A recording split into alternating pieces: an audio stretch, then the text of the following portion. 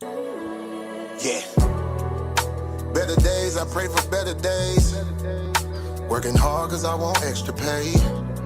Talk to them seeds, but you must demonstrate. Cause it's your ways that they gon' imitate. Non-violent. Sometimes I wish I would've went to college. Frown proudly. Cause where I'm from, they hate you when you smiling. Your faith should be your gun. You can't leave home without it. The children being grown, cause all the parents acting childish. You show them your reality, I bet they doubt it. You tell them all about your dreams, that's when they out it. Your own blood. Ain't no family no more. They do you badly for show. You try to patch up your soul, Lord knows you on a mission to show him you so submissive. The prayer said in silence, you know the devil can hear him, pay attention. Know the war's within, how much time do you spend? Try to balance your zen, then again, losses is lessons. You tell me you trying to win, we know about saving money. You tell me you trying to spend that blood on it. Sweat, tears, you put that love on it.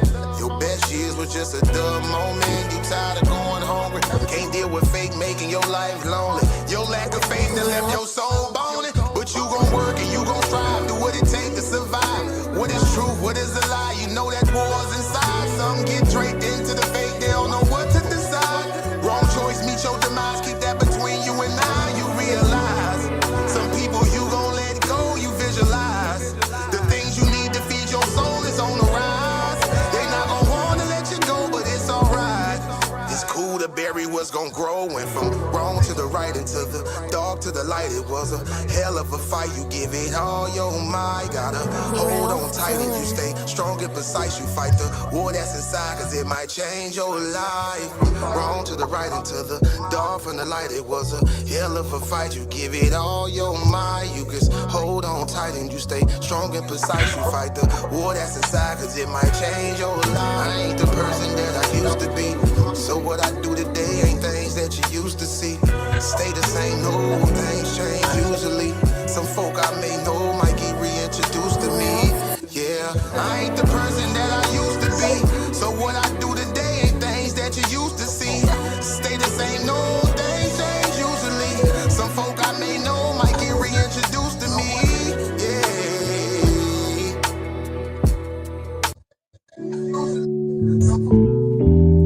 Yeah. Don't be stressing on the dumb shit, cause God is gonna make a way. Just keep going and keep your faith, so you can win this race. This race called life, yeah, yeah. This race called life. This race called life, yeah, yeah. Race called life. Yeah, yeah, yeah, yeah, yeah, yeah, yeah. Grinding 'cause I know that I'm gon' get it. I just gotta have vision, keep faith and be on.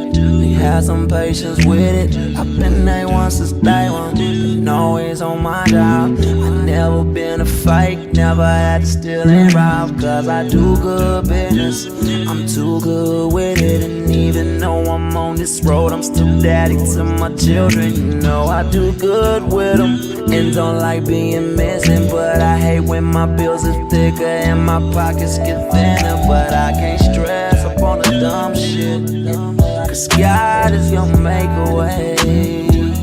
I keep going and keep my faith in my pace, so I can win this race.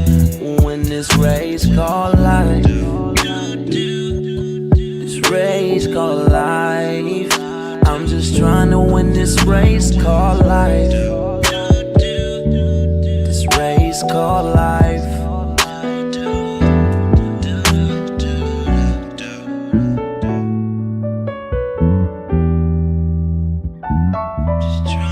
This race called life, yeah. Race called life.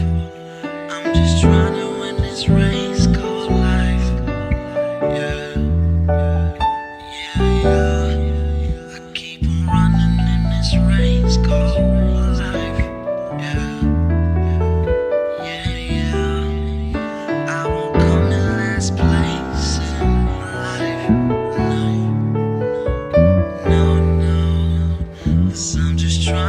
this race called life. This race called life. Girl, I just gotta win this race called life. This race called life. Just gotta win this race called life.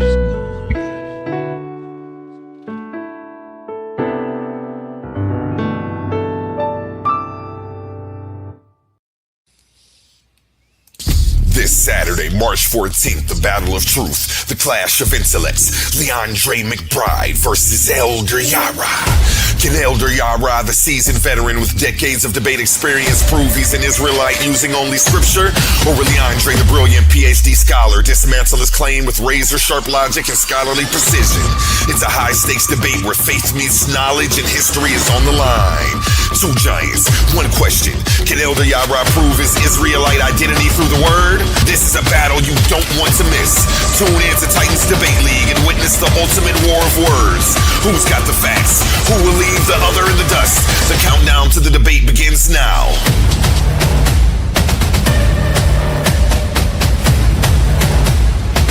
Coliseum of arguments. Only the brave speak here.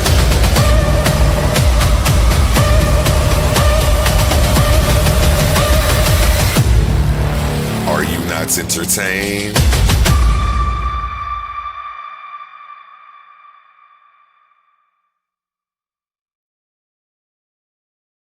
Yes, yes. Mic check, mic check. 1 2 1 2. Can you hear me? I muted you, Mudiwa. Can you hear me? Get a mic check in real quick. Here, let me unmute you. What is it? Mudiwa, can you hear me? Yep. All is well. We got a slight echo in the background. Let me unmute you. It sounds like I'm there with you. We got a slight echo in the background. Okay, I'm gonna mute you out while I go through this intro and let you try to figure that out real quick. Ladies and gentlemen, stepping into the arena of ideas tonight, a non-believer, an intellectual, and a dedicated scholar who isn't afraid of tough conversations. His name is Mudiwa Mugabe. Mudiwa is the type of thinker who doesn't just debate people he agrees with. He actually studies the perspectives of people he disagrees with. He listens, he researches, and then he comes back ready to challenge the strongest arguments in the room. Whether you agree with him or not, one thing is certain. Mudiwa stands on what he believes is truth, and he's not afraid to defend it. How you feeling today, Mudiwa Mugabe? Welcome. And welcome. Everybody give him a round of applause. How you feeling? Let's test this sound out. How is it now, bro? Amazing. That's better. All right. I still hear me there with you, but it's okay. Right. All is well, man. I'm hanging in there, man. Life is lifing, baby. Life is lifing. Let's go, man. I was telling everybody one of my favorites from when I first came into the conscious community used to be dropping a lot of game, and I'm bringing all my favorites here to the Coliseum arguments to interview them personally. So go ahead and give him a round of applause again, everybody, and you'll see why he's one of my favorites by the end of this show, I'm sure. Yeah, that echo is crazy work. Is it still there? Yeah, it's still there. You don't have any headphones? Nope. No Bluetooth joints. You ain't rocking with those. I got a Bluetooth on. Let's see if I kill the Bluetooth. What happened? Let's see. I still hear myself. No, that's better. That fixed it. Say something. Oh, now I'm not hearing you. Yeah, I can't hear you saying anything right now.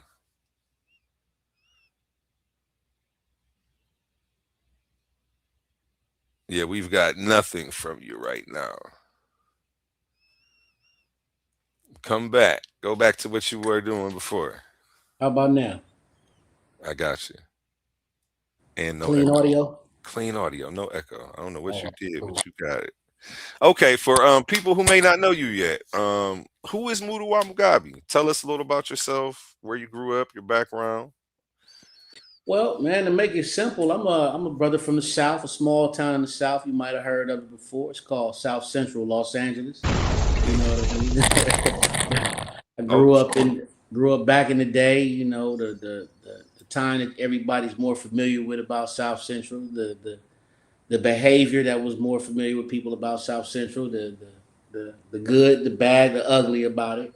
You know, that's the atmosphere that molded me. You know, I was one of those people that was fortunate enough to not get caught up in that in the system to where I'm doing life somewhere or mm, parked in somebody's cemetery somewhere. And so it comes with a lot of it comes with a lot of sleepless nights sometimes, but I'm thankful because of that. You know what I mean? So I think I got a little bit got a little bit to share with the people. every day free and above ground is definitely a blessing. I agree with you. Absolutely. Definitely agree with you. What was your environment like growing up? Were you raised around religion or spirituality or I mean, as a black, put it like this: I'm first generation Californian. Both my parents are from the South. My mother's from Arkansas, my father's from Texas. And with that being said, what comes along with that. mm, It comes along with the from my mother's perspective, it was the AME church. From my father's perspective, it was the Baptist church. And but they weren't. They didn't never push the religion on me, mm, but it was part of our life, if you understand what I'm saying. Culturally, black folks are religious, whether we want to admit to it or not. We're very religious people culturally. It just is what it is. That's part of our culture. We all grew up waiting on Christmas and putting on the pastel colors for Easter, and every time that damn Temptation song come on, in my mind, I feel something. You know what I mean? It just is what it is. It's just part of our culture. But as I got older, I was raised to ask questions and not follow directions. And one of the first questions that I asked about religion was was how does a woman have a baby without a man?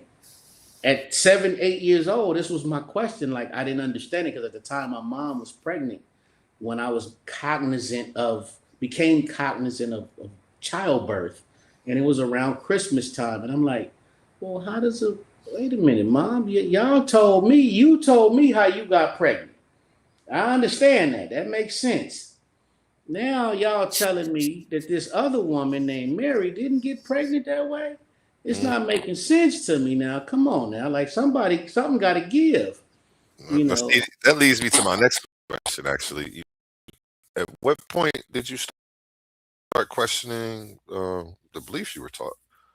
At what age? Probably real early, man. Single digit, bro. Mm, Single digit. But it was, I didn't outwardly question it as much. I inwardly questioned it because it was more or less like, when you're a kid and you're raised under a heavy religious influence, the last thing you want to do is have God mad at you for not believing. You know what I mean? Like for real, like for real. If you don't know no better, you don't want God to be mad at you for not believing in him. So that was my foundation. Like I got all these questions, but these questions can't be answered because I don't even want to ask the questions because I don't want God to be mad at me. But as I matured, I came into the realization and I asked the question. I said to myself, I said, well, if this thing is real, this thing should want me to ask questions.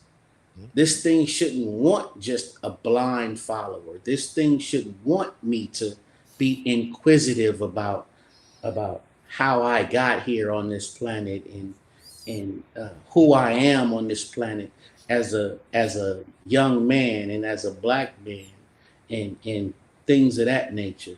Now, mind you, all of this is on the backdrop. This is the 70s, man.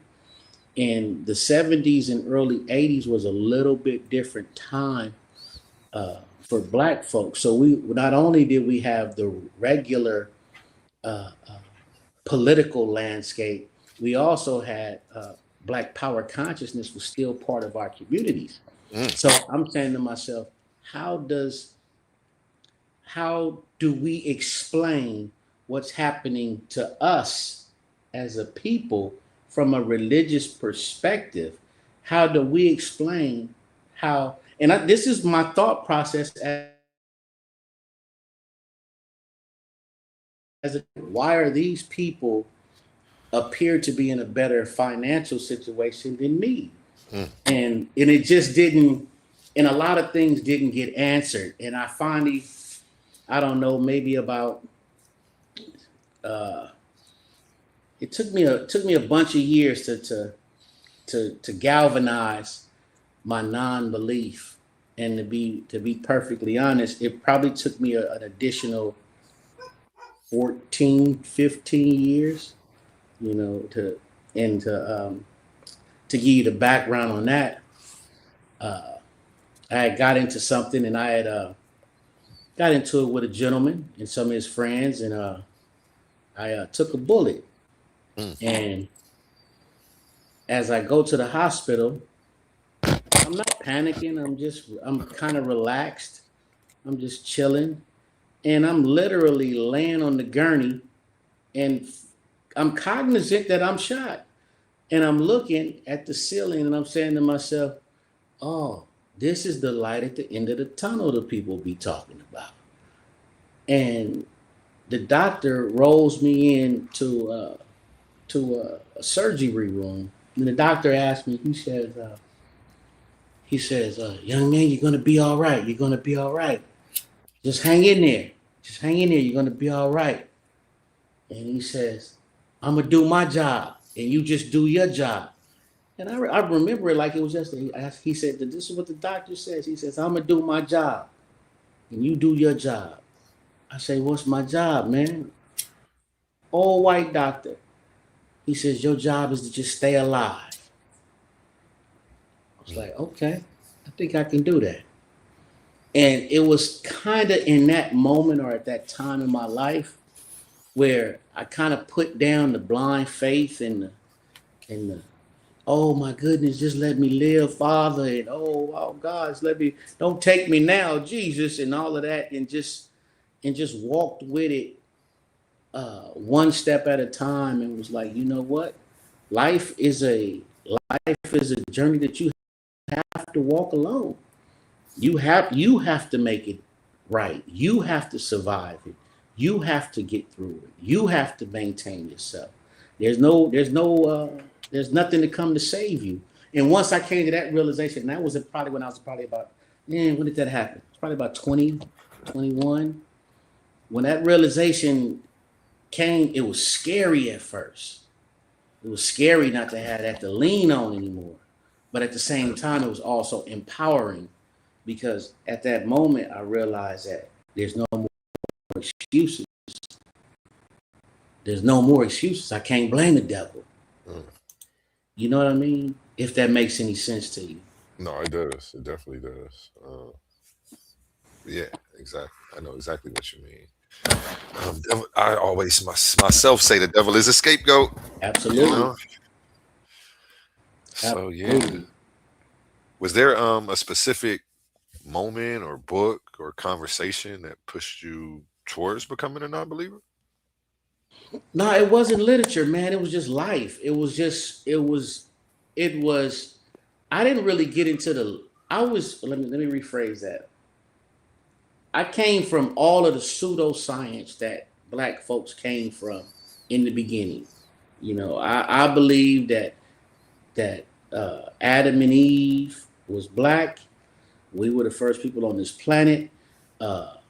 White people were albinos that got kicked out, got sent to the Caucasus Mountains. They were mad. They started inbreeding with each other, and that's how white people came about. These are the things that I believed as a young person until I became more scientifically literate and started doing my studies.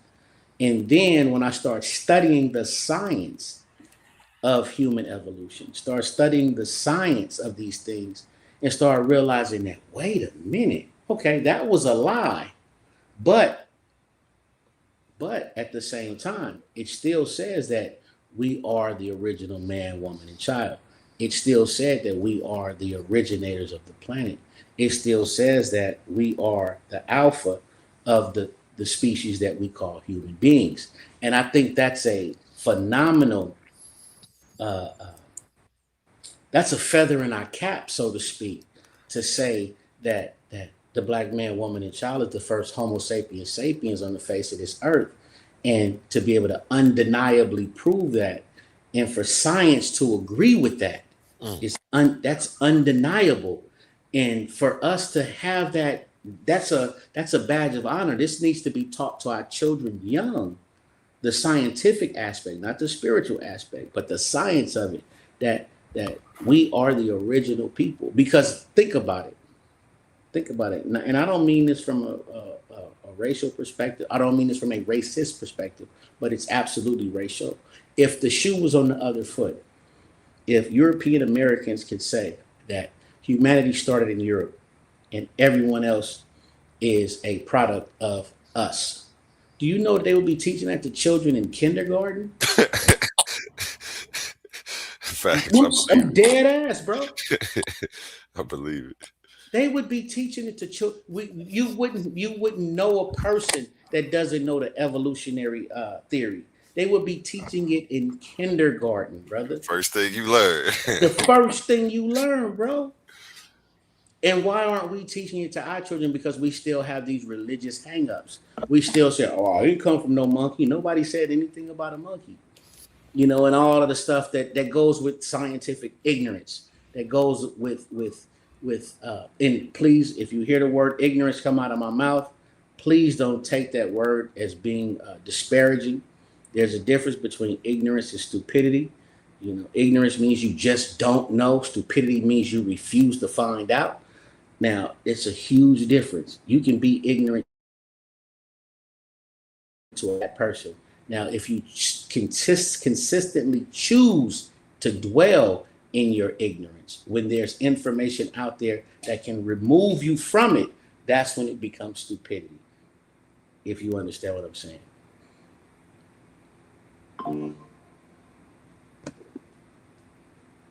Did I lose you, A1?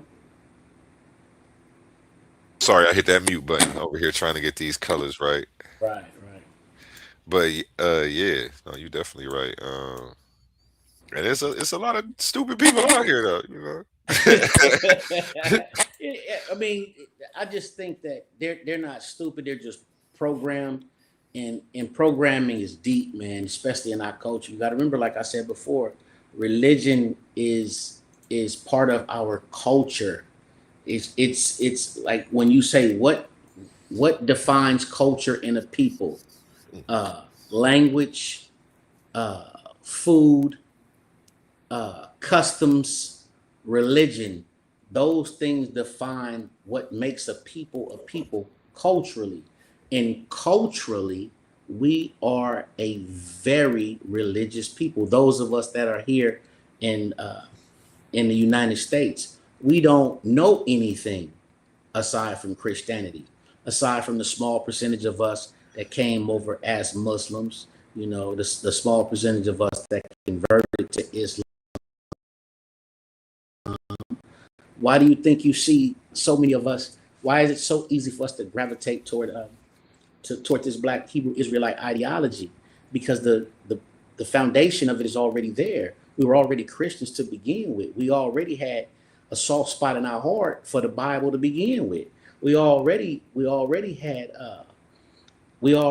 a strong affinity toward believing the narrative that's written within the Bible already. So it wasn't a huge leap for us to go from Black Christian to Black Hebrew Israelite. As a matter of fact, it was like almost common sense. Now you can actually say that, okay, yeah, these are my people that's written about in this text. So I don't knock them for doing what they do. They're confused.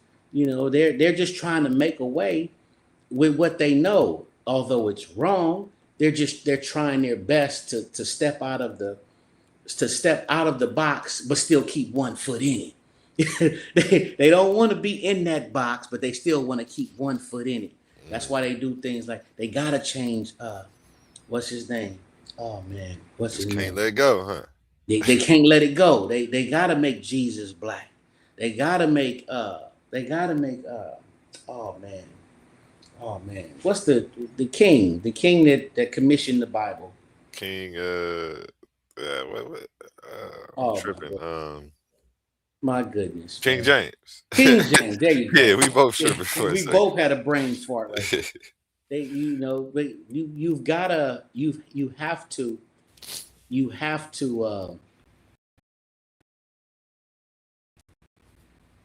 to make him black in order to make this story more believable to you. You have to make Noah black in order to make this story more believable to you. You have to do that because other than that, it goes back to just being bootleg Christianity.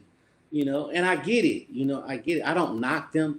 Although I used to knock them, I used to be on their head. I was the brother that I would, you know, I, I would really be on their head about it. I was a guy that would ride around on Saturdays, jumping out on them, call them ignorant MFers, and you look like a fucking clown out here in that blouse. You silly.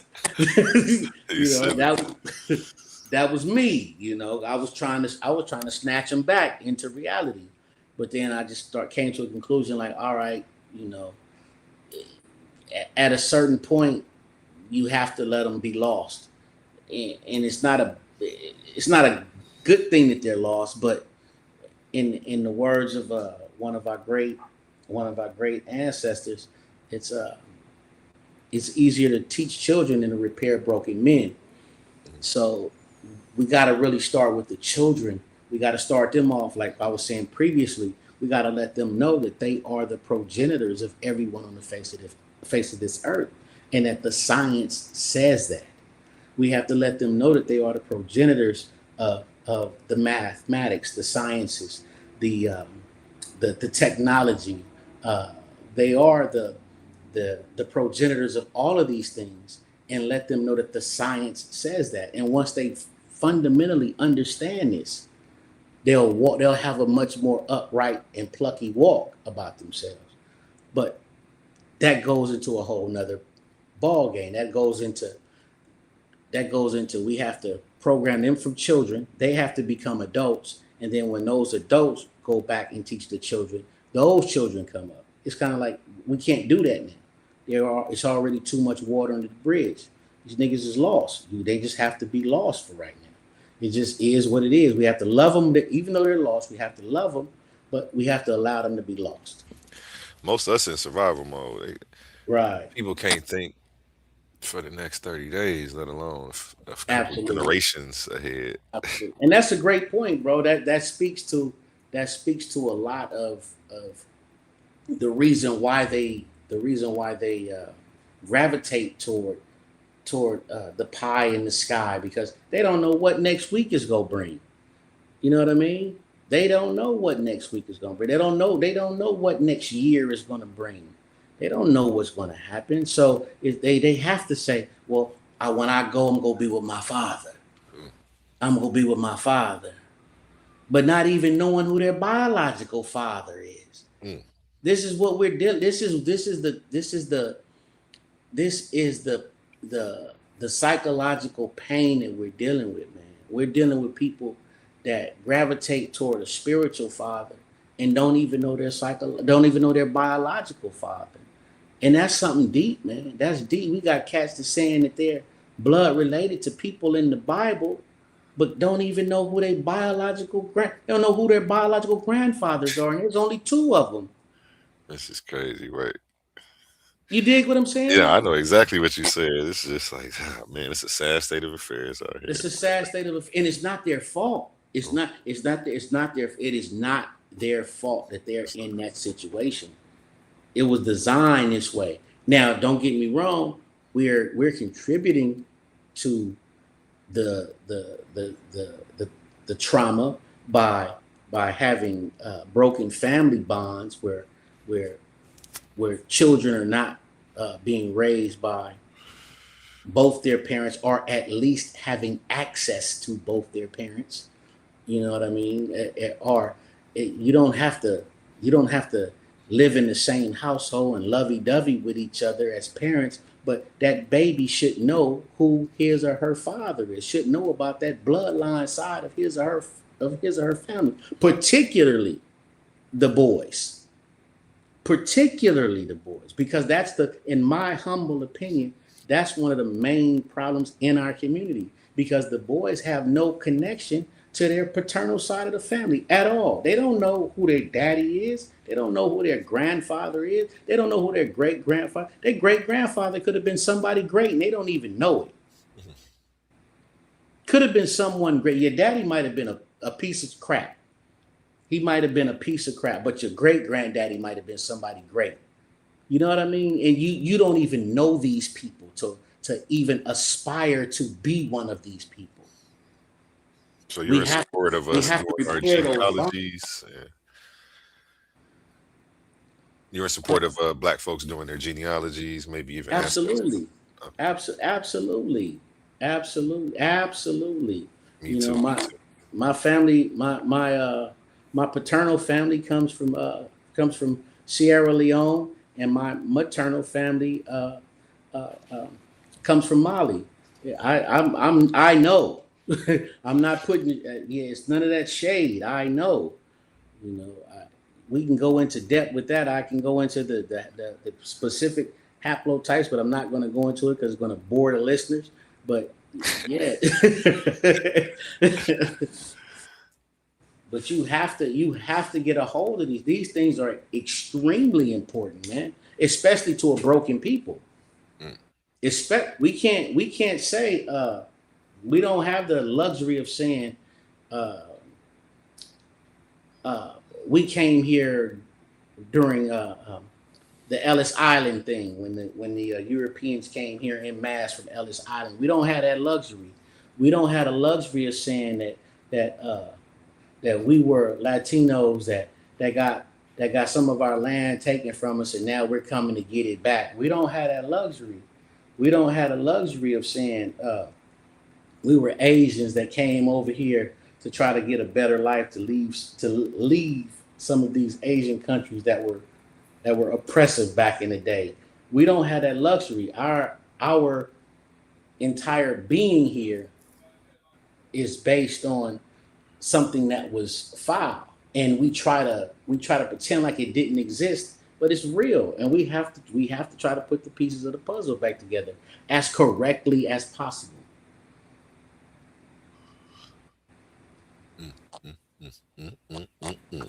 Question. You describe yourself as someone who studies perspectives you disagree with. Why is that important to you? Absolutely. That's how I came to be the person that I am. You gotta remember I told you I believed that white people, when I was a young person, I believed that white people was albino black people. You couldn't tell me nothing else. You couldn't tell me nothing else. You couldn't tell me nothing. Hey, they were albino black people that got the boot. We kicked them out of Africa, sent them because everything made sense. The Caucasus Mountains, Caucasians.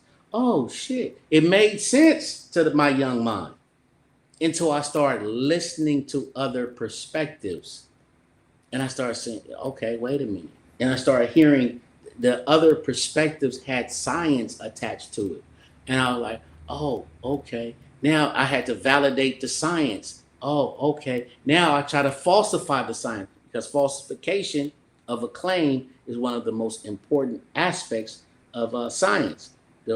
In other words, if you believe something, the easiest way to prove it to be true is to try everything in your power to disprove it.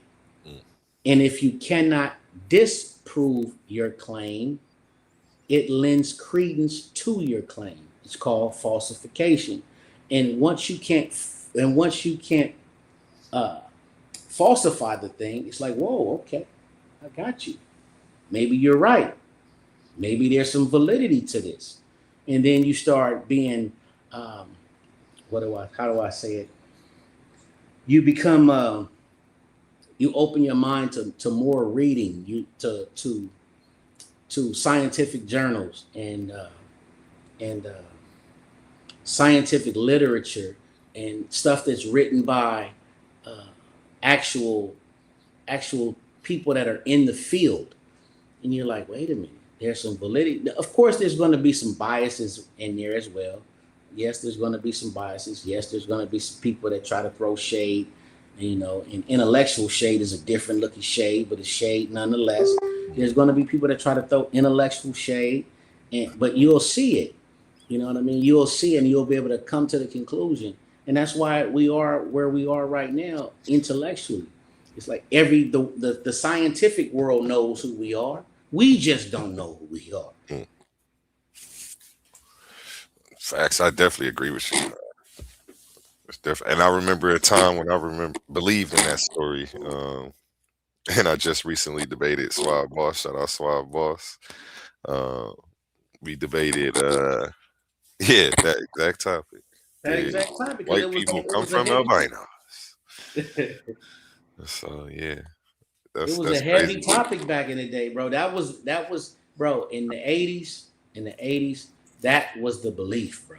That was it. It was like it was either that, or it was or the Yakub story, or a combination of that in the Yakub story. It's funny they got a Yakub series on YouTube right now. Have you seen it? No, I heard about it. I'm gonna watch it though. I'm gonna watch it. Just because I know it's bogus, it's like hard for me to get into it. Like they made this whole pseudo series, like, but I guess I'm gonna see what they did get right though. So maybe Right. you know that'll be the reason why I go through it.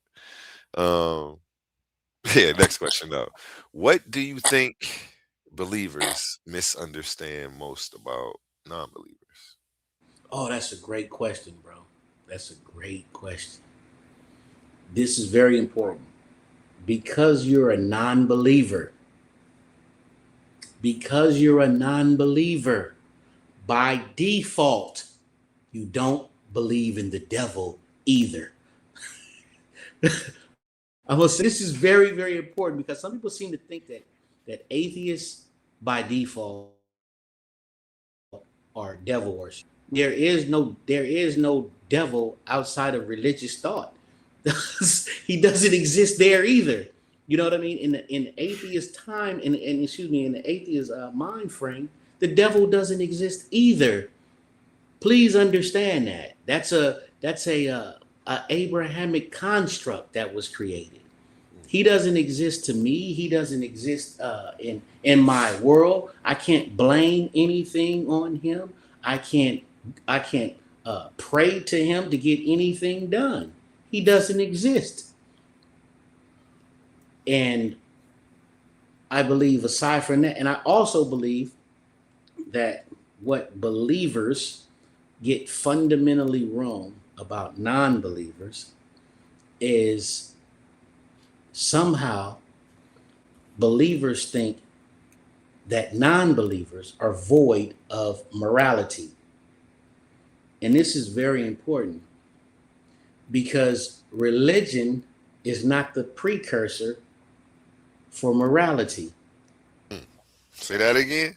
Religion is not the precursor for morality. Well, what is the precursor for morality, Mugabe? It's very simple. It's one word. It's called empathy.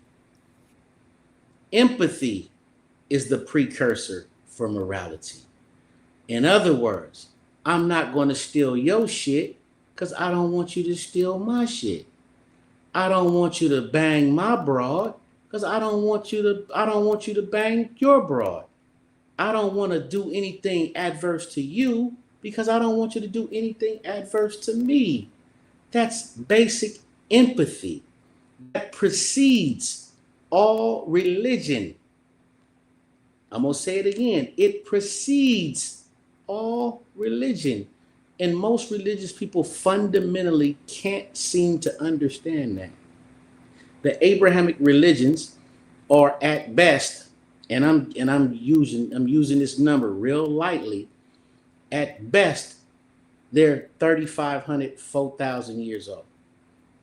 At best, 4,000 years old. Homo sapiens sapiens are roughly 300,000 years old. I'm going to say this again. We are, as a species, we're roughly 300,000 years old. So, what did we believe for the 296,000 years before the Abrahamic faiths? Huh? There had to be a level of empathy that was traveling around that people lived by. This is what people fundamentally forget. They don't forget. They don't even think about it. They don't, because they don't look at the time. At the timetable of humanity. The timetable of humanity states that we're 300,000 years old. The timetable of humanity states that the Abrahamic religions are about 4,000 years old. What did we do for the rest of the time? Interesting.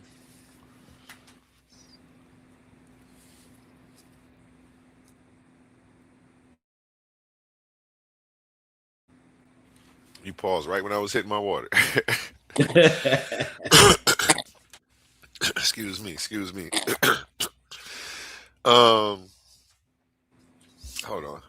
Let me get back over here to this screen, make it bigger. So, what guides your moral compass if it isn't religion? Empathy. Yep, you actually just explained all of that. Empathy for the moral compass. It's really that simple. Empathy is what creates the foundation of the religions.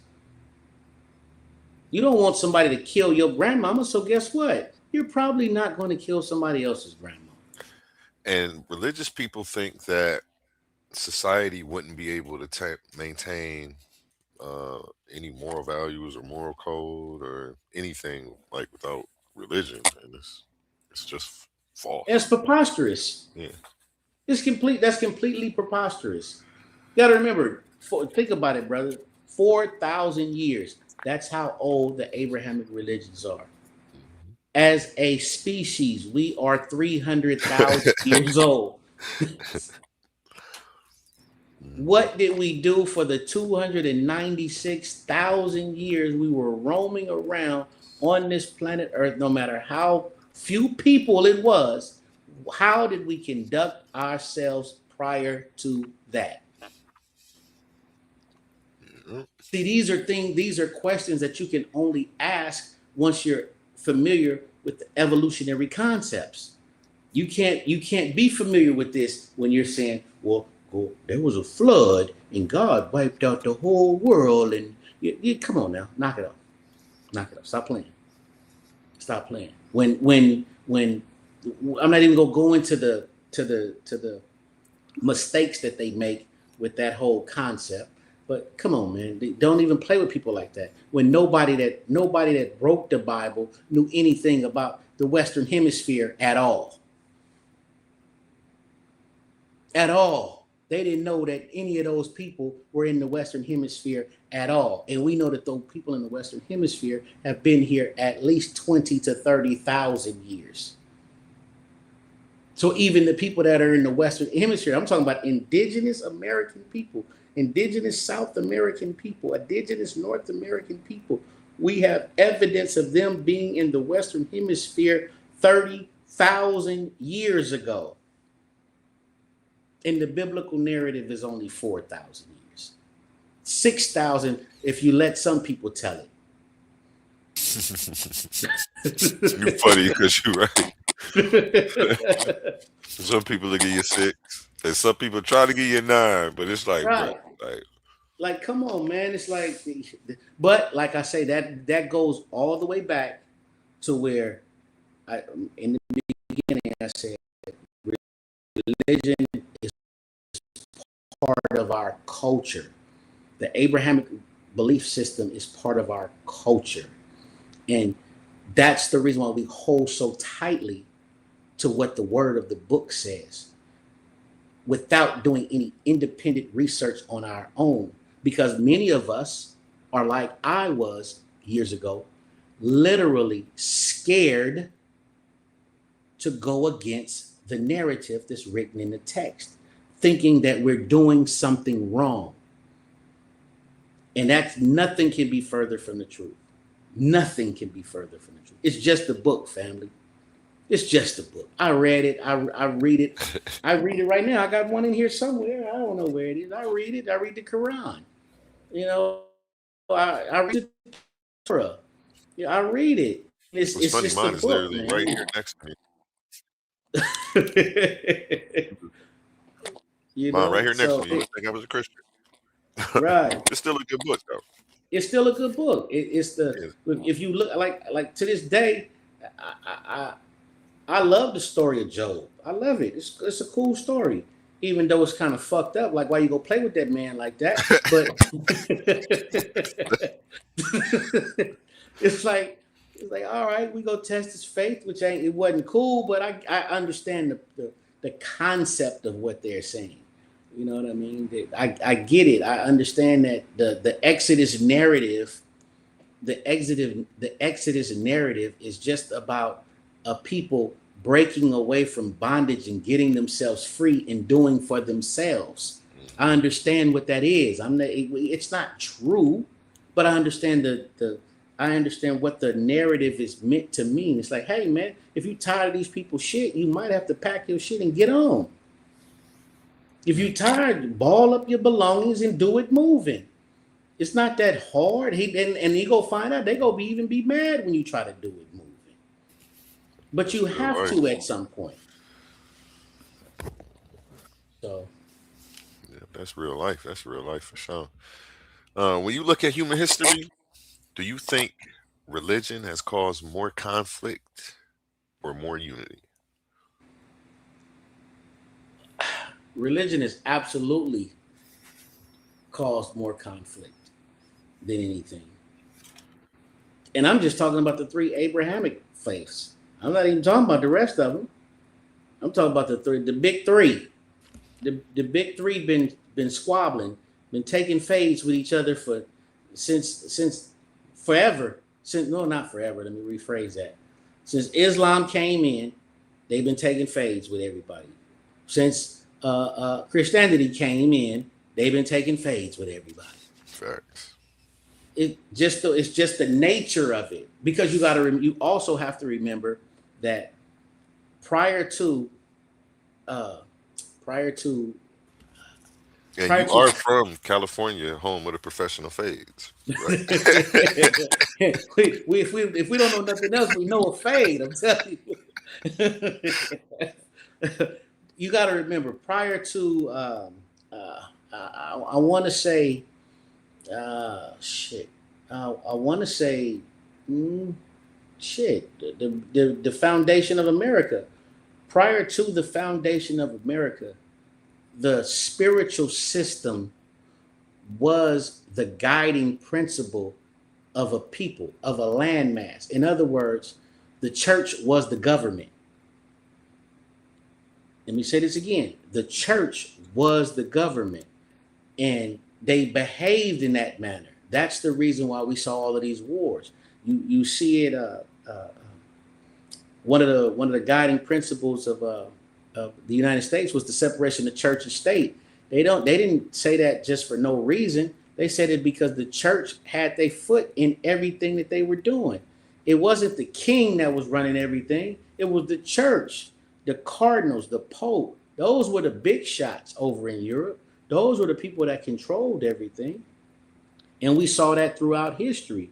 The church is the shot caller. The church is telling you what to do. The church is setting up rules and regulations of conduct for people. So the church is the one that said they gave out the papal bull that sanctioned slavery to make so-called non-believers and Saracens, which is another word for Muslims. Non-believers and Saracens were eligible for slavery. This is what the church said.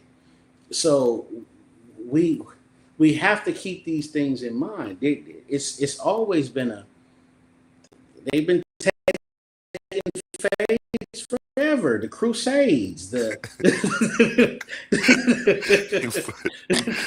that's just what they do, man. It's just, like right now when we go into Israel and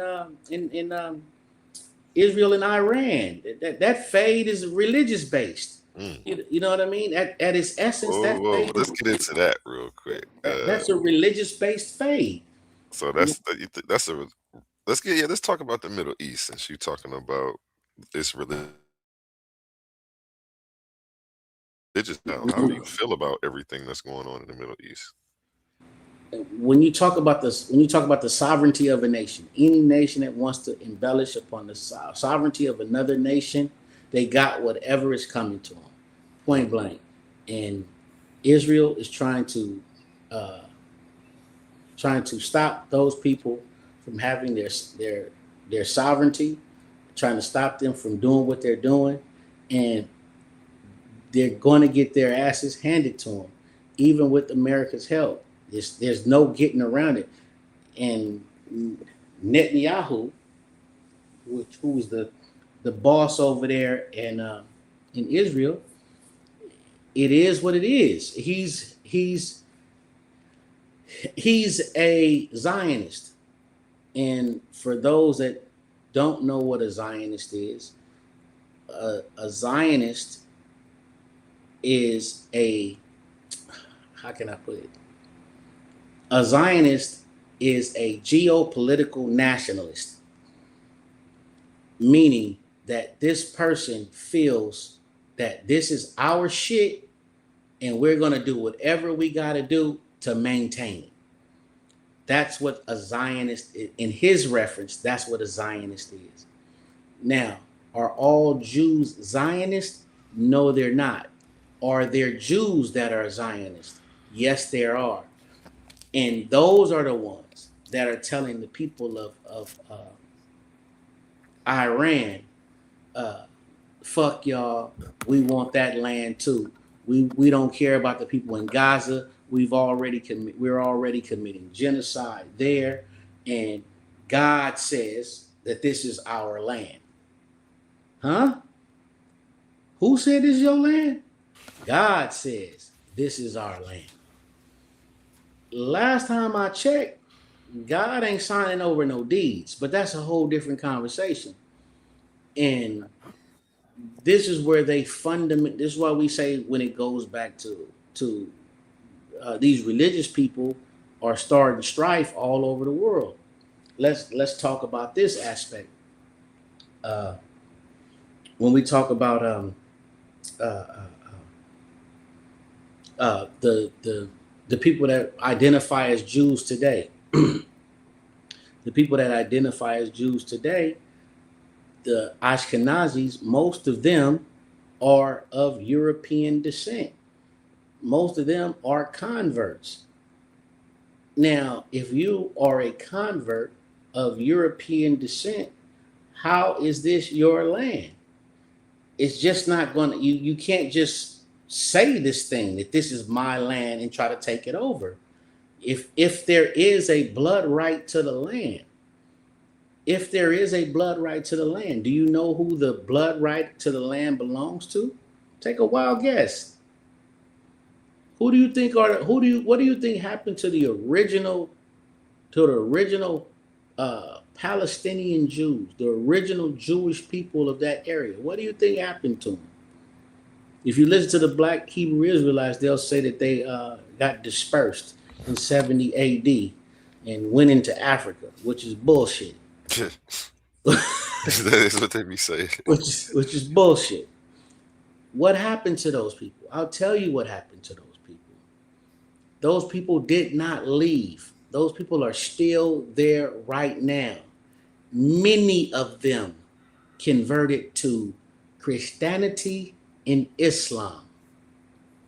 Many of those people, the blood Israelites, the blood Jew of antiquity, is still in his homeland. But most people don't know this, man. Most people don't know this. Just because you change your religion doesn't mean you change your blood. This is what a lot of people don't understand. So when you talk about, and this is all verifiable, by the way, this isn't just me speaking. I'm not just capping. I'm not just saying some stuff to be saying stuff. This is real stuff. You can research it. That most of the Jews that are in that area right now are Ashkenazis and of European descent, Polish, Czech, different things of that nature. Netanyahu is originally a Polish person, but these are the things that we're dealing with, and these people are coming into dealing with Iran and trying to tell them that they don't have a right to be there. How ludicrous is that? You're telling these people that have been here for thousands of years, that they don't have a right to be on this land. You want to get rid of them. Come on, man. That don't even make sense. And then for our president to back his play. Why he's backing his play, I have no idea. I really have no idea why he's backing this play, because it's not a winnable thing he's doing. It's a thing that can only lead to an extended war. It's a thing that can only lead to American young people going over there and losing their lives because of something that does not need to take place at all. You know, we've got there's going to be boots on the ground real soon. You've heard it here first. It's not going to be this missile war and this submarine war and this aircraft warrior war. It's going to be boots on the ground eventually. And I think that us as a people, we have to take these things a lot more serious. Why do we need to take these things more serious? Because what happens geopolitically affects us as well. I'm going to say that when I say us, I mean us as Black people. The things that happen geopolitically affects us as well. Particularly going to war. I think the army is what? 60%, 70% Black or something like that. The military is extremely Black. The military, huh? Yeah, the military is extremely Black. So who do you think is going to go out over there and go have to get on these front lines and be the person at the front of the fight when the fighting starts? It's going to be your sons and daughters. These are the people, and that's just speaking about the physical aspect of it. Now let's speak about the economic aspect of this war. The economic aspects of this war is how many of us can afford a 40% increase to our cost of living right now? A 40% change. Let's say it takes a year and everything goes up about 40%. Most of us can't handle a 40% swing in our money right now. Hell, a dollar change in gas, we looking at the gas pump crazy. That shit went up $1? Oh my goodness, $1. Mm-hmm. So come on, man, we have to start taking these things.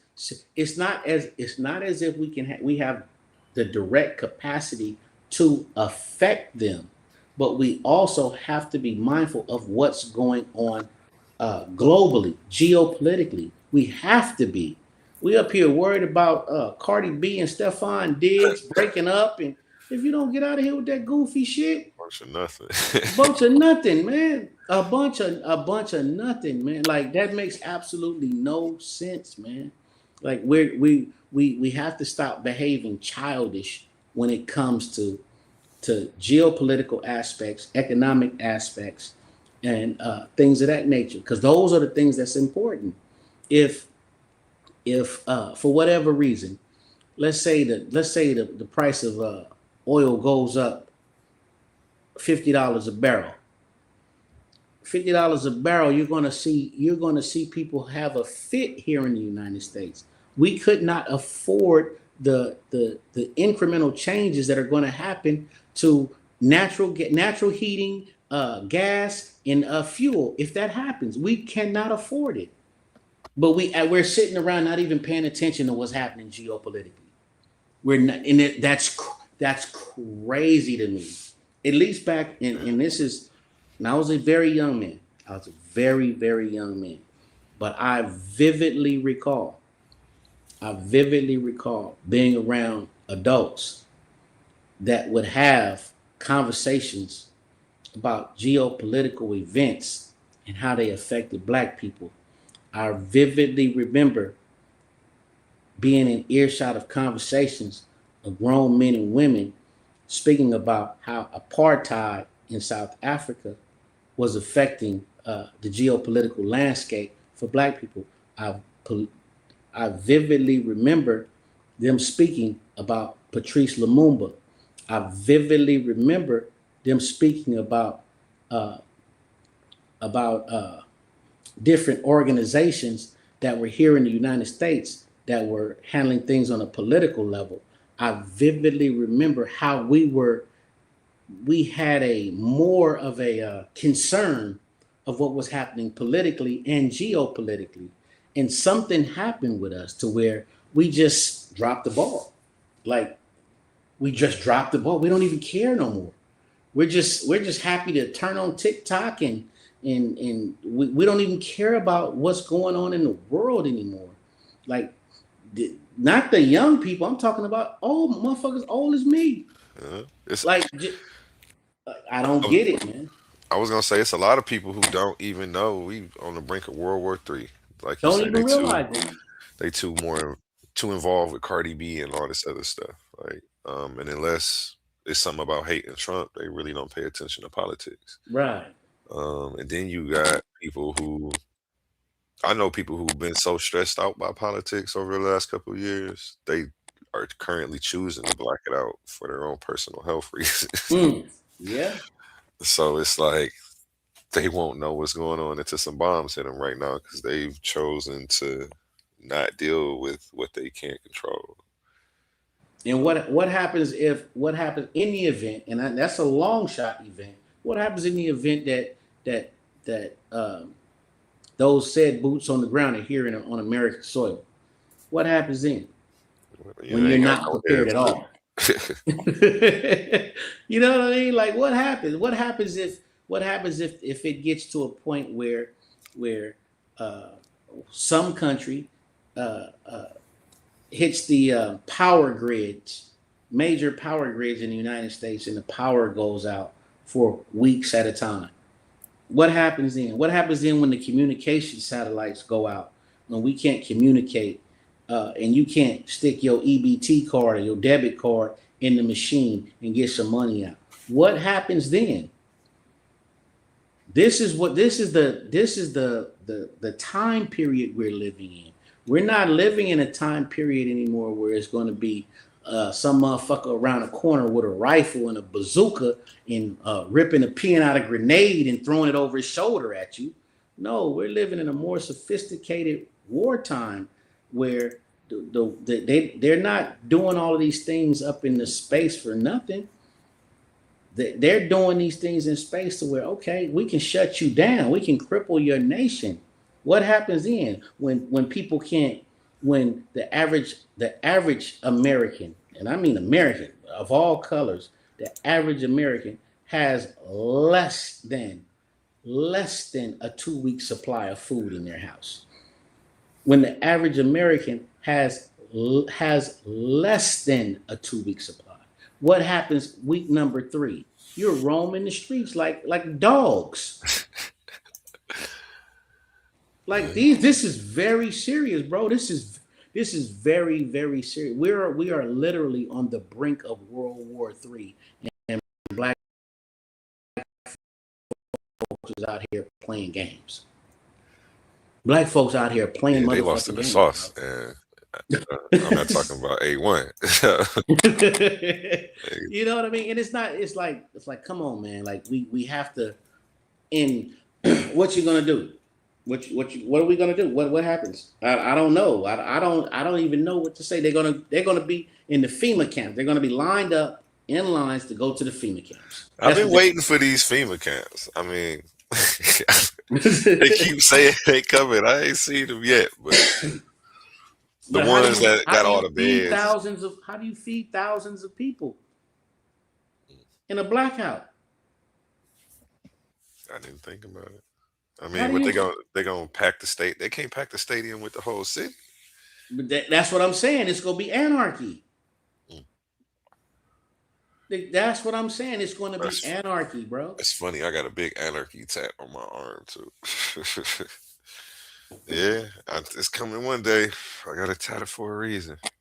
And even if it doesn't come uh, uh, in the next 10, 15 years, um, wouldn't it be advisable to at least be somewhat prepared if it does come, as And opposed to being out here butt naked? you gotta have some type of heads up, man. You know what I That's mean? why And then we got our stand up on youngsters out current here. events is important. We got our youngsters out here with a 38 a AR with a switch on it. What's that gonna do when you run out of ammo, King?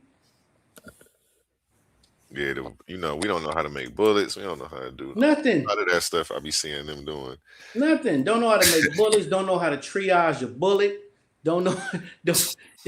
Don't nothing, bro. Nothing. Like I seriously, bro, like I'm the last of the generation that I was fortunate enough to be a young man at the very end of the pro-black era, to where people were having conversations like these. Like, what happens if the shit hit the fan? Who's taking care of who? How do we maintain each other? And we've lost all of that shit, bro. We've lost it, man. I don't know what I know what happened. We got sprung on social media and video games, and you know, and we got addicted to porn and all this other nonsense, and the music started dumbing us down. And I don't want to sound like I'm preaching, but we have to get to a point to where we have to say, okay, we Only have people to who don't want to change anything gonna say you preaching, man. Anybody exactly else is gonna say that you're uh, stating the problems, so that way everybody knows what needs to be addressed. right. Go ahead. And it's kind of like, it's like, okay, I don't have that long here on the planet, man. I'm not gonna be here long. I'm not gonna be here another 40 years. If I am, I'm gonna be a liability. I'm just being honest. I'm not gonna. I don't have. I got more days behind me than I have in front of me, and being cognizant of that, we have to get to a point to where somebody has to pass down some of these information. Somebody has to pass down some of these jewels. You know what the fuck is it? There's old niggas out here that's dumber than some of the young ones, moving goofy out here, just moving extremely goofy. You're an old man or you're an old woman and you out here moving goofy. We've got I don't even want to go into the angle of what's going on with black relationships, because that shit is it's an epic failure. It's an epic failure. We don't even like the things that we're doing is self detrimental, and we have to get to a point to where we have to start doing things that are at least give us a fighting chance at survival. At the very least, give us a fighting chance. Man, that's facts. I would drop the sound effects, but we are having technical issues today. But yeah, I definitely drop a bomb on that. It's like we have a lot of behavior. Yeah, we doing everything that hurts us, and we don't have any habits that heal. So Absolutely,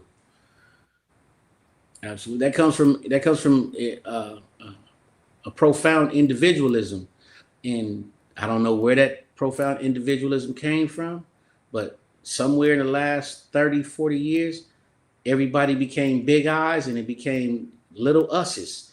Like nobody wants to try to figure out a way, and and our community is full of scammers. We just gotta admit it. You know, there's a bunch of grifters in our community. You know, I ain't gonna say them by name, but we got a bunch of people that like scamming people. They they rather get some money now and run. And what does that do? That erodes the trust of the next person. Well, I'm not putting no money in that person's hand because I got money ran off on me the last time I put some money in somebody's hand. There's no honor anymore. You know, there's no I'm gonna do what I say I'm gonna do, even if it doesn't get me the type of money that I want. If I say, hey, one, I got a play for us. The play is gonna get you X amount of dollars. It's gonna get me X amount of dollars. I can't get to the point where I'll be like, well, man, shit, it didn't happen the way I thought it was gonna happen. Well, but here you can take this little bit of crumbs, but at the same time, I still got what I said I was going to get. You know what I mean? We can't have that mentality. We have to have a mentality to where we have to be upright with each other financially. And I don't know how we lost it. I don't know where it went. You know, I don't know. Everybody's a scammer now. It's like, it's disgusting. That's facts. It's They like, can't put that on me. I came in the game dishing out money, so right. you know, I'm meeting all my verbal contractual agreements online. So, but I've seen it.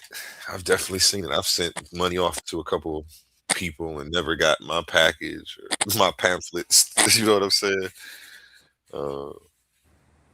Dang, it sucks. Yeah. I don't know where that mentality came from, bro. That's the bad part about it. I don't know where it came from. I can't even speak to where it came from. Like, I just don't know. Like how. I just woke up one day and everybody was on some goofy shit. Like, I don't know what happened, bro. Finesse Nation. That's what's going on.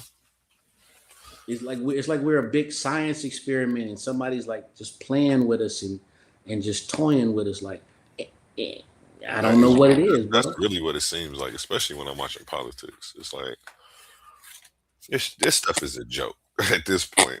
Yeah, it a lot is. of the stuff we're seeing. I mean, and it's been, but I don't know. It's almost like the Truman Show. Is that the show where Jim Carrey was on stage? Yes. This really feels like that. Yes. And to a certain degree it is, bro. To a certain degree it is.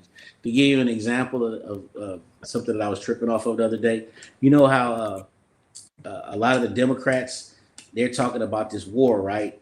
And they're saying, well, Donald Trump, he's supposed to get congressional approval anytime he declares war on a country, and he didn't get congressional approval from us, and that's why this war is illegal, and yada yada yada. And that's funny coming from a Democrat, because like, right. hello, have you been around for anything that your people have been doing? That's literally the same play. But here's the kicker, though. That's not even the most egregiously fucked up part about it. They're saying that with their chest. But here's the fact of the matter: the president does not need congressional approval to do things that would be considered an act of defense or an act to protect America. But he does have to, if he's declaring war. A declaration of war is a very specific thing, which he has never done. Yeah, we do a lot of stuff under the term military intervention. Exactly. It's not an act of war. We'll put troops on the ground. Exactly. And then you look up like, who voted for this? I look up like, who voted for this? How do we have bodies and boots on the ground? And then I look into it like, okay, this is what they're doing to avoid calling in an act of war, to avoid getting congressional approval, and to avoid even raising it. Like, they don't even publicize a lot of this stuff. Exactly. Like, so we don't know. Why are we in Somalia right now? Mm-hmm. Do you guys know we're in Somalia right now?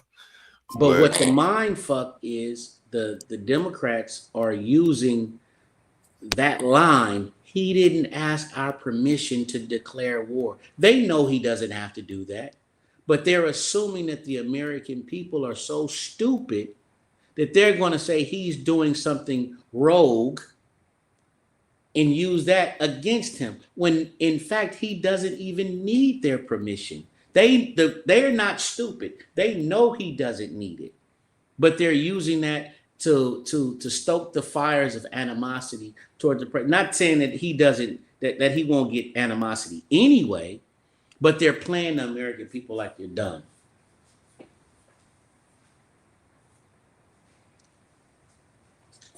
That's facts, and it's not even like what he doing is right, but it's just like come up with better arguments. Like Exactly. you got to come with a better argument, one that you're not guilty of. You know, Exactly. when you come accusing him and want to chastise him, make sure it's something you're not guilty of first. So that it just lends credibility Exactly. to your side. But I don't know. I just felt like he put a bad face on the things they were already doing anyway. Yep. But these people aren't gonna care when it's not him and it's back to the other side doing it because they were happy with the lesser of two evils. They knew it was still evil, Mm-hmm.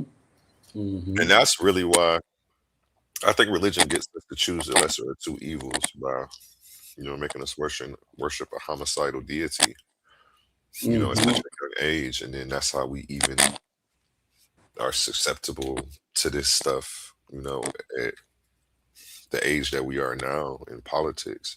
I don't do that. I rather beef with them both. I'm not going to pick the lesser of two evils. So I can bash Trump, first thing in the Absolutely. morning, and then bash the Democrats at 10 o'clock Absolutely. at night. I'm the exact same way, bro. I'm the exact same way. I'm not gonna. There's absolutely nothing that will make me pick a side right Yep. now. They all need to go. There's absolutely nothing that can make me pick a side right now. You know what I mean? Because it's they're playing in our face. You know what I mean? They're playing in our face. All of these people are at least extremely affluent. They're not going to have the same concerns that the average American has, particularly the average Black American has. They're not going to have the same level of economic hardships or economic concerns. They're just not. So for them they're playing to stay in power. That's all they're doing. They're playing to maintain their position, whether it be Republican, whether it be a Democrat. And I'm not saying that to say, please let me rephrase that. I'm not saying that to discourage anyone from participating in the political process. No, I'm saying that to encourage you to participate in the political process, but to not do it blindly, to actually hold your candidates' feet to the fire and make them the best way possible, make them do what they say they're going to do, stand for what they say they're going to stand for. That's what I'm saying. And to not be a puppet, to not just be like, oh, it's the Democrat. Because in my personal opinion, the Republicans treat poor white trash the exact same way the Democrats treat Black women. They know they're going to get the votes. They know it. So they don't care. They can tell them anything and they're going to fall for it because they know they're going to get the vote. And that's where it gets dangerous. When I know that I have these people in my back pocket, I know I can say anything. I know I can do anything and I'm going to get their vote. Oh, wow. That's when politics gets ugly. When huge groups of people don't have the common sense to put together an independent thought and say, wait a minute, wait. If you're going to be my elected official, I need you to do this for me. Not just go into office. I need you to do this for me. And if you don't, well, I mean, think about it. In countries where they still JFK in motherfuckers, yeah. When you go in office, you can't go in there as a liar. You have to go in there standing on business because you will get JFK'd in some of these countries. But here we allow our politicians to lie, blow smoke, tell us anything. Yeah, every 4 years, it's the same excuse Mm-hmm. why we shouldn't ask for anything. We don't have time. We, the fear factor on you. We have to make sure what's the name doesn't win. Right, He right, can't right. ask for anything. There's no time. You know, Every 4 years, like, how every don't 4 you have years. time? Can y'all get started now? Can you not hit me with that this year? But it's even getting down to the state level, bro. When you look at some of these governors around, they're doing the same thing now. They're going to the big playbook of political lies, where they're telling people anything to get elected, and then doing whatever the hell they want to do once they're elected. Literally, we're at that point because politics has become a very easy job. Politics is supposed to be hard. Politics is supposed to be, you have to want to be a politician, because there was a time when, it could cost you your life. Mm. We've gotten away from that. I'm not advocating anything, but by no means am I advocating anything, but there was a time when being a politician could cost you your life, man. Like, you had to really stand up for what you believed in when you ran for office. Them days is over with. We got people that are just lying wholesale to people. You know what I mean? And it's just not right, man. It's like we're what do they call it? We're shit. What's the phrase I'm looking for? Docile? Yeah, docile. Well, we've been, and we've been, Drinking the tap water? yeah, drinking the tap water, drinking the Kool-Aid. You know what I Drinking mean? To Kool-Aid? where we're just numb.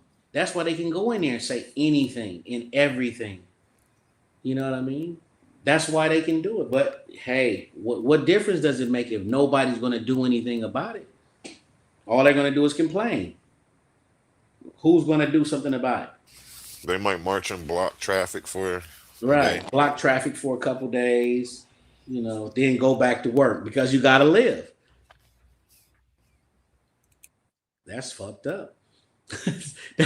That's a cold situation to be in, you know what I mean? But as far as we're concerned, we still have to be a little more politically savvy than that. Now, if we took the block vote ideology, meaning that we're voting as a block. We're not voting for someone. We're not voting for a political party. This is our vote. And if you want this vote, you have to give us certain things. Again, it's called a block vote. We are voting as one unit. This is what we want. We don't care who you are. If you give this thing to us, you can have our vote. Period. Full stop. We don't care which party you belong to. We don't care anything about any of that. And then we'll begin to see things change. Because you got to remember, we're no longer, as far as nationally is concerned, we're no longer the number one minority group in this country. We're no longer the number one minority group. We're the number two, and in some places the number three minority group. So what does that mean? If our concerns didn't get met when we were the number one minority group, meaning we had the biggest political voice in the country, we're neutralized now. We're number two and number three, unless we have a block vote. That's the only way it's going to happen. So it's not like, oh, I'm going to be a Democrat or I'm a Republican. Fuck both of them. This is our agenda. We want this, this, and this. A short list, 5 things at the most, 3 or 5 things. If you give it to us, you can have our vote. If you can't give it to us, we don't even want to talk to you. There's no time. A Republican. You know? They practice it right now. I'm telling you, they practice. It'll literally make a candidate stand up. It'll literally make a candidate stand up and at least address us. We haven't even been addressed, and I'm not talking about the issue of reparations right now, because that's a whole other can of worms. although we're ready for it, we're not ready for it because we got Negroes out here that think they Indians. So Shout out all my wild Indians out there, man. Big salute from Titans Debate League, man. so we're not even ready. You feel what I'm saying, bro? That's it. Like, come on, bro. Like, Hey, damn, I man. don't know where we are right now at this point, man. There's so much going on. You right? It's the waters have been muddied so bad, but you gotta, Man. like you said, 10 years ago, we thought Yeah. white people came from albinos. 20, 30 No, years that was ago, a little more than 10 years ago. That was about 40 years ago, 30, 40 40. years. Yeah. Yeah. Yeah. So, and it was like a myth that was floating around. Like, It why? felt good. That's why Because we the internet believed it. wasn't around and people really couldn't look it up. Like, Absolutely, absolutely. And it felt good, bro. That felt it felt good, bro. Come on, man. Come on, bro. That one felt good. Like, oh yeah, they come from Albania. The Albania, the Caucasus Mountains. That felt good. Shit. Then they threw in the Yakub story with it. Oh my goodness, that was a killer. The big head like scientist. it's like a Oh, comic book. that was like But velvet right there. It couldn't a get lot no of better than a lot of the mythology is given comic book, that. man, Yeah. and You they don't know. realize it. Like, they really, I don't know. Even down to the costumes and Yeah. stuff that we see people wearing in real time today. But Now, I'm not now, knocking nobody for having culture and doing what worked for them at the end of the day. now I all of a support it sudden, if it's anything. working for them, but I'm still banging on it in my free time, just not over here. It's just funny, bro. It's like, come on, man. Like, damn. Like, come on. Like, people was mad at Jesse Jackson. Like, why you mad at Jesse, Yeah, man? what happened? I missed all that. Explain that to me. What did I miss Like, with Jesse Jackson? And then I saw the Democrats hijacked his funeral. Like, right. but I didn't really. We wilding right now, bro. We wild. We wilding right now, bro. Like they just. Well, long story short, man, we got cats out here that's speaking disparagingly on Jesse Jackson's name that don't know nothing about Jesse Jackson's work. I'm not a huge fan of Jesse Jackson, but I am a fan of the time period in the era that he did what he did in. To say Jesse Jackson got Martin Luther King assassinated, that's just straight up and down wrong, bro. That's foul. That's just wrong. The man was with him damn near every day, man. They had a whole team, and Jesse was part of the team for a specific reason. And a lot of people don't realize this. Jesse Jackson was the young pretty boy of the organization to bring in all of the girls. That's what his job was, and that's what he did very well. They knew what they was doing when they went and got Jesse. Jesse knew what he was doing. So it's like, come on, man. Like, let the man legacy live. Then they want to blame. Oh, we can stop being. Jesse Jackson did not invent the term African American. African American had been around for at least at least 70, 80 years prior to him. It's like we've got ignorant people that speak up on topics that they know not what they speak on.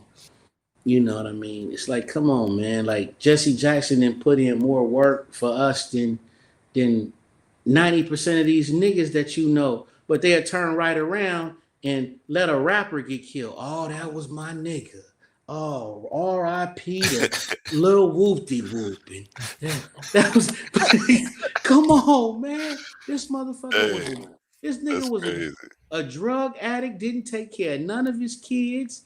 You know what I'm saying? That it was a killer, but oh, that was my nigga. Oh man, I miss my nigga. But a real live, a real live, a real live, uh,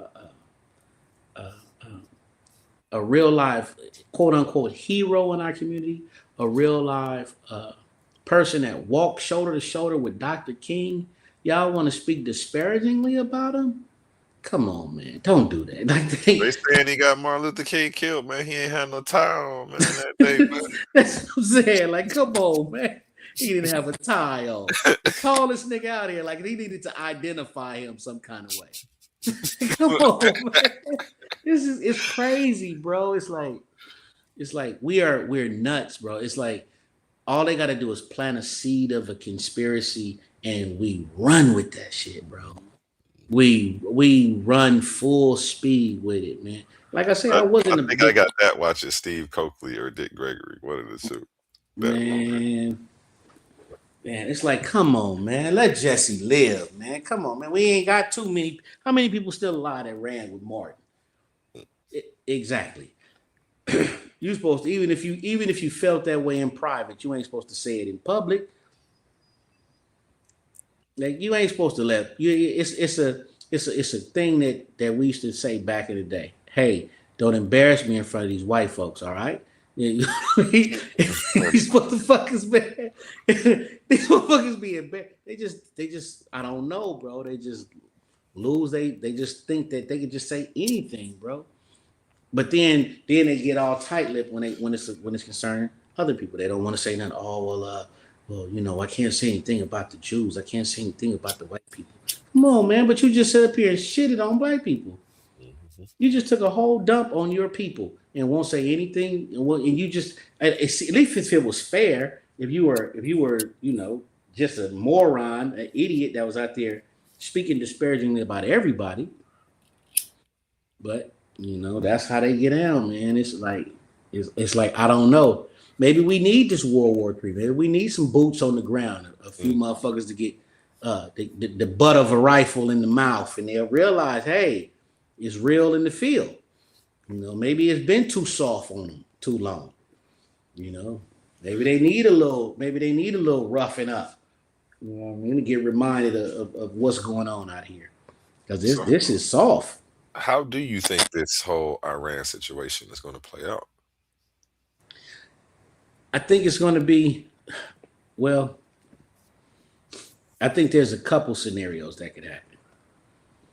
I think one scenario is a very long war, and by long I mean a decade or more, a war of attrition to where you're just on the ground fighting. Conventional war. That's one aspect, at least until one or two administrations change and the next president or the next president after that is like, wait a minute, we got to stop this shit. Or to a point where, and this is the one I don't hope happen, somebody, you get, like right now, you get to kicking a little too much ass. Like, everybody involved has nuclear shit right now. And if you get off a nuclear weapon, there's a real good chance that they're going to respond with a nuclear weapon. And it's not going to destroy the world, but it's going to mess it up for a long time. But I think we definitely are headed toward some type of major combat situation. And I don't mean just with Israel, America, and Iran. I think there's going to be a few more players involved, because America can actually defeat Iran. But are they going to take it lying down? Probably not. You're going to see some intervention by China. You're going to see some intervention by Russia. Then that adds other players into the game. Then the last scenario is if Trump just chill the fuck out. If he just chills out. If he just says, you know what? He can lie to us all he wants to. Hey, we won the war over there. Yeah, it's over. Yeah, we got them. They're going to do everything we say, and just pull back, and just pull back, and just don't go further anymore. Just stop right now, and let Israel realize that they can't handle that fade. Israel can't handle the fade by themselves. They cannot. Not with Iran. And once that happens, it'll calm down. But then what happens after that? The United States is going to be tasked with loaning Israel money to rebuild a motherfucker. All our tax dollars. Yeah, Right it's back going to to be our building tax everything dollars. up but us. Absolutely. That's already going to happen. Whenever it's over, it's going to be our tax dollars that get allocated to rebuild it. That's coming, without a doubt. And that's going to be another issue. So it's like we're damned if we do, damned if we don't. It's a shit stew, man. It's a shit stew because Netanyahu wants to let his Zionist ideology control his mind. And hey, man, I don't know how I don't see it ending well. Put it like that. I don't see it ending well. I don't see, no matter which ending happens, it's not going to be good for none of the parties involved. Who wants to see people die? I mean, for real, like they bombed a school with 150 something girls in there, school age girls. Who wants to see that, man? Like, who wants to see babies dead? Who wants to see women dead? Who wants to see the elderly dead? All because the people that's not going to fight are talking big shit to each other on the media. Yeah, That's not. That's which gets me. Well, let me ask you. When generals send soldiers into war, do you think they carry a moral responsibility for the lives lost? Absolutely, without a doubt. If you send me into do something and I get hurt in the process of doing that something, yes, you are just as responsible What as the about the person. president? What about the president? He is the commander in chief. Eh? Shit. He's ultimately responsible. Now, when you go to war, of course, there's going to be casualties. There's no getting around that. That's just is what it is. It's plain is what it is. And anytime you go into war, there's going to be bloodshed. There's going to be people hurt. But when you start talking about a lot of people hurt unnecessarily, yeah, come on, man. If that's like if you as a parent were to send your child into doing something and told them, no, you got to go do what I told you to do, you're responsible for that. If that child gets hurt, you got to remember that a lot of these military personnel, man, these kids are young, man. They're 18, 19, 20, early 20s, bro. These are kids, man. Some of these individuals aren't even old enough to buy a drink in public in the civilian world. But they'll ship you off to get your head blown off. Exactly.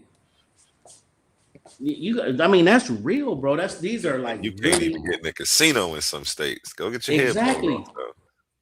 Though. That's a reality, man. Like, that's a real reality. Why do you think there's so many recruiters lurking around high schools around graduation time? Oh, you don't want to go to college? Oh, well, you can come on over here. Come over here with us. Catching them while they're young and impressionable. Now, don't get me wrong. I think that the military is a good option for some people. I honestly do. I really think it's a good option. I think that especially a lot of these YNs is running around. You ain't got to why not get paid to carry guns? Ask to the military. I'm not right now, might not be the optimal time, but you know what I mean. Like, hey, go get paid to do what you're doing out here for free. You know, you might like it. You know, you might find your career. You might do something totally different. Everything in the military is not a fighting MOS. There's task. You could be a warehouse worker. You could be a cook. You could be a fireman. You could be you know, there's a lot of different tasks you can do. But you know that goes, but that also goes to the character of the kid. You know, back in the day, even during the draft, there was individuals that was manning up, talking about I'm going to go do this. You like, whoa, he got the heart of a gunslinger. Didn't have to get drafted when he signed up on his own. You know, so it depends on the character of the person, man. You know, but I see we have a character shortage right now. We have a character shortage. And see, when it comes to wars like this, because I would be hesitant to fight for this military ever. I remember as when I was a kid, my grandmother, I talked about it when I was 18, and my grandmother told me, she said, no, it's out of the question. She said, America, the audacity of America to use the children of people they enslaved to fight their battles. Like, True that. and then she was just like, you better not. True that. True. I mean, I completely understand what she meant by that, and she has a very, very valid point with that. But at the same time, let's say hypothetically speaking, you a 19-year-old kid on the street. You know, you're not really college material. You're not really. You're not really. No, you're right. If you already out here shooting people, you might as well get paid for it. Right. You already out here, you know, you already living on the edge. You know, you already out here doing high risk maneuvers on the street. You already out here, people kind of like don't want to see you coming and shit like that. You know, why not? You know what I mean? Like, why not put yourself? And I say it all the time to youngsters. You can get a military 4 years, you can get prison 4 years. The choice is yours. Because some of them, the trajectory they're on, you can almost tell when a young person is going to fuck up and end up going to prison. You can almost see it. The behavior is almost like you can almost just look at a motherfucker and tell, this little motherfucker going to prison. This little motherfucker got it coming. It ain't always so, but you can almost tell. And if you tell that young person, like, look, man, what are you doing, bro? Why change your life a little bit? Get a little discipline to it. Go get your shit together, and you might like it. We might be one of them ones that really get in there and genuinely like it and make a career out of it and get paid. It ain't life-changing money you getting paid, but if you out here sleeping on your home girl's sofa and sleeping in the back of your car and your mama don't trust you and your granny done tired of you because you've been dipping her purse and you don't know where your daddy at, and you know what I mean, and you drinking anything with a content of alcohol in it, and why not? All them Chicago young what? But yeah, go get them. You know what I mean? They But call then, them city Chirac anyway, so right. we'll see what they can do. I'm joking. But wars like this are often framed as noble causes. Do you think this Iran war is really a noble cause, or it's about power and resources? Absolutely not. This has nothing to do with nobility at all. This is Donald Trump bending over, taking it from Netanyahu. That's all it is. There's nothing noble about it. There's nothing noble about a country that has been a bully, and I'm speaking of Israel right now, that's been a bully in the region for a very long time. You got to remember, there's genocide going on in Gaza. There's a real live genocide. The people of Gaza, they committed the most heinous acts against those people. Killing of children, killing of elderly, the rape of female prisoners. This is not what has been heard. This is what's been seen that Israeli soldiers have done. And for America to come to their aid and bomb Iran on their behalf is absolutely nuts. It makes absolutely no sense at all. And the only reason why we're even having this conversation is because we're from the United States. If we were from any other country in the world, we would be talking about at least economic sanctions against the United States and possible military intervention with the United States. Luckily, Iran can defend itself to a certain degree. They've been waiting on this. They've been waiting on this fade for a long time. They got the right one. They got the fade they've been wanting, and we're going to see how it plays out. But is it noble? No, nowhere near noble. You got to respect people's sovereignty. And that's what Israel fucked up. You have to respect people's sovereignty. And I say that to say this. I'm glad we brought that up. It kind of makes me think, what does sovereignty look like for us? Like, you hear people talking about, we need our own land. We need to just go somewhere, give us some land, and we just take it over and we plow the land and yada, yada, yada. Well, that's kind of what happened with Israel. And everybody seems to forget about the indigenous people of that land. What are they supposed to be doing while all these new people coming in and setting up shop? You got people that are there. You're going to disperse these people. You're going to kill these people.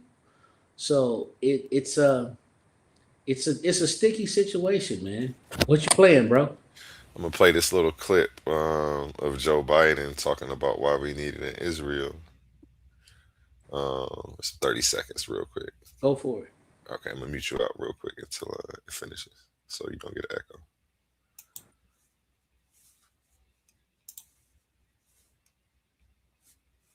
Volume up.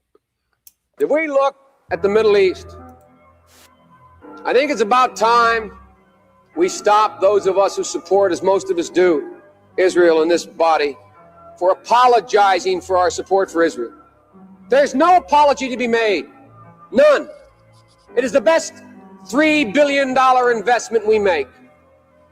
Were there not an Israel, the United States of America would have to invent an Israel to protect her interest in the region. The United States would have to go out and invent an Israel. If we look... Could you hear that? You got to come off mute. Yep, loud and clear. Yeah. So we're dealing with it. There's a term called Christian Zionist, where there's a lot of Christians out here that are in high places that honestly believe that Israel deserves to be in that nation. In that land. That they believe that this is what it's ordained by God. This is what they need. And then you have some that are that are basically looking at it from a economic standpoint. What Joe Biden was just saying is we need them there because he understood that he was talking about the oil in the area. He doesn't want the oil to just be controlled and oversaw by the Arabs in that area. Mm-hmm. Got to remember that's an old video. Mm-hmm. This is that's prior to that's probably prior to the Kuwait situation, probably prior to um, uh, it's definitely prior to not to what is it? Not Saudi Arabia. Prior to Dubai being uh, built up the way it's built up. So he's speaking from a perspective of we need some other eyeballs in the area aside from the Arab eyeballs that's there. That's where that thought process. Control, world domination. That's what they Yeah, on. We got the most military bases around the globe. yeah. We all over. Ain't nobody getting close to us though, baby. Yeah, that's why we have all of those satellite bases all over the Middle East. It's not that the Middle Eastern people love America so much. It's that they did it for protection because they know Iran is like fuck America. I will tear your ass up and their ass up. And so they made peace agreements with America to put bases there just for such occasions like right now.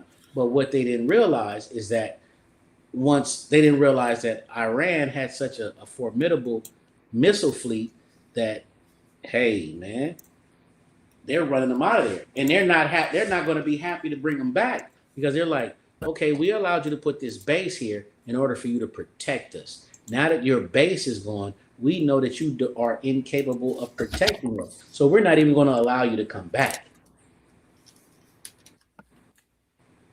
So that's where it gets deep. That's where they talk about a regional war, where they talk about different players can get involved because America is treading on thin ground. But this is what happens, and this might sound crazy. It's just this is what happens when empires overextend themselves. The American empire is overextended. We're in Somalia, we're in the Middle East, we're in Venezuela. We're talking about trying to hit Greenland.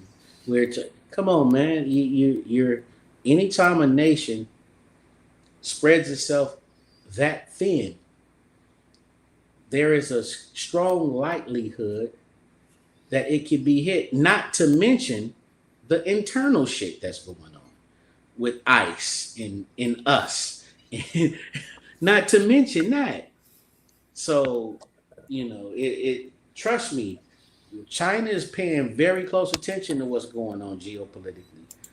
Russia's paying very close attention to what's going on geopolitically, and they're looking like, oh yeah, they're weak. They're becoming very weak because they're thin. The people are at odds with each other. The you got the Republicans against the Democrats. You have racial tensions in this country. You have a clash of classes in this country. So everybody's paying attention. No empire falls overnight, but this can definitely be the beginning of the fall. Absolutely.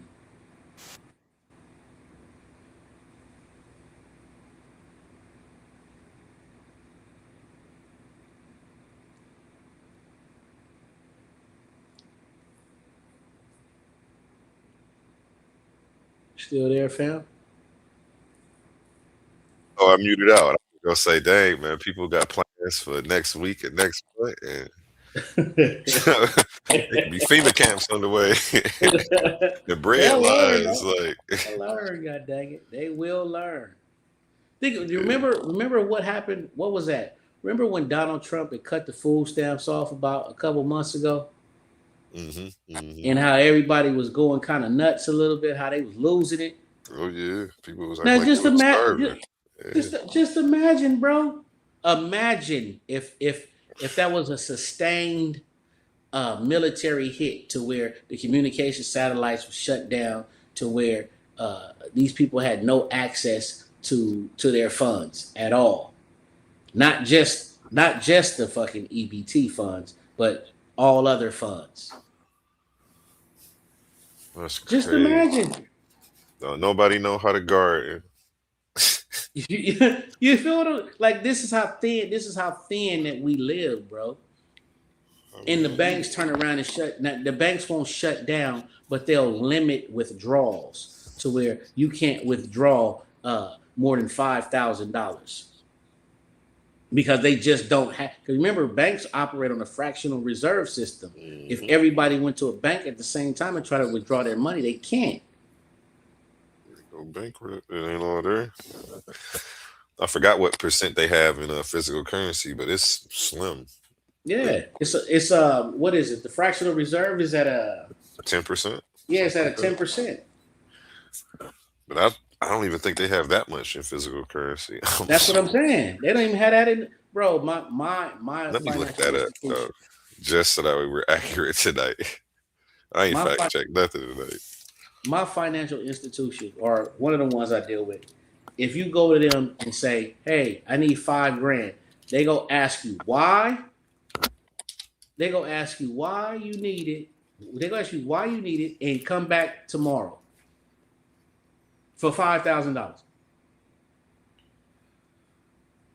Yeah, It says about 10% of U.S. money exists as physical paper cash, and about 90% exists digitally, which makes sense based on how they're able to loan out money. Well, how the banks create money to loan out. So right. So what happens if we get to a point to where there's the communication satellites, the communication infrastructure goes down to where you can't withdraw from the machine, and you go to the financial institutions, and the institutions say, "Oh, we can only let you withdraw $1,000 at a time or 500 at a time."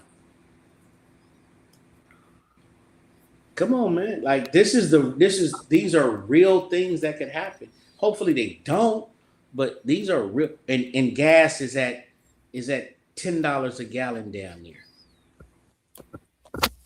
let me share my screen so people can see this and get a bite of this too.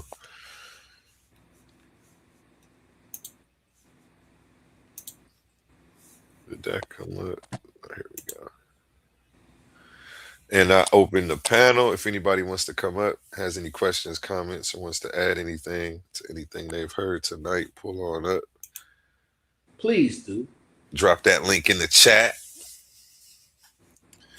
It says, yeah, I asked what percent of American currency is in paper cash.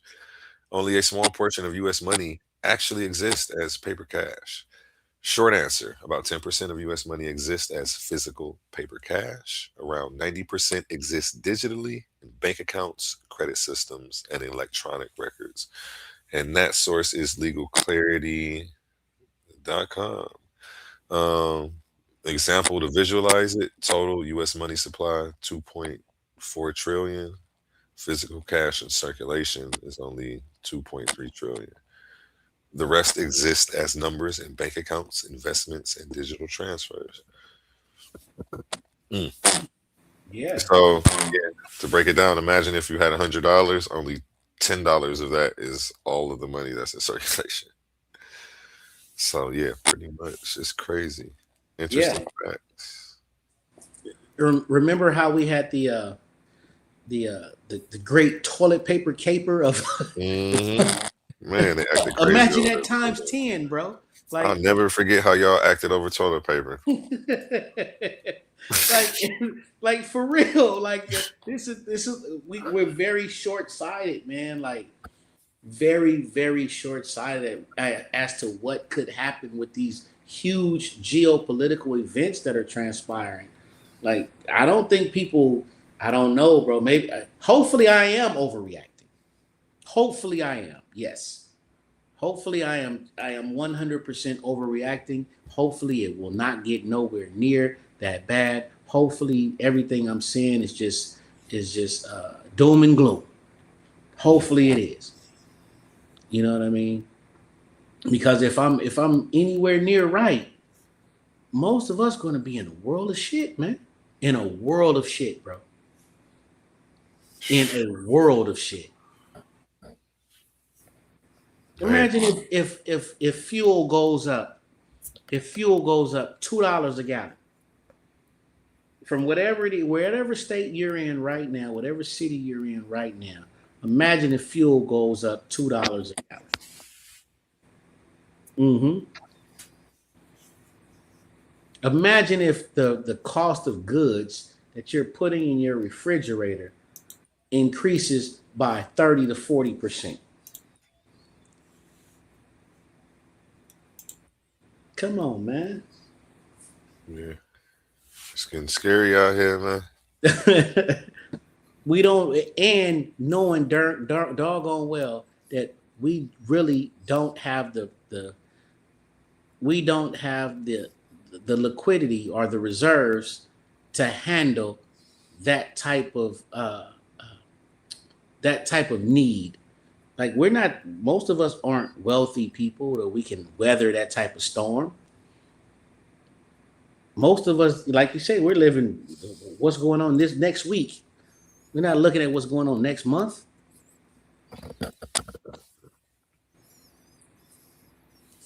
Come on, man. Yeah. Like it could potentially, in like they say, when America catches a cold, black folks catch the flu.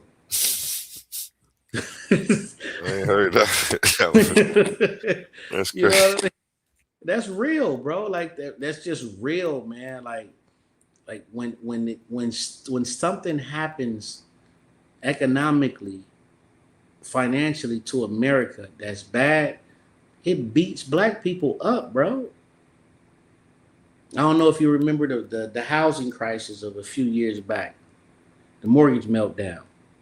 When Obama was in office? Yeah, well, before Obama came in, it was actually during Bush. Okay, Obama yeah, he fixed it. actually caught the end of it. Yeah, Yeah. Obama actually fixed. He had to bail the banking system out.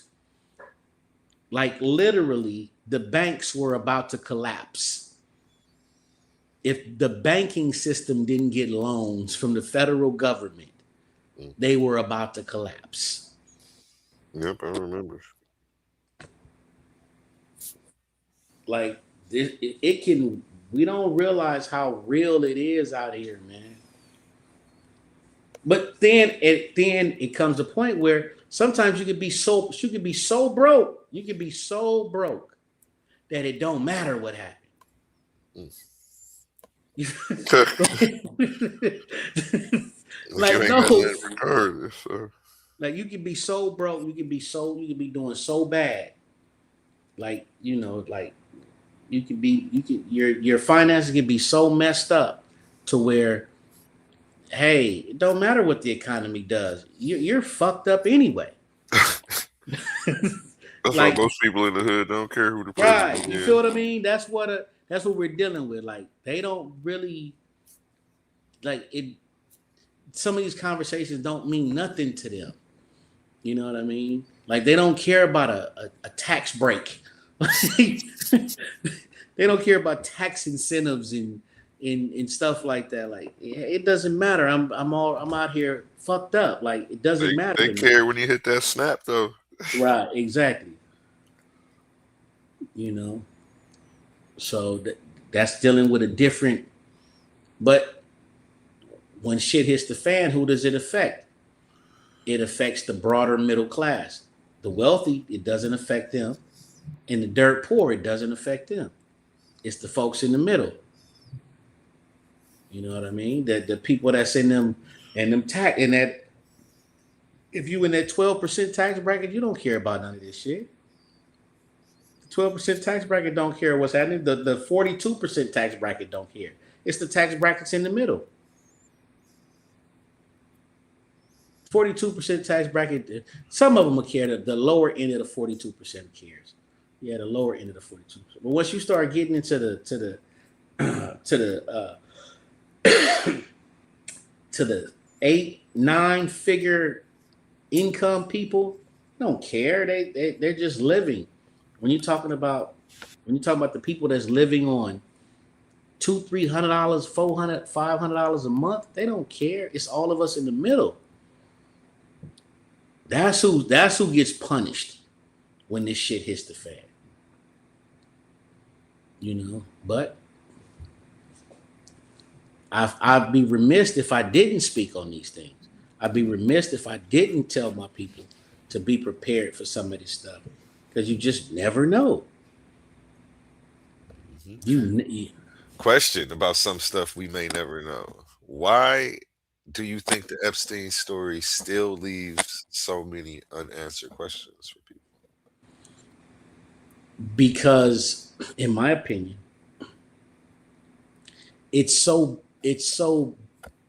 big, and there's so many people implicated in the Epstein situation that it would damage a lot of people's livelihood and reputation. A lot of very influential people. And I don't think that they're quite ready for that. This stuff been going on forever. That's what they do. That's just what wealthy people, they just have a child fetish. They just weird like that. They've been doing that since the Roman days.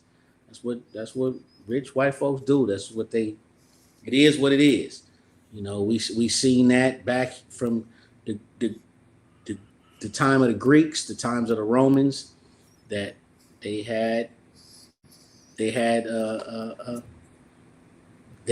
were into pedophilia. They were into children. You know, that's the way they get down. And now that society doesn't accept it as much, it doesn't mean that it's happening less. You know what I mean? That's crazy. That's just that's the way they move, bro. That's just, if you look through history, if you look through the Greeks and the Romans, and especially the time of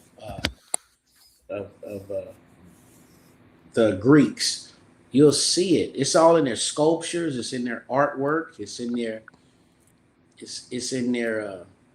their whole get down. They said that they got so bad in was it Greece or Rome? I can't remember exactly right now.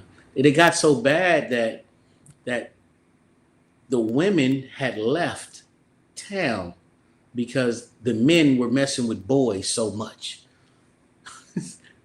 Like, this is what they do, bro. They In Greece? yeah. Oh yeah. I threw it in a presentation I had before. And I was showing all the artwork and going over some of the history. Right. The bathhouses and all Right. that crazy stuff, man. And they mix a lot of that stuff in the imagery of a lot of the religious stuff that they had going on during, and when you see it, you recognize the time period that a lot of it comes from. Absolutely. But yeah, it's just their sickness. That's how they get down, man. And it's the reason why they care about it, but they're not really concerned about it, because it's like an open secret. Oxymoron, of course, but it's like an open secret. They know it's been going on forever. They know that stuff goes on. They know that those people engage in those type of activities. They know that.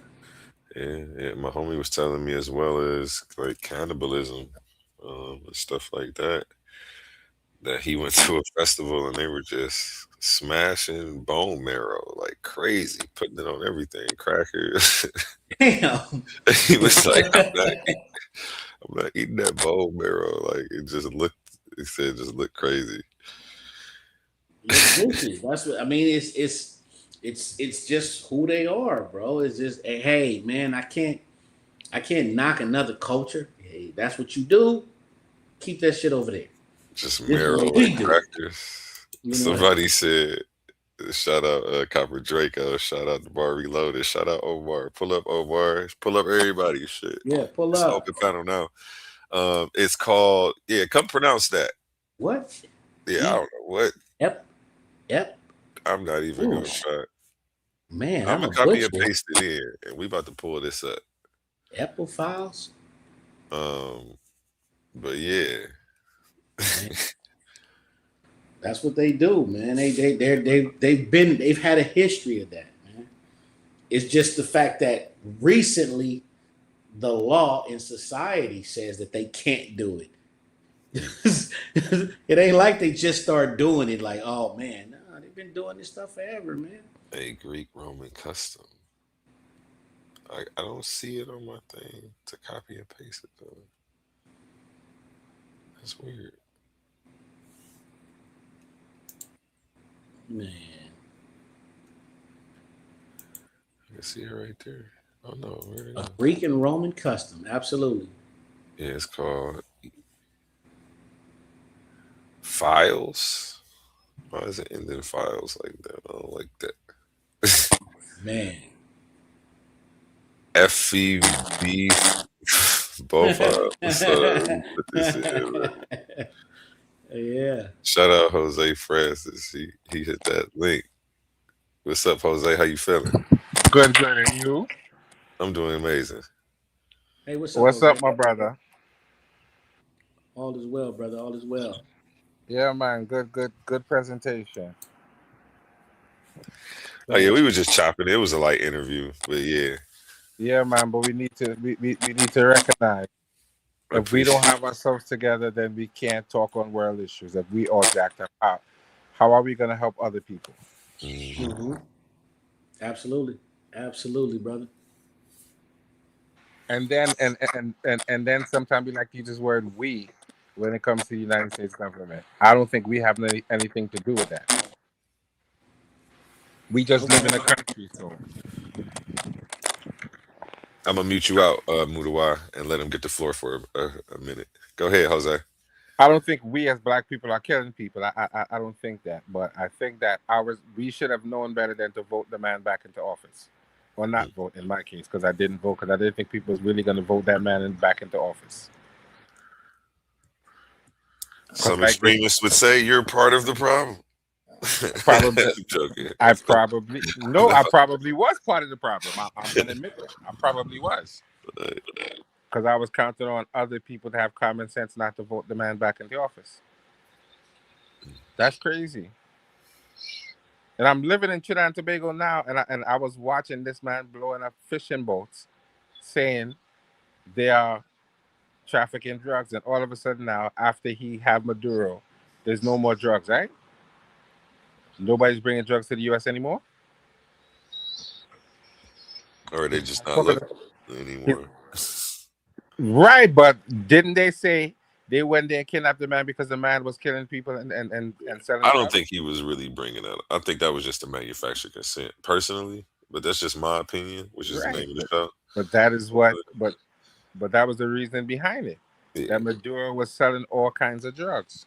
Yeah, I think that was bogus. It was about the resources.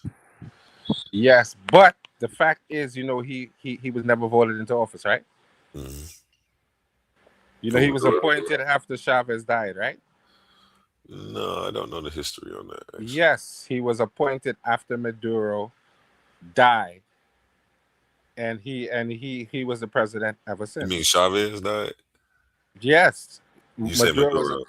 Maduro was appointed after Chavez died. Yeah. Okay. Yeah. Say it like that. And they had a couple years ago, they had some kind of brouhaha about him jumping into parliament and just stating that he's president. They've never had an election to elect him. He was never elected. We'll have to look into that. No, he wasn't. In about 2022, 2023, they had a whole big thing about that, where the man just stood up in parliament and said he's the president. He's never had a free election to be elected. But you can't have the devil trying to correct sin. It doesn't work that way. You can't be doing all kind of madness, then you want to jump up and talk about other people doing things when you have a history of doing the same thing in your own country. So where does the moral authority come from? To tell people they can't do something that you have been doing all along.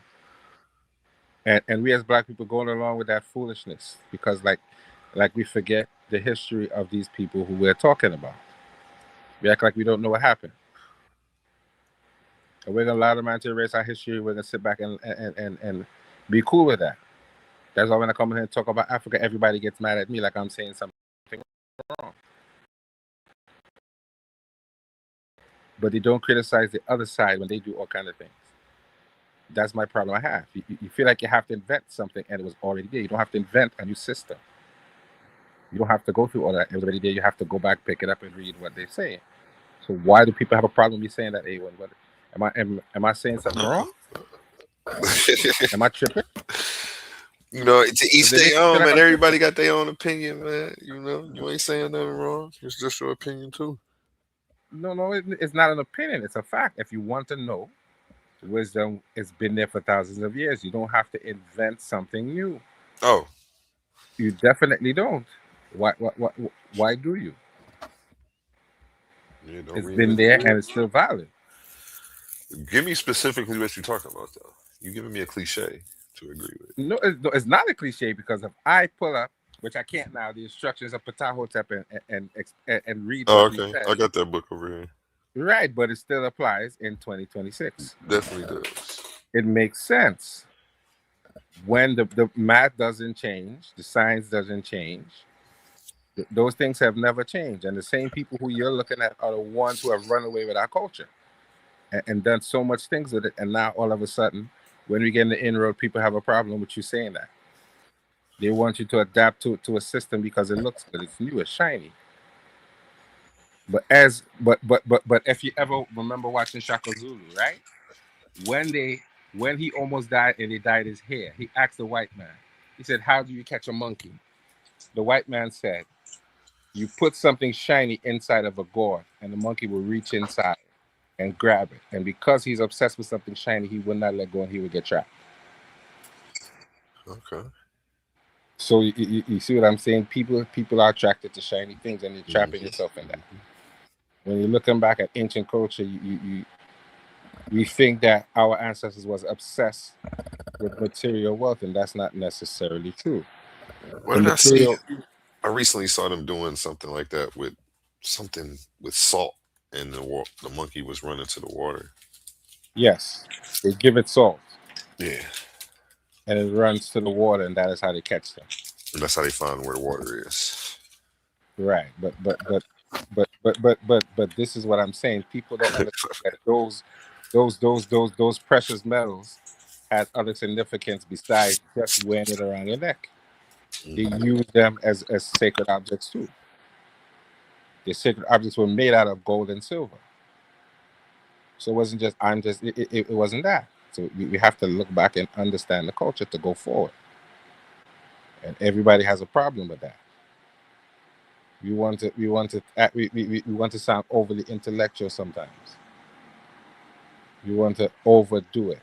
And sometimes humility, I learned humility has got me a long way. Believe it or not, A1. Just saying I don't know something has got me a long way. Believe it or not. I've gotten to places where I shouldn't be. So people should be a little bit more humble when they deal with their brother. You don't have to be the smartest man in the room all the time. And see, the instructions of Ptahhotep says that too. When you come across a man who is smarter than you, you should sit down and listen. So you learn, don't disrespect people's art. Respect people's position, and that is the problem we have. Everybody wants to be a chief. Yeah, I forgot what number it is. I think it might be number. It's B. Discourse with the ignorant man as with the sage. Be thou. You know that one? Well, look how you quoting it almost word for word. Yeah, that's Right. because I really read You it read it about 10 times. several times. It's Right. one of my favorite ones. So let's let Brother Muhammad come in and say what he has to say. Yeah.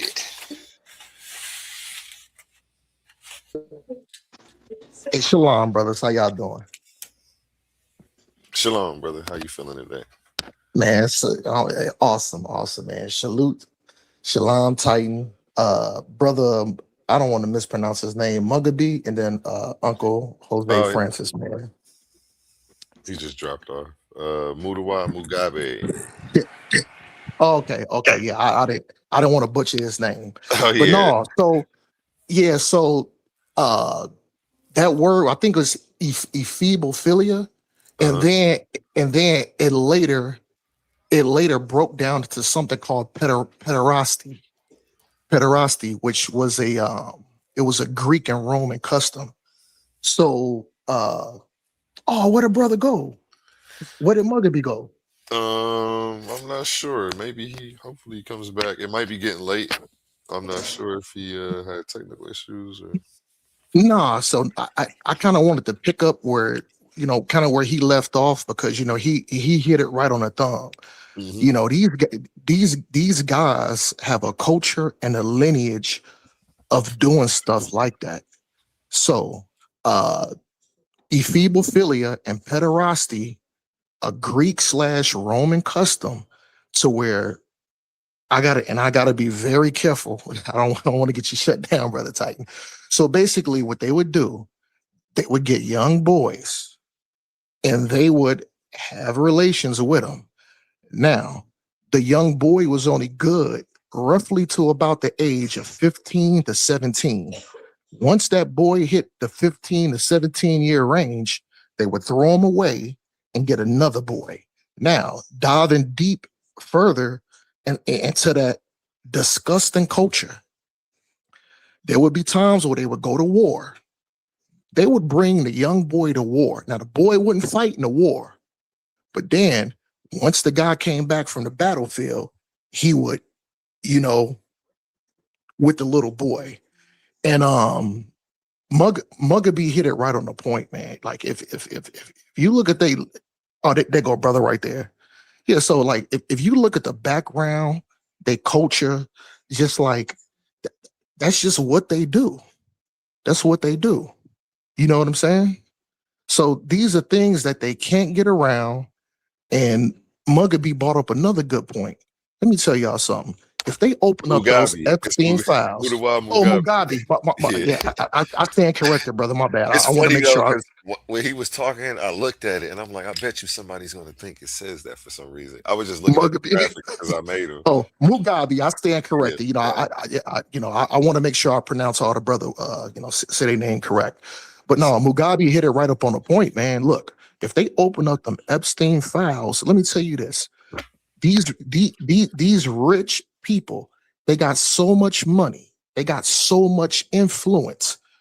If they would, if they was to really open up those files and prosecute, man, the whole system will come crashing down, because these are people that have too much influence.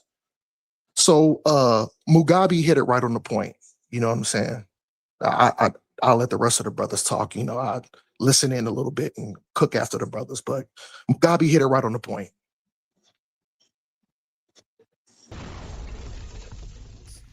Mugabe, you want to respond? You got to come off mute, Mudiwa.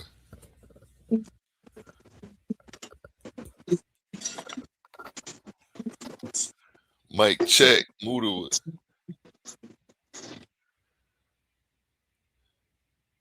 You're muted if you're trying to talk. There Yo, you go. yo. There you go. Oh, there go the brother right there. Go ahead, Mugabe. I want to hear you cook, brother. No, I was just saying, man. You can't make a leopard change the spots, man. If we know that people have a history of a certain behavior, although we might not like it, we might be diametrically opposed to it. We can't be surprised at what they do. That goes for just about anything that they do. We know that these are a, a war hungry people, a sexually deviant people. We know that this is who they are. Like, we know that they like war. They like sexual deviance. We have to just be honest with ourselves and say, okay, I get it. I understand who you are. I understand what you do, and deal with them accordingly. We can't pretend like they're going to just instantly change because of something because time has changed. How is that going to happen? Speaking of war, America's been in war damn near every year that since they become a nation.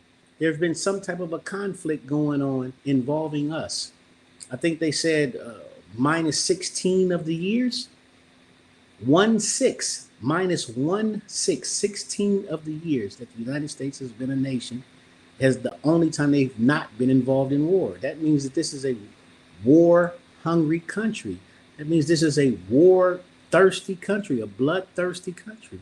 We have to understand it. We have to understand that that when we see things like mass shooters, we have to understand that this is what they do. We can't pretend like it's not what they do.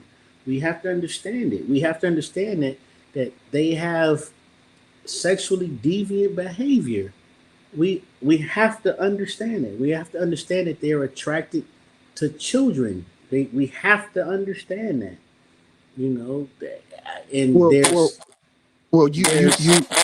you go ahead, hit the brother. nail on you hit the nail on the head again, Mugabe. You know, that was an excellent point. And specifically on what you said that they have a history, they have a pattern. So this is something that's built into like they DNA pattern that they can't get around, they can't avoid it. It's just them. You know what I'm saying? So this is something that they can't escape. Like you said, a bloodline, a history, a pattern of sexual being deviant, specifically with kids. You know, and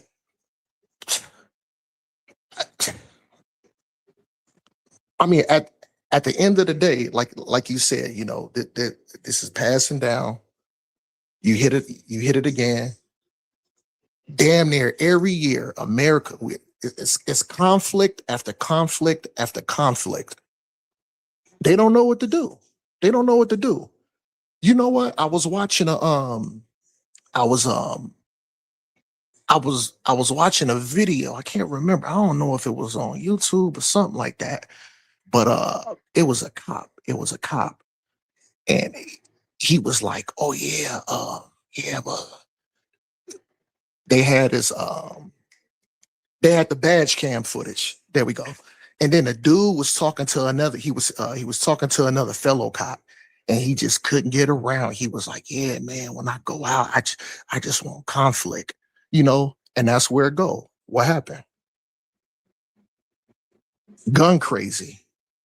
They want to have all these guns, and they just looking for somebody to shoot. They looking to do harm. They looking to cause conflict. They looking to cause war.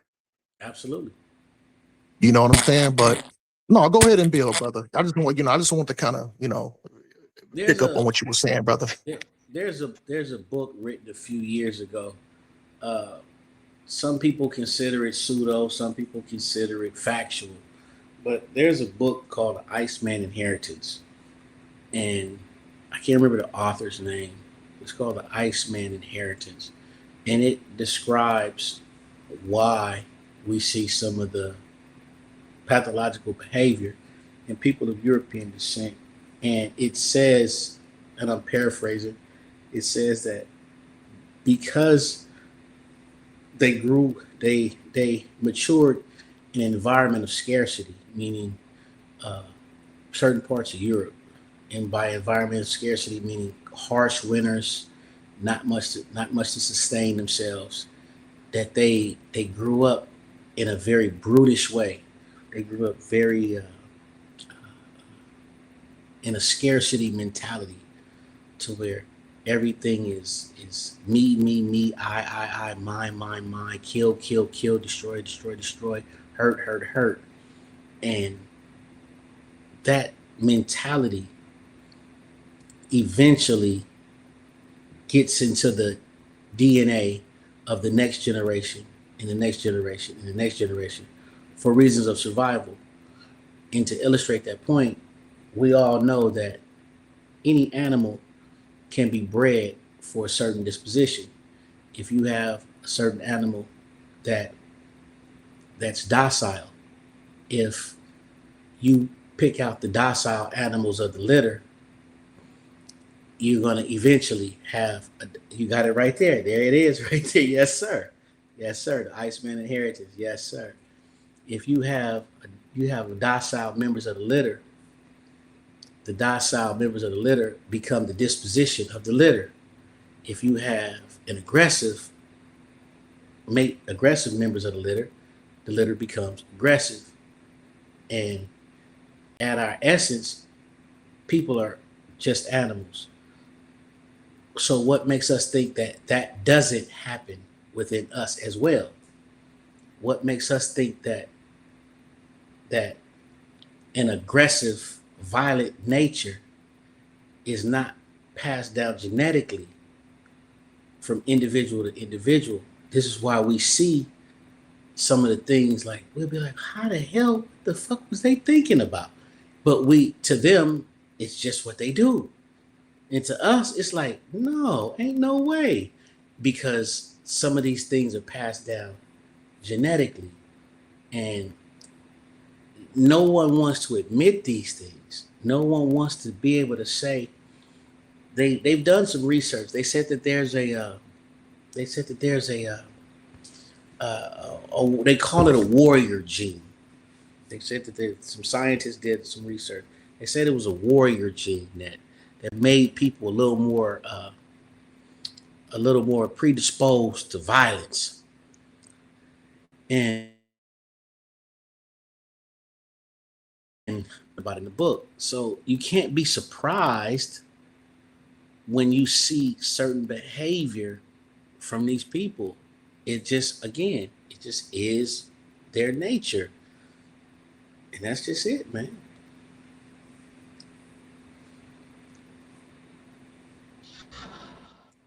Right. Yeah. Hotep, peace. What's going on, you guys? All right, peace. Yeah, am I coming through clear or is it staticky? Mugabe, Michael Bradley, Mugabe. Michael Yeah. Bradley. Okay, Michael Bradley. There you go. There you That's the book. Can y'all hear me? go. Great book. Yeah, Book. the static is actually coming through. When you guys talk, we have to do one mic so that way it doesn't mess up Mudiwa setup. But go ahead, King Hurt. It's on Hey, you. what's up, man? What's up, man? This Hercules. Um, um, let's tapped in for a minute, man. Caught your interview. You know what I'm saying? A lot of things you said here, I completely agree with, man. I completely agree with. I think it's only one thing I would push back on, but like you were saying, it's their behavior, it's who they are as a people. Period. You know, and like you know, what I'm saying, I read the book, Iceman Inheritance. It's another good book. I can't think of the name. I was just thinking about it. I think it's called White Racism, or something like that, and written by another white boy. It talks about almost the same thing, but from a psychological perspective. So it's like, you know, they describe themselves very well, you know, and it's only considered pseudo because they know it's the truth. So you know they're not gonna be like, yeah, you know, these guys were speaking truth and stuff. Nah, they gonna call it pseudo because they know it's the truth. But they describe themselves very well. And one thing that I remember, like, I usually teach my students, you know, that came in, especially like if I was doing a summer camp, and I tell the kids like, yo, if y'all don't ever learn anything from me, I want y'all to remember one thing for the rest of your life, and that is white people don't like black people. Period. That's it. I have nothing else to say. That's it. As long as you remember that, you're going to be okay. Because that's what my dad taught me when I was like 13. He's like, you know, white people don't like black people, period. You know what I'm saying? You know what I'm saying? You're going to have we might meet some cool white people, some white friends or whatever. But generally, as a group of people, they don't like black people. And we wouldn't be surprised, you know, when stuff happens. You know what I'm saying? We, like these incidents at the universities where white kids, you know, put up like hanging up bananas on nooses and stuff around the university or something like that. You know, you wouldn't be surprised. You'd be like, yeah, that's the behavior I expect from y'all, muff. You know what I'm saying? So, I mean, you got to tell your kids that. And one of the things that we don't tell our kids that, you know, but I definitely tell the kids that, you know, I train, like, look, man, Y'all got to expect that from them because that's who they are as a people generally. You know what I'm saying? So, but yeah, I you has think a lot of good points. And the one thing that I think, like I said, one thing I would push back, like what you were saying in the beginning. In the beginning, you was talking about, this. The one thing that I can't relate to is like the whole, white people come from albinoism. You was talking about, the black pseudo scholars in the beginning. I grew up as well. My dad was a black nationalist, Black Panther. So I didn't know any black pseudo scholars, you know what I'm saying? So I never heard that narrative. I think I may heard it when I got older, but I never really paid attention to it because, it didn't make sense to me. But the other thing, the one thing you were saying about, black people, we being really religious. I say it's not, I wouldn't use the word religion. I would say we're spiritual people.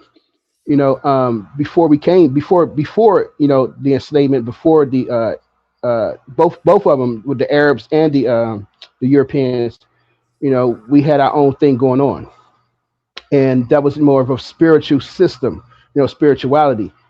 And so it wasn't a religion thing, it was a spirit thing. Understand that we connect with the universe, we connect with nature and stuff like that. So, nowadays, yeah, it's more of a religious attitude because we caught up in a Western system, in the Arab system, so we identify with their philosophies and their ideologies on this religion thing. So yeah, we connected that, and we could be more religious. And the thing you were saying was that, if you want to be I'm gonna misphrase you here, phrase you here, but I know you said something like, if you want to be if you want to understand the truth, you have to let go, like the religion, and get more to the sciences and stuff like that. Understand the science, something like that. But the only part I would push back with that is that if you want to understand truth, all right. I'm gonna just say this real quick. For me, it was, I grew up as well as a Christian, Baptist and stuff. And I had one of my good friends that I met in college. He grew up as a Muslim, and I remember this was like when we was in our 20s. He said, because back then I started to get into, African spirituality. And he wanted to get into it, but he was a Muslim, and he was having conflicts with the things of being a Muslim and stuff. But at the same time, he was saying he don't understand African spirituality. He doesn't understand how it works. And I couldn't explain it to him at the time because, like I said, I was in my 20s and I was just learning it as well. But I didn't want. I knew that I couldn't go to Islam because, like, Islam is just another Eurasian ideology, religion, that enslaved us, our people mentally and stuff. So I didn't go that route. And I looked at African spirituality. And one thing that a lot of our people don't do is that, they throw away Christianity, throw away Islam, throw away, the Jewish stuff, and they, go straight to atheism, but they don't look at African spirituality. They don't investigate and try to understand it because it's hard to understand. As we grew up in Western culture, try to understand their system and how it works. It's hard for us to grasp unless you immerse yourself into their philosophy and their worldview, and then you can see and understand what they were saying. So for me, the whole idea of letting go of you gotta let go, of, not religion, but spirituality, and get deep into the science. That is not being, I would say, that is not being African. That is not being black. Your Obibi Man, you know what I'm saying, or Ila do the war, or Kemet too. We're not being black people as if you do that, because the sciences for them includes the spirit. You have to include the spirit, or else you're not doing true African science. You're not doing that black science.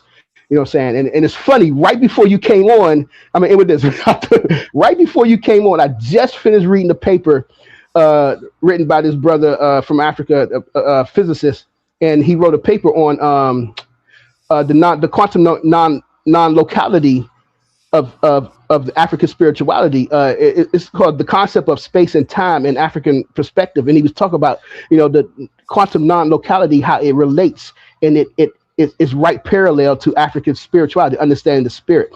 So I thought that was interesting in how you brought it up, and I just finished reading that paper. But that's just my point of view, and where I come from. You know what I'm saying? And because I'm a traditionalist, I'm a mathematician as well, and I look at stuff from a mathematical perspective. But that's where I come from. Like I said, I agree with you. A lot of stuff you were saying, man. It's like this world is crazy that we living in, and was not World War. They not trying to start World War III. They try to start World War IV. You got to remember, the first World War was when they came out of Europe, 1492. That was the first World War.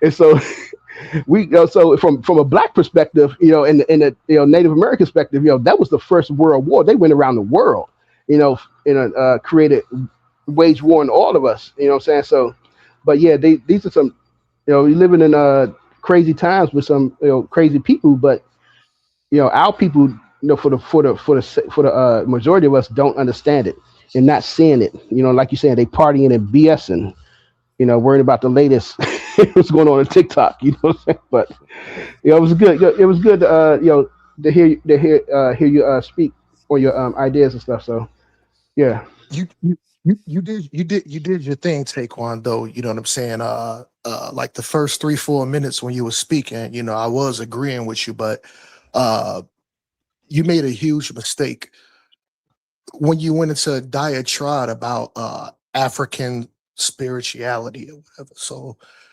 this is my thing. You was kind of vague. It was vague. What dialect of what specific area of African spirituality? What tribe? What language? What dialogue? All so of the them. thing, so nah, buddy, nah. You gotta be direct. Yo, I got an important question for you. Can you name one African spirituality practice? Just one. Yeah, You Ifa, might get it. Akan. It's not a good you moment. Con Taekwondo. So here's the thing here. You said what you say? You said Ifa and yeah. And you Akan, said the Akan, the Akan people. So yeah, Voodoo, they Airway. I mean, voodoo, there's a yeah. lot of them. Correct. So here's my thing here. So if we dive off into that area, which one do we follow? Which one do you follow? And that's a good question.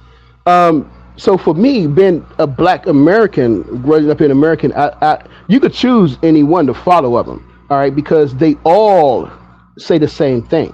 They have different words and different languages, but they all basically say the same thing. And when you when you get into Customs are slightly the different, but go ahead. The customs are the slightly different. But the go customs are ahead, going to brother. be Go ahead, different. So brother. yeah, but when you get into when you start to get into like the philosophy and start reading more about it, like here's another book that I got called Muntu. This is a great book. He breaks down he breaks down African spirituality and how all of them are basically the same. There's only one African culture, and he shows that he's not the only one. There's another. I'm looking for another book that I have, but when you start getting to most of them, they all break down and they show you that it's all the same. You know what I'm saying? They have different cultures and stuff, different words, but basically the fundamentals of it is all basically the same. So when you start to get into it, you can look at the Congo, you could go to Togo and Benin, you could go to Ghana, you go to Nigeria, and you can see the same things in Kenya that you would see in Africa, in South Africa and Zulu, where they practice in the spirituality system. This is why white people don't like it and say it's pseudo, because they can't reproduce what they do on the continent. You could go all around the continent and you would see them doing the same stuff, reproducing the same stuff. White people can't do it. So therefore it's pseudo. But it's not pseudo to Black people because they all doing the same stuff. They all reproduce the same stuff. They all have the same concepts, but they just have different words for it. So when you say which one, basically, you're looking at what, it was split up by colonialism came in, separated everybody. But, basically it was all one system, and you could see the similarities between one of them. I was looking for a book called Person, Divinity, and Nature by brother Dr. Kamalu, and he breaks it down. He goes through the several different systems from East Africa, South and West Africa, and he shows you the similarities, and where one is missing some components, the other ones fill in those components. But he says that it's Which all the one do you same. gravitate to? Which one do you gravitate to? Oh, I like voodoo. That's I wanted to get initiated in voodoo when I was over there, but I didn't. I didn't have the time. But yeah.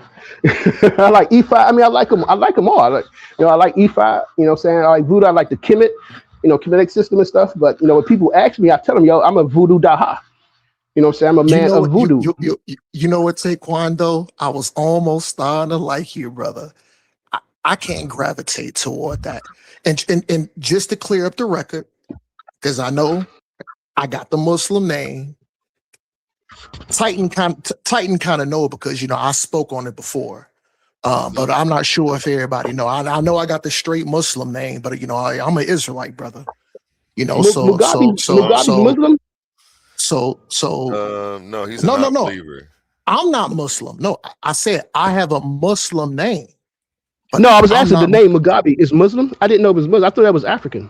No. Omar I'm Omar Muhammad, brother. Oh, my bad. I thought you was. I'm the only nigga straight. He doesn't even sound like Arabic name. Like Mudiwa. My bad. That nigga said Mugabe. I'm dead, brother. I'm dead. But yeah. I gravitate toward the Israelite culture. You know what I'm saying? History, archaeology, everything, the prophecy, everything lined up with the Bible. Is some people may call me a Bible thumper, but that's what I fall into. And the thing is, once you start pushing up into certain of that African stuff, especially something like, I don't say voodoo. Once you start pushing up into that, man, that's dangerous, brother. That's dangerous, How do man. you know? I mean, it's only dangerous for people who don't know about it. You know what I'm saying? If you don't know about it, yeah, you're gonna think that it's dangerous. You know what I'm saying? Like Christians, they like the thing about Christians, they don't like Islam. They think Islam is bad. I know, but I'm saying, but like Christians, they think Islam is bad. You know what I'm saying? And you could be like, hey, what are you talking about? You could break it down for them and show them that, nah, man, it's not. You know what I'm saying? So, yeah. well, here's the thing here, Taekwondo. I can understand if a Christian thought being a Muslim is bad, but especially based upon the Quran. When you dive into the Quran, you can beat your wife. I don't beat my wife. So you know what I'm saying? Those are just certain things. I stand on law. I stand on law, statutes, and commandments that make me a whole man, that make me a good man, make me a good husband, make me a good leader, make me a good provider. And I instill myself up in those values to be the best man I can be. And since I've been following them laws, like I said, Titan, I'm from Chicago. I came from the FOI, Farrakhan and them, off the south side of Chicago, the mosque up over there. But ever since I changed my ideology, my thought process, and then finding who I am, not following no religion, not following some custom, just coming back to history, archaeology, Bible prophecy, and everything, finding out who I am, and doing the best I can, to keep them laws. And that made me a good, solid man and a good brother. But no, go ahead, brother. I didn't want to get into a whole, diatribe, that dialogue. Omar, why you're saying that, and I agree with you. History and archaeology doesn't agree with the Bible at all. Since you brought it up, Prophecy we're not going does. to make it. Hold on. We're not going to make it a biblical discussion. Prophecy does, but it doesn't. It just doesn't. You can't show me any of those 12 tribes existing anywhere outside of the Bible. They don't exist. Those are biblical stories. Jose, and I don't want to go into it. And I don't want it to lead the I conversation got you. I into got you, biblical brother. I story, got but you, it brother. normally ends up Yeah. going there. So let's just go ahead and do it and get it over with, because we're going to end No, up no, going no. there. Just Let's go ahead. so all I need is 2 minutes. All I need is 2 minutes. So here's the thing here, brother. I understand where you're coming from. I see you got this. I'm talking to Jose, right? Uncle Jose Yes, yes, yes, Francis. yes. Yes. All right, con brother. So I could just look at the back. I see you got that comedic stuff on there, man, and I highly disagree with you. I got loads of sources to validate my point. I got loads of them, loads of them, loads of them. Josephus is one from Rome,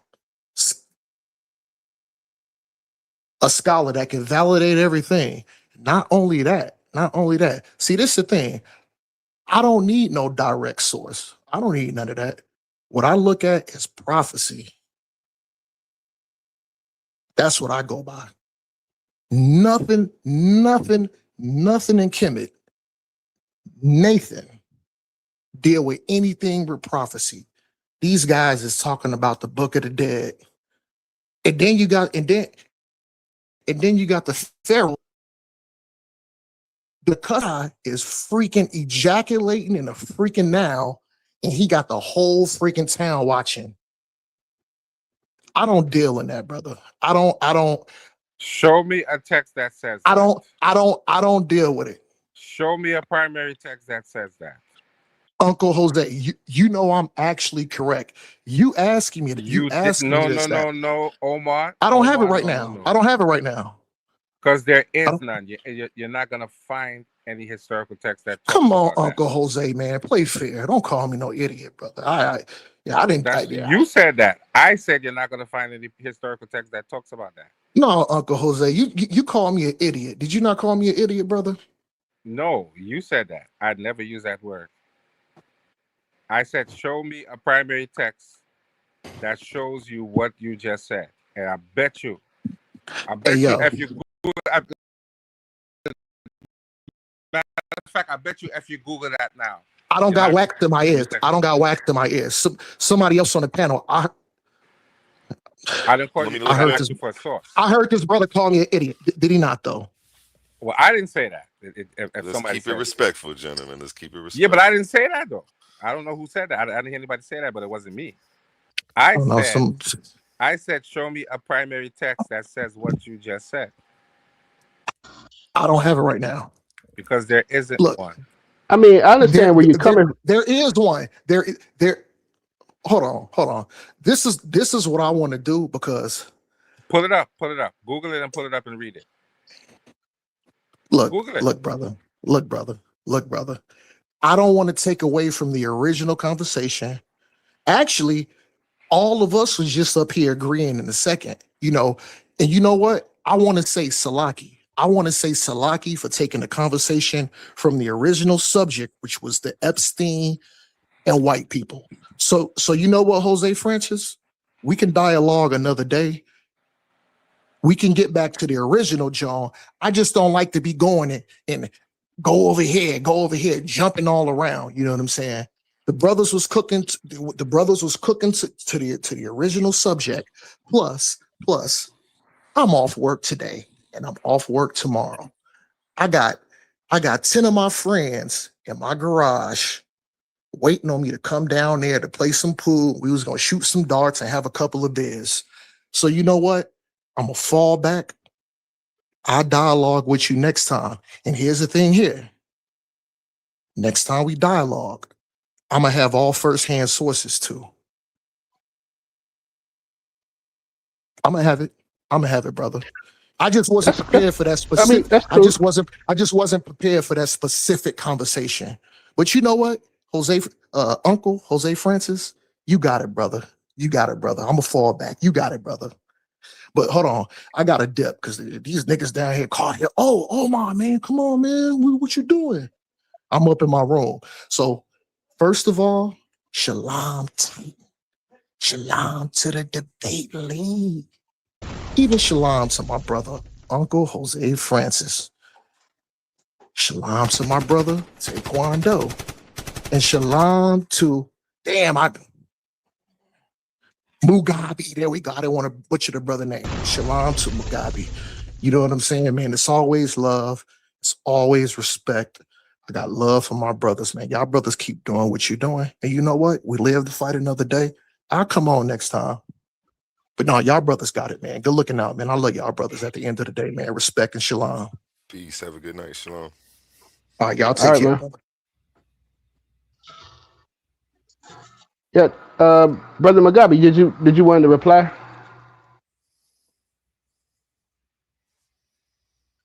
I was listening to the dialogue. Just taking it all in. Can y'all hear me? Can y'all hear me? I can hear you. It's just a lot of like noise in the background.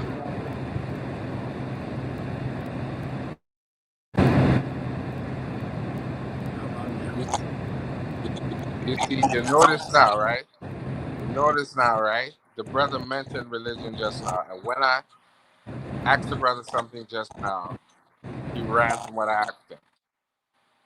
Because Brother Mugambi did start out talking about religion. So you see what religion does? I asked him a question about a primary text and he ran. He can't answer the question. And this is what Mugabe was talking about. Yeah, yeah. I mean, some people. You I get mean, into these religions some and they people that tell you just to they go to just this, and then you can, and they then you have their have no beliefs. primary text Yeah, yeah. because he can never show me that nowhere. He can't show me that. There's no historical text talking about that. Somebody made that up. Just like they make up these religions that he's following around. Even though, and now he don't want to talk about it. Now he's gonna run, and I bet you, the next time he come back on, he wouldn't have the primary source. He's not gonna Yeah, find it, and this is the yeah. You problem. breaking up, Jose? The problem is, like Mugabe said, you're gonna read these books, argue people about these books, and when they test you and ask you, "What is your book about? What's the history of the book?" They don't know. They don't know the history of the Christian church. They don't know the history of Hebrew Israelites. They don't know the history of Islam. But they're arguing for something. When you ask them the question, they don't know. And this is a problem. They can't substantiate anything that they're saying. They're making something their own, but there's no historical basis for that. And this is what the brother was talking about. You tripping. You're coming on here tripping, and then you get mad at people. Look and read the history of things that you're going to get involved in. Because sometimes when you do, you wouldn't get involved in them. Correct, Hercules? That is when you know, correct or incorrect?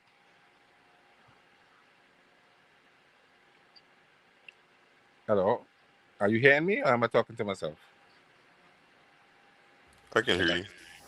Right. And this is what I always tell people, learn the history of any organization before you get involved. Because sometimes when you do, you'll be surprised what you learn. It's never what you think it is. There's always some hidden agenda or some connection to something that you think there shouldn't be a connection to. And then you end up having a useless argument for no reason. And this is why reading is important. And I'll be the first one to tell you, I'm one who am not the greatest or the most voracious reader, but I do read enough to know what I'm talking about. I do read enough not to sound ridiculous when I'm on these panels. Because I'm sure you probably read more than me, and A1 probably reads more than a lot of other people probably read more than me. But at least I don't just talk. At least I have some basis for what I'm saying. I think people should have a basis, other than just I believe and I think for doing something. This is 2026, and there's too much information for people just to be saying they believe something. It's too much information for you to just be talking like that. You gotta substantiate it with something. Even if you're wrong, even if I disagree with you, bring some scholarship. Bring a scholar. Actually show me what you're saying has a basis. And that's where I have a problem.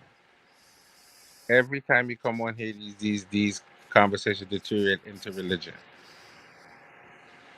And that is why I think we can't get away from that A1. We're gonna have to keep debating religion until we realize it's not for us. But me personally, I'm fed up of hearing religious debates.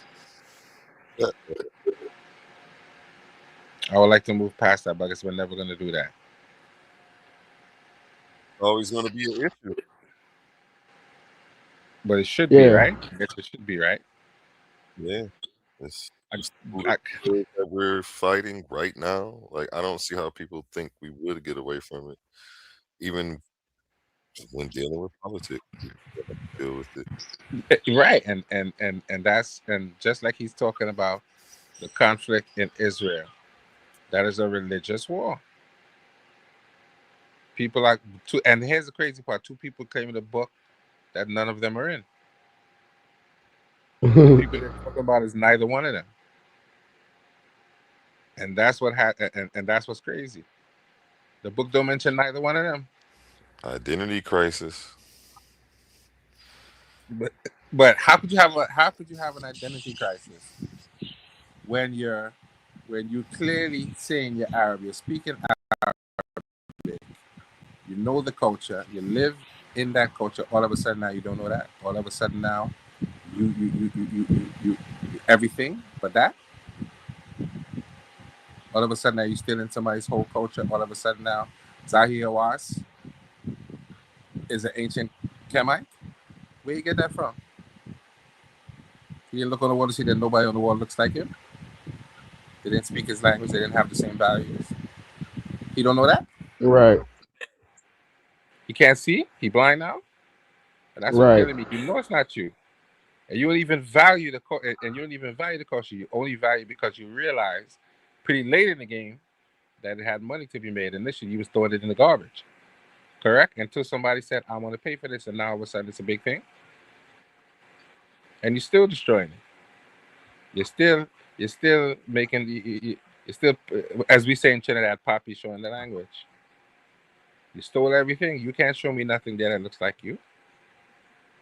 He can't even speak the language more than likely. So it's not identity crisis A1.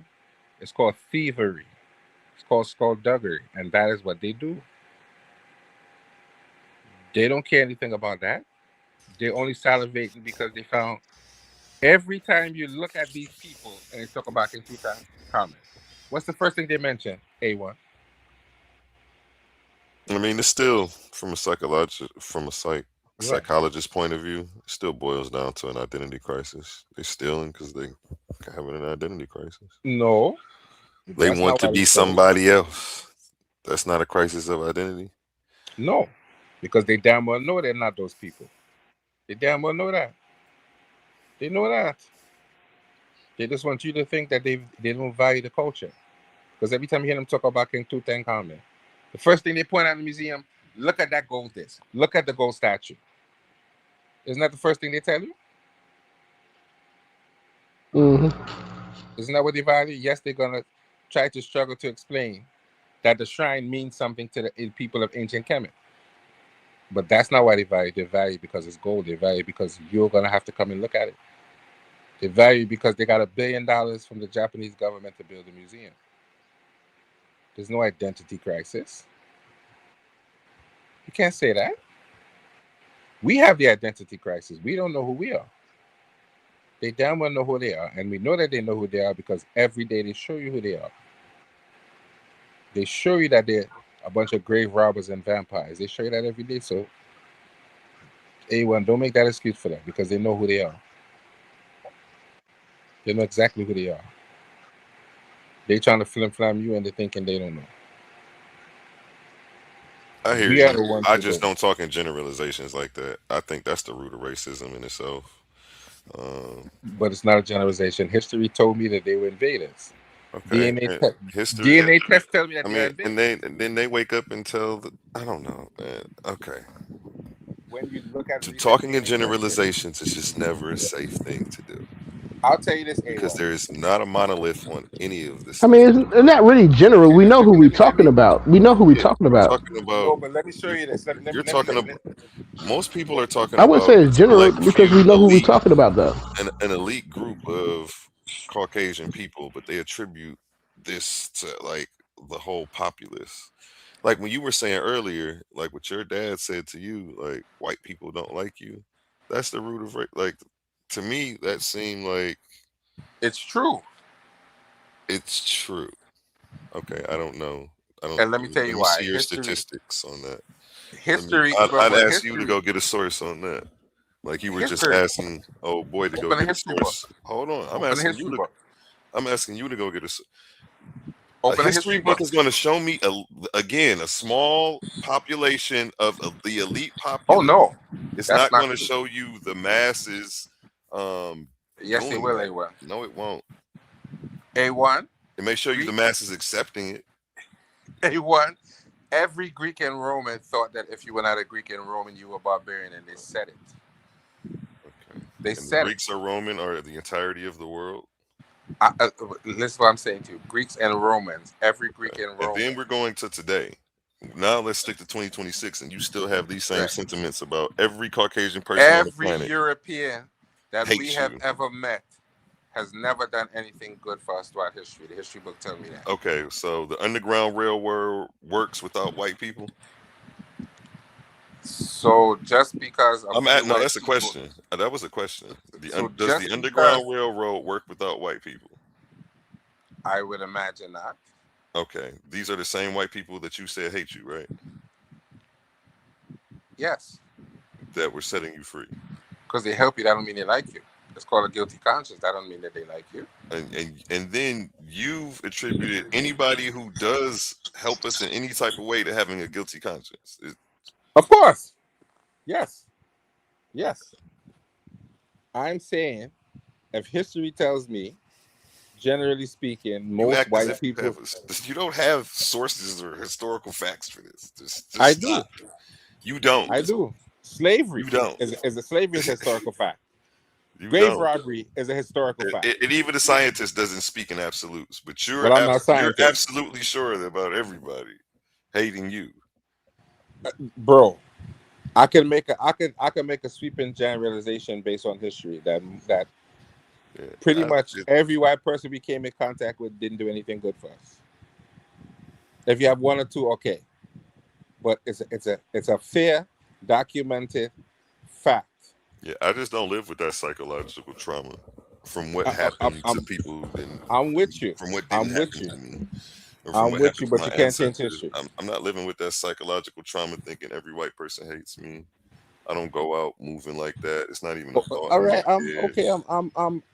That's a I prison respect that that. I feel like you're living in, walking around, and No, it creates internal insecurities and inferiority complexes. okay. It does a lot. Like Okay. A1. But let me I'm ask just you. saying. But let me And ask you a I do have question. statistics and sources for that though. That Okay, and I can but let pull me that, ask you a but you question. can't pull me no statistics or sources Okay, for nothing you let me. just said though. Okay, We let me already pose a. know there's a bunch of racist people around, but All to right, act but like let me every pose a white person question to hates you. you, that's actually racist. Okay, let me pose a question to you. Right? If you know that snakes are venomous and you were bitten by a snake, right? Is it fair that you should be cautious of every snake that you meet because you don't know which one might bite you? Bro, forget your faulty analogy. We are dealing with humans, and No, that is very I'm asking you disrespectful a for question. you to degrade the human race to I snakes. didn't say no. Stick You with said what we're that. talking I about, never said please. that. No. Bro, You said that. that's what I'm saying. I didn't degrade anybody I'm to. saying I know the I didn't analogy and say it that. doesn't apply. It's a If false you say equivalence so, fallacy and it doesn't apply. okay. So let's stick with humans. If you're reading a history book and you see a pattern of white people or European people mistreating you, it's fair that you should be cautious of people that look like that. Okay. Now, can I ask you a question? Is If that they not fair? turn around and say, no, no, it's not fair. It means you have trust issues, brother. That's what that means. Now, And I if should. white people get up and say, son, don't black people aren't going to like you because our ancestors enslaved you, it has nothing to do with what we did. Are they being racist? Or if they say, hey, because of inner city in the inner city they're robbing people, that they say, hey, black people are going to rob you, and it's happened to them once before. Now Well, all black people are robbers. Are they being racist? Yes, and that's how we attribute it. But when we do it, it's like we have this veil and we can't see our own actions. okay. I'll say I'll see. I can see your point. but I'm not going to agree with your point. Okay. I see your point, but I'm not going to agree with It's your so point. easy to point out when everybody's stereotyping us, but you, prior I'm to not me saying in this you're conversation, wrong, probably never A1. thought you even stereotype anybody. You think you spitting A1. facts and got sources for this stuff. A1, I'm not saying you're wrong. I'm just saying I disagree with you. Hey, A1, hey, And I'm going shalom to to be the panel. cautious of people Peace, who are white. I'm not peace. saying you're wrong for that. But, Okay. but what I'm saying is I can give you something historical, whether you disagree with me or not, that gives me a reason not to trust white people, whether you agree or not. They can never Historical. ever show you anything Hey, historically why so they you don't keep trust talking black about people. They can't show historical. you that. The Africans enslave other Africans Let historically. me let me answer that question again. Yes. There is really technically no word for well, you might be hard pressed to look for a word for slavery in the African language. I could be wrong, Oh wow. but you might be. You might be. So I can So asking of that. I can definitely speak what for about Kenneth. captives? What about captives? A See, he trying to put captive. it. He trying to make it a difference. No. I'm saying to you, when they study ancient Kemet and they use the word hem, He didn't ask about They want to pull there's a up. new hold on, Capone. Pull up. There's a nuance to the word. I It just doesn't put this on. necessarily mean slave. There's actually a debate over whether it does mean slave. They say servant / slave. The word doesn't. You have to understand the nuance of the word. Saying that someone is a captive and a prisoner of war, yes, you can equate that with some sort of servitude. You could even say slavery, and I that could go with whole that. this whole thing that all white, the whole white race, like man, y'all cannot be at this age in 2026 still I'm talking not like that. arguing with you, A1. A1, I'm not arguing with you. That is the craziest. But A1, there's no I can't argument believe people, because it's Pull like up. you would turn of most around and you people think won't that want way. them talking like that about us. But then, What? like, what?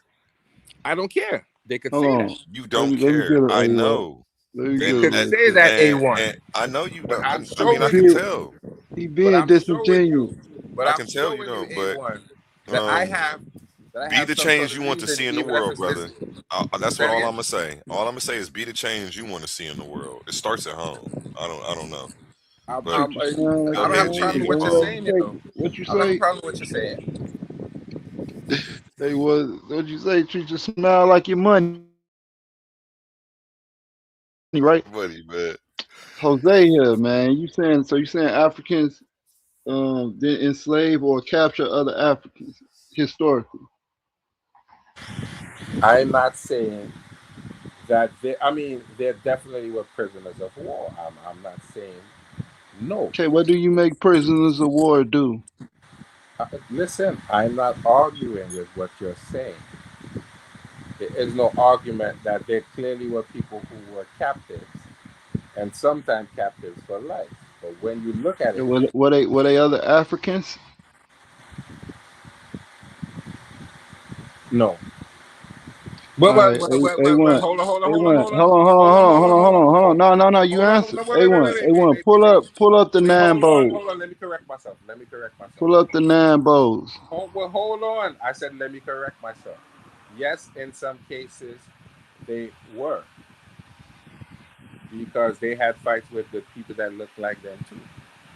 But once again, when you're Okay, trying so to slavery compare, is not a hold on. monolith, No, like you were I saying. don't have a problem with what you're saying, but you do understand that some of them, that some of those people he's talking about, it said that they actually had legal rights. They could marry, they could own property. They actually had legal rights. No, they didn't. Yeah, Pull up the nine bowls, bro. I'm finna show you what the nine bowls is. I'm not Pull arguing it up, what A1. you're saying. The Egyptians The had their nine foot bowl. on the Hold on. nine The bowls. 9 bowls are the traditional They enemy they they of wore the them on people their of ancient feet Kemet. because they cut their feet on their necks. What you want me to type in and where you want me to look it up at? I The don't even know nine what you're doing. pull up You the know, I'm not nine disagreeing with bowls. you. I'm not disagreeing with you. You don't have to put it up. BOWS I know nine what it bowls. is. I know what it is. Those are Okay, those are so why you acting those like are the Africans didn't traditions. enslave other Africans? Because we finna see them. I corrected myself, Capone. I corrected myself and I said yes, they took them as Yeah, but captives. you didn't say. But you didn't. You tried to gloss over it, even though you did No, correct yourself. You no, tried to gloss over it. no. What I did was I spoke before I thought, and I said yes, they took them as captives. I don't particularly like the word slavery. I just don't like the description. If you want to say, Well, if let's you see want if to, they if you was they want to, doing. Hold on. Let's see. Was they doing slave labor? I'm saying they were captives for life. I'm saying was they doing slave labor? Was they women traded to be other men's wives? You'll bring it up, so you show me the source to show me that. I'm All not right, done. go scroll down. Scroll I down. want We're you to gonna show me the see it. source. Scroll down. So that's the image that spink is on is the nine bows. But go down. You're gonna see it. No, that is Jehudi must Bro, the it third. tells you what it is right here. It says Jehudi must the third. Yeah, go down. That's the keep going down. You're gonna see it. You're gonna see the nation. It's gonna show I you disagree. the I nine didn't bows. disagree Here you with. go. It's coming up right now. There they go right there. Click on that picture. I don't know what you're doing. I'm not disagreeing with you. They did have beef with people that look like them, All of and they those did take them as people are captives. Africans, and they're all being captured by the Egyptians. No, no, no. All of them are not Africans. Who ain't an African on that? All of them are not Africans. Some of those are Libyans. So, Libyans were not considered Africans. Libyan is if it's in Africa. No, that's Listen, what you just at the said. time, Libyans were not considered Africans. What? They So didn't. Libya wasn't on the continent of Africa? Listen to what I said. Uh, uh, The people of ancient Kemet, did not consider them African. Man, look. Man, They it wasn't described even None of them on. as your Asiatic. technicalities matter, bro. Niggas All the tripping, bro. semantic technicalities that doesn't defer from his major point, and we know that though. But if you're just trying to No, add no, no, no. context and nuance, great Ava, though. I'm not But disagreeing I'm with not him, you know. trying to I'm not show. disagreeing. Okay, But Ava, I'm go not disagreeing with him. I'm saying when you're talking about the But you people see in the black question, man is did not captive see too. You they see did that not though, see the right? Libyans as Africans. well, you See the They didn't sounded see them like as you're Nubian? Africans. disagreeing, and you're saying it at a time when somebody would be rebuttaling. No, I It's like, told him there are people in there that Look, are they Africans even that were taken as capturing. prisoners of Look, war. hold I didn't on, skip disagree with all that. that. I okay, A1, didn't they disagree with even that. capturing their Hey, own people. You see it say I Lower didn't Kemite, disagree with Upper that, Kemite. Capone. okay. If you're adding nuance, that's great. We appreciate the nuance and the I didn't disagree with context. that. We But I said appreciate the all of those nuance. people on there are not considered Africans by the people in question. That's All what right, I'm let him. telling Now All let right, him so continue and land his plane. who not? Which one of them is not African? And you must be outside, Jose. We can hear it. you. No, that's the fan. Oh, okay. They have Libyans in there. All of them are not African. Well, tighten that Libyans. up United for States my of World would be Libyans. audio, bro. Tighten that fan So up. if Libyans is not Africans, the first bones was found in near Libya. The first human remains was found in Libya. Did you hear what I said? I said the people of Kemet, did not consider them African. Man, They I were don't care Libyans. They what were they crushed by. consider. That's still And that matters. did that continent change? Was that a different continent? You're Because not when you listening talk to what I about said. Africa, if you're a pan In African, you talk. this It's case, all no, hold on. Africa, In this component, in this case, when we're talking about Kemet, the distinction does matter. bro. It does matter. It does matter. Listen, no, It it does doesn't. matter. No, it You doesn't. can't discount that. Of course No, it it does. doesn't. No, it doesn't. You don't even know who the Egyptians are, and that's the thing.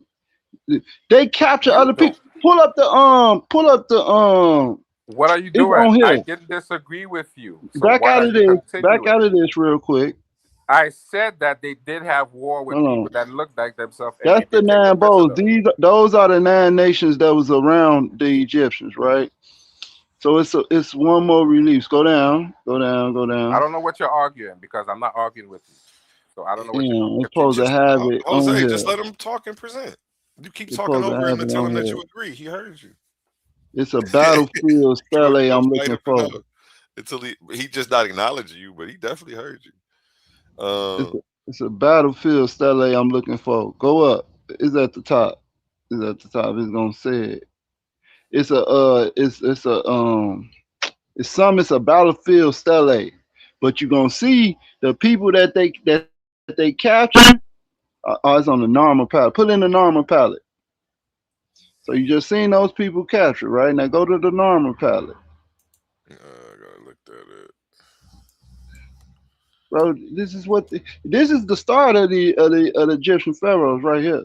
Normal. How you spell it? That's good right there, Normal. Yeah, you should have went to this palette. No, Cause the he pile finna was next to the explain picture. this. There it is. There. Right. So go to click on the normal palette, and they should have some about. It's another palette on there. It's a battlefield palette. Dang. Yeah, you gotta get your laptop up and running, brother. So you Yeah, can my laptop down right now. Let him click Scroll on the down, pile. scroll down. I'm looking for the It's some Pacific on here, but anyway, Click on the palette so you can see it on A1. no.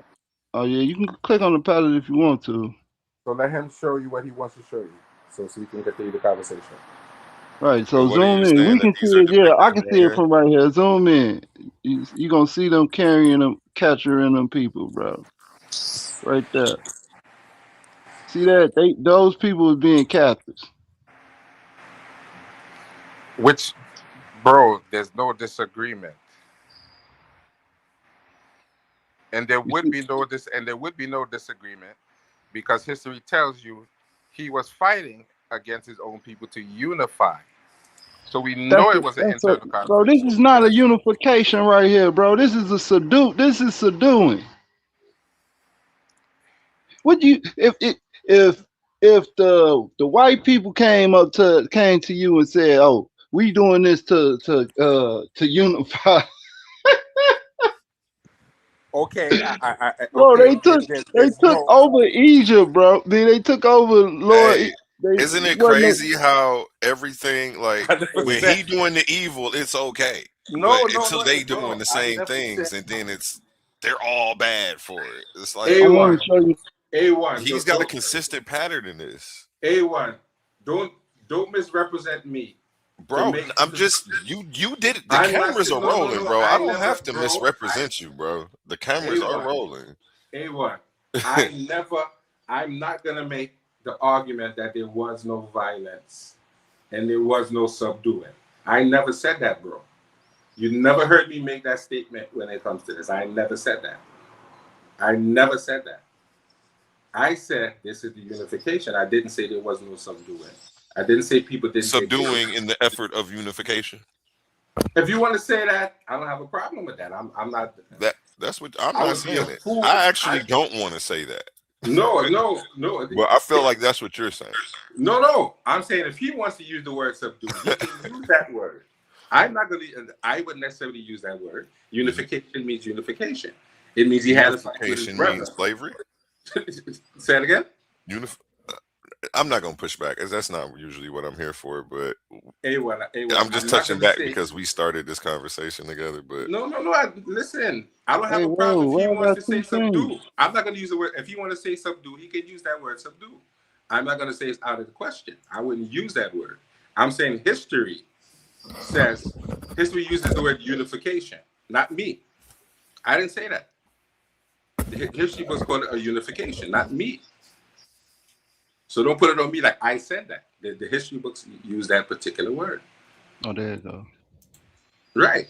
Hey, put in it's the battlefield palette. That's the last one, bro. gotcha. So This is all that's what pre-dynastic, by the way. When you come up here talking about every white person don't like you, like they talk about every black person as a criminal, those are extremists. And that's what we consider an extreme. Somebody who doesn't understand that people are just people, that hate is something that's taught. It's not inherently in your DNA. So, and when they said stuff like that about us, it was racist science. But I don't know. So I'm applying the same things and the same A1. rationale to what you're saying. Okay, A1. I'll be fair. I'll be fair and respectful and say I understand your point. I don't necessarily have to agree with it, but I do understand your point. So I'm not going to give you pushback and say you're wrong. If that's how you want to feel, I'm not going to argue with you and tell you you're wrong. I'm just saying I think I have, even if you call it paranoia, I have a reason to be paranoid when it comes to white people. If you think I'm taking it to the extreme, I'm going to respect what you're saying. But I think I have a good reason to be leery when it comes to white people. Why Now, would you should I be say? paranoid?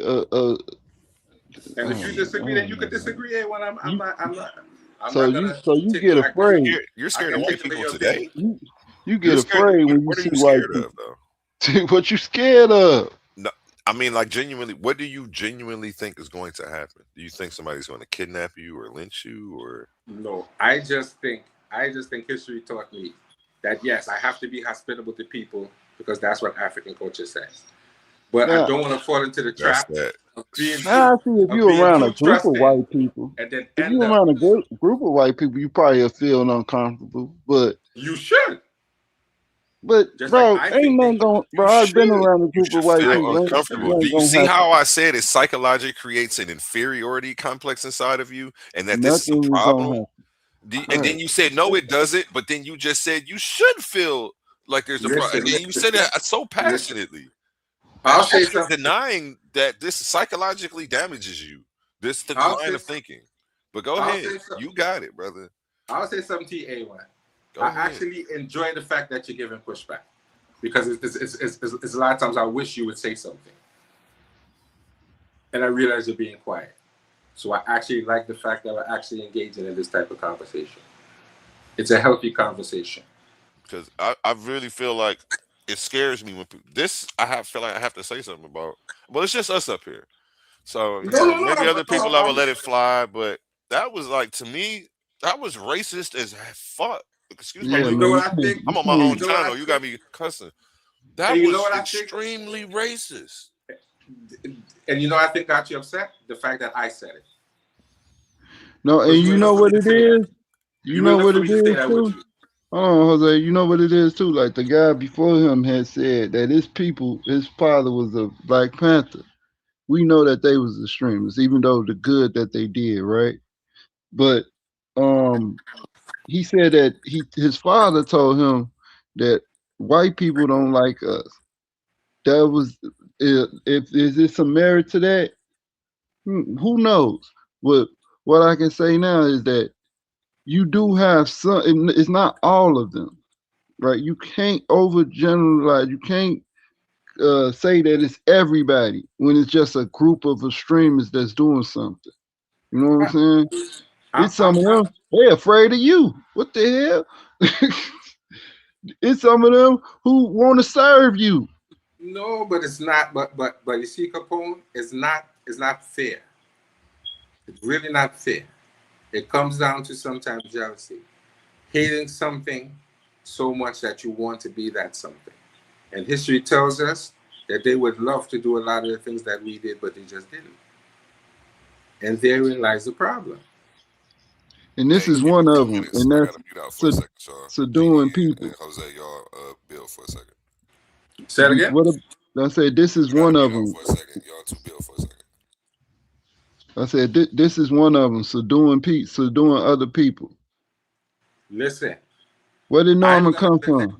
listen. I'm with Where A1. did Norman come from? The South. He came from the South. No, Yes. he's conquering the South. Where did he come from?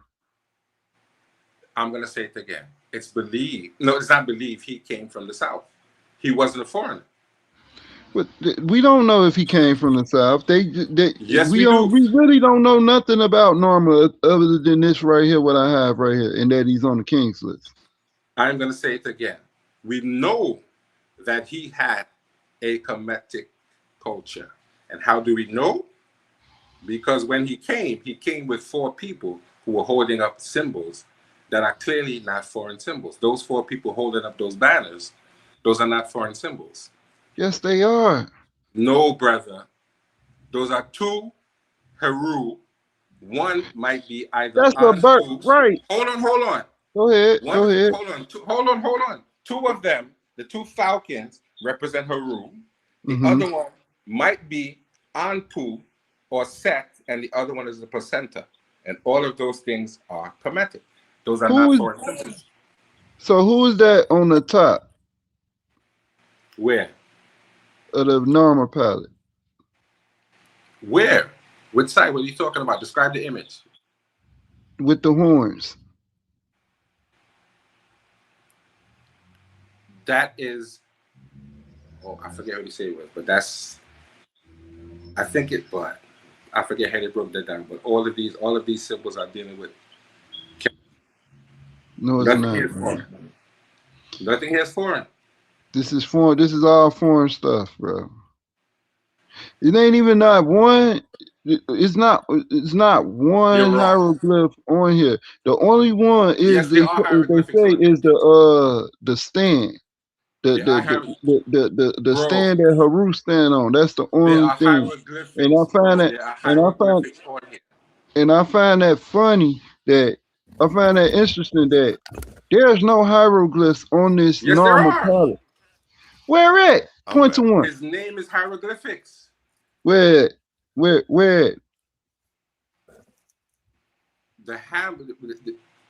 His name is hieroglyphics. Where? The thing in front of him. The thing in front of him is a hieroglyphic. You looking at the front and back? Where his name is? Listen, the thing in front of Namur on the second palette, that's a hieroglyphic. That's his name. And the smaller band in front of him have two hieroglyphics. No, the only hieroglyph on here is the stand, the flagpole stand. Did you hear what I said? What's in front of him is a hieroglyph, and the smaller man in front of him. Oh, should I change the screen? Are y'all has still two, and the one in front of him. You can zoom in. Hold on. If you look at the one on your right, right? If you point to the symbol in front of him, that is a hieroglyphic. That is his name. That's what they're telling you. That's his name. It is. And if you go to the hold on. And if you go to the man in front of him, those are two hieroglyphics. Yeah, that's only that's not that's. Bro, this right looks like that's those just in front of him. Those are two hieroglyphics. Which one? When you go to yes, that is a hieroglyphic, and the one in front of the other man is a hieroglyphic. They think that might be his name. Man, that's some crap. And when you look at you can look at this and tell what this is, bro. And when you look at the four men in front of him, the two in the front are two falcons that they say represent Haru. The one behind it they think is either Anpu or Set, and the other one is a placenta. Those are all Kemetic symbols. Zoom in. Those are all Kemetic symbols. Yeah, they became Kemetic symbols. No, they did not. He came with those symbols. Yes, they did become Kemetic symbols. They were always Kemetic symbols. He didn't bring I'm saying they've been the language evolved. Whatever the language they use, it evolved over time. That's what I'm saying. Those things were always there. He didn't invent them. It's only that could be a symbol of anything. It's not. Those are in essence hieroglyphics. That's what they are. That's not a hieroglyph. A hieroglyph is parsh. It's what? It's parsh. What does that mean? It means that it's divided a certain way. It's in a certain form. It's you read it from a certain direction. It's a science to it. This is a victory stele. So what? This is a victory. This is a conquering. This is look like an invasion to me. I ain't gonna even lie. You can't invade unless you're a foreigner. That's why they don't call it.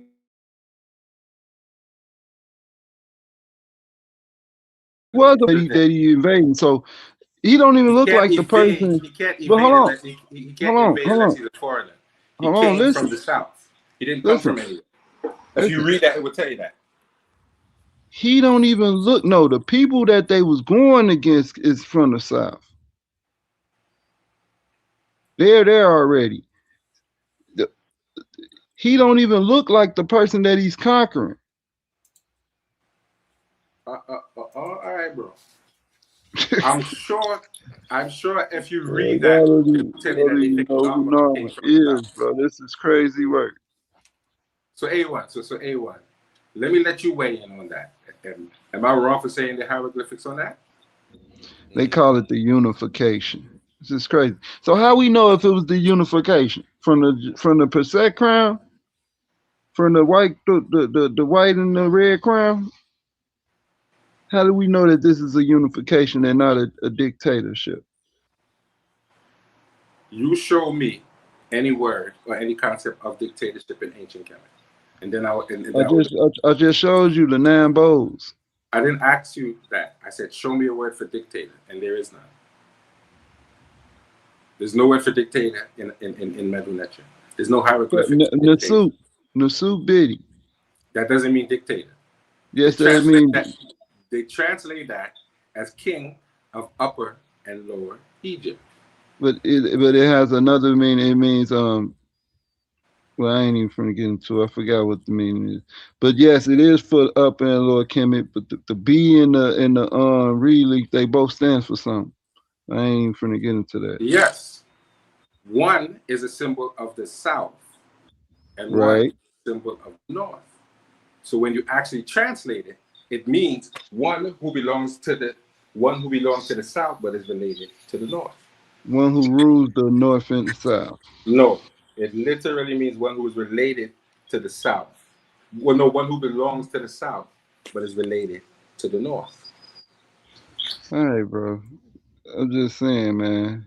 Y'all need to research this stuff more thoroughly. And the reason this don't look nothing Egyptian. This looks like some Babylonian stuff, bro. It's even on the clay vase palette, like almost like cuneiform. Nothing there resembles cuneiform at all. Well, Nothing it don't look remotely cuneiform. like I'm talking about how it's on the palette. The palette. That's what I'm saying. They are not the only culture that use things that are called palettes. A palette is a European word to describe things like that. Yeah, we got cuneiform. Yeah, that's the influence. You got cuneiform palettes in Egypt as well. Bro, anything that you see in cuneiform is something that comes from foreigners. That was not the language of the people. So why we got a whole set of cuneiform palettes called the Armana letters? They came from not those. Not those. I'm not talking about the Armana letters. Put in cuneiform, Egyptian cuneiform. A1. There's no such thing as Egyptian cuneiform. See, you don't even know. See, There's it was no such thing as that. It's dated to 2600 BC, 26, 22, or 20. What is? They got 3 of them. It's one in like 26, another one in 22 BC. Those are not Egyptian. And they are cuneiform, and they got hieroglyphs on them. I mean, they got the metal netter on it. You're talking about the Armana letters. No, I'm not. Letters. I'm not talking about the Armana letters. The Armana letters are in what's it called? It's in cuneiform. Yeah, cuneiform, but yes, it's in the Ugarit. It's not in I'm not. The Armana letters are later. I'm talking about in 2200 BCE. You have cuneiform tablets. Palettes in Egypt. You got cuneiform tablets with the metal netter on it. It can be a cuneiform tablet with metal netter. Put in Egyptian cuneiform and go to images, bro. They got them at the museum. Yeah, go to images. Yeah. Let me see. I got them on my phone. I just can't share it. I can't share them on the screen. How do I share my screen? Okay, yeah. Share screen.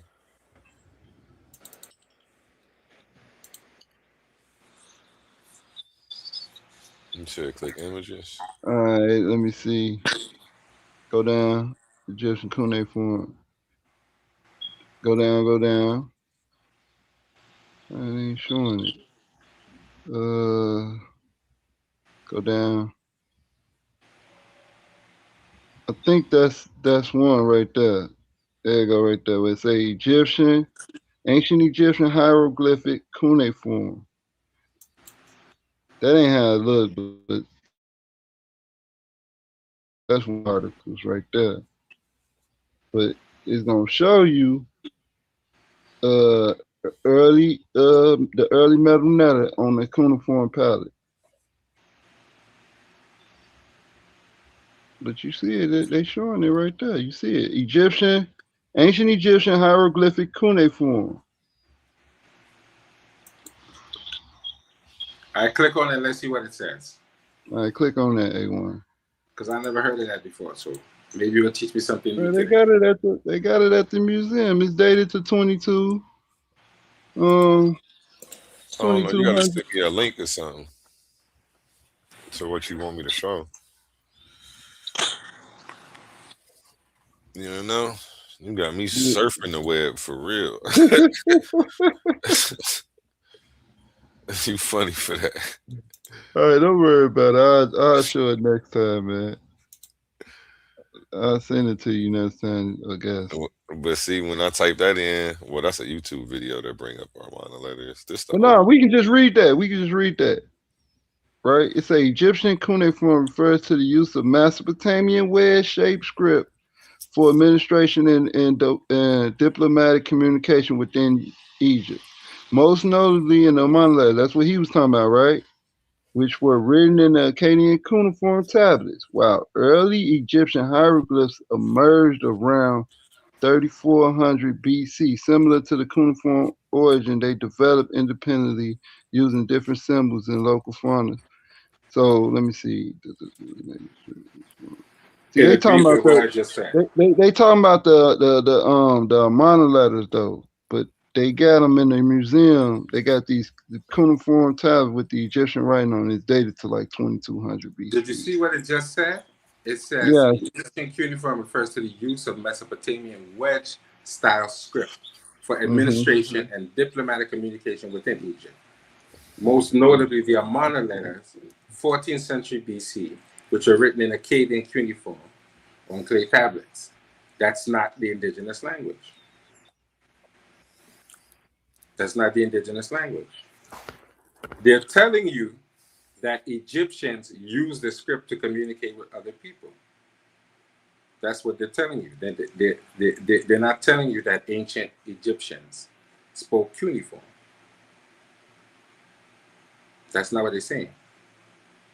Saying Egyptian cuneiform refers to the use of Mesopotamian wedge-style script for administration and diplomatic communication within Egypt. That's what they're telling you. They wrote the cuneiform in a specific style, but it's not their language.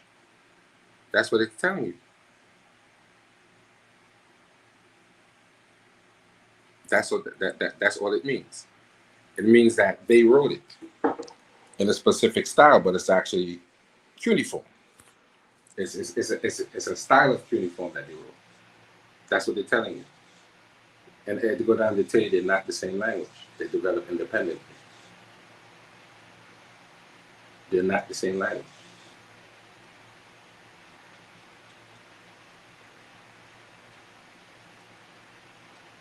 The Armana letters are not written in Middle Lecture.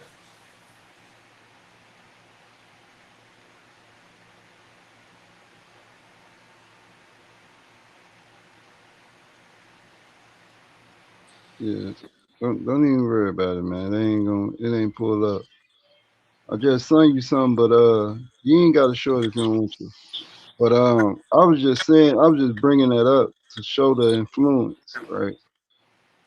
Did you read what it said? It says that they are two independent. Yeah, but they talking about the what's it called though, bro? They talking about the Amana letters. Yes. I'm not talking about the Amana letters. Well then I don't know what you're talking about. It's in the temple in Egypt. they have these. I mean, well, it's in a museum now. They got these cuneiform tablets that's not in a. My bad. I keep saying cuneiform. They got these clay tablets that has the metadata on it. They have its metadata is in these clay tablets. So where does cuneiform come into that? That's the cuneiform. Even though the cuneiform is the cuneiform is used for that pictograph for those pictographs. Medunetia is not cuneiform.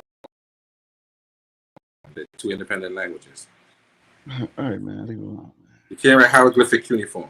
All right, No all right, man. All right, bro. They what's it called? Even Sheikh Anta Diop discovered made these connections, bro. They the same. I mean they have an origin. They gotta have an origin. Everything has an origin. Don't you agree? Right. But scholars recognize that they developed independently around the same time. They're saying that cuneiform was a little bit earlier. Not all scholars. I think it's a general consensus that yes. No, I don't think so. I think that a lot of people early on they said that because of the Egyptians. They don't want to take nothing away from the Egyptians, and they want to they promote the Egyptians to us as these great people. But when you really look into it, they was tyrants, bro. They was putting their foot down on anything moving. They walk. Look, they eat, sleep, and drink conquering people, bro. No. Yes. They walked around with sandals with the 9 bowls. They had the 9 other tribes or nations on their feet at all times. Okay. Representing what? Them subduing their enemies. That's what it represented. Yes, Yeah, you can say that. It say that in the Bible that they said that, lest they join with our enemies. It did say that. So listen, listen, and you also need to understand when you read scholars, they explain to you that everything that you see on those things, some of those are symbolic. All of those things are not historical. no, man, that's some bullshit. That's some bullshit. Ain't nobody writing down no symbolic stuff for no reason. The Egyptians was too. The Egyptians did everything with purpose. Wouldn't you agree? I think the whole thing I don't of have Maya an issue with that, Capone, but means purpose. So they didn't do nothing. They didn't do no symbolic stuff, bro. That's a lie. Everything they did was practical. Who told you that? Everything that they did was practical. I'm not disagreeing with you, but it's a fact that some of those depictions did not happen historically. Okay, we can get over the anamorphic people. That's not what it, listen, the eagle head and the frog head. We can get over that, bro. Slow down, Capone. I'm talking about what they did. The things that they did was all practical and purpose and purposeful, and it was for a purpose. What they did. That is why historians can say they know for sure that there were instances where when you're dealing with the enemies, they used to chop off their hands for account, because they wrote about it saying that they used to give in hands to get paid. So we know that they did that. That's a fact. We're not arguing that they did that. We know that. They didn't lie about what they did. So they know what's historical and what is not. They told you that they chopped off hands as an account. So there's nothing wrong with that. But when you see those things on a normal palette, that may not have literally happened. That may be symbolic. It may be literal. Why would it be symbolic? Why not? We see Egyptians after Narmer and pharaohs after Narmer doing the same thing. Apophis, not Apophis. What's his name? Amos, Ramses, Thutmose III. Doing what? That's the same pose that he's on the Narmer palette doing. So if it was symbolic, then it would have been symbolic for them as well. It could have been. That's man. You just made that up, man. No, Wh- I did. Why are we talking about could have been when we looking at the primary? We Bro, looking at the actual evidence. because it's possible that that didn't happen So it's literally. That possible that the Bible is true then too.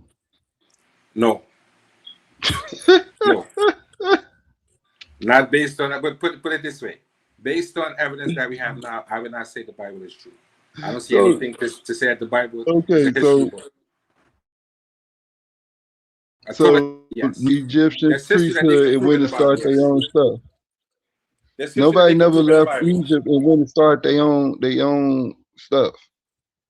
Say it again. Nobody high ranking in Egypt never left Kemet and went and started their own thing. They're gonna worship a different God rather than the ones that was worshiping Kemet. Nobody never did that.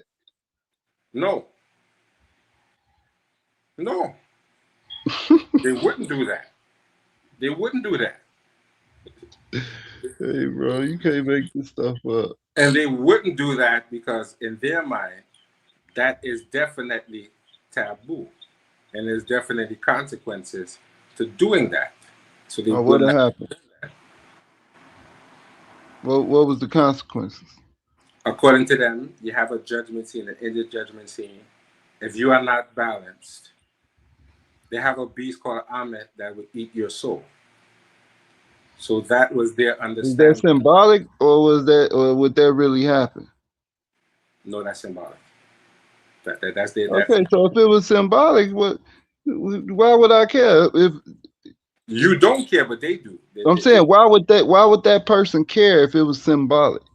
Because that's You their said that culture. he That's what wouldn't their do it. culture teaches them. Why would he keep that order if that's symbolic? Because, and let me tell you Why would he keep that order?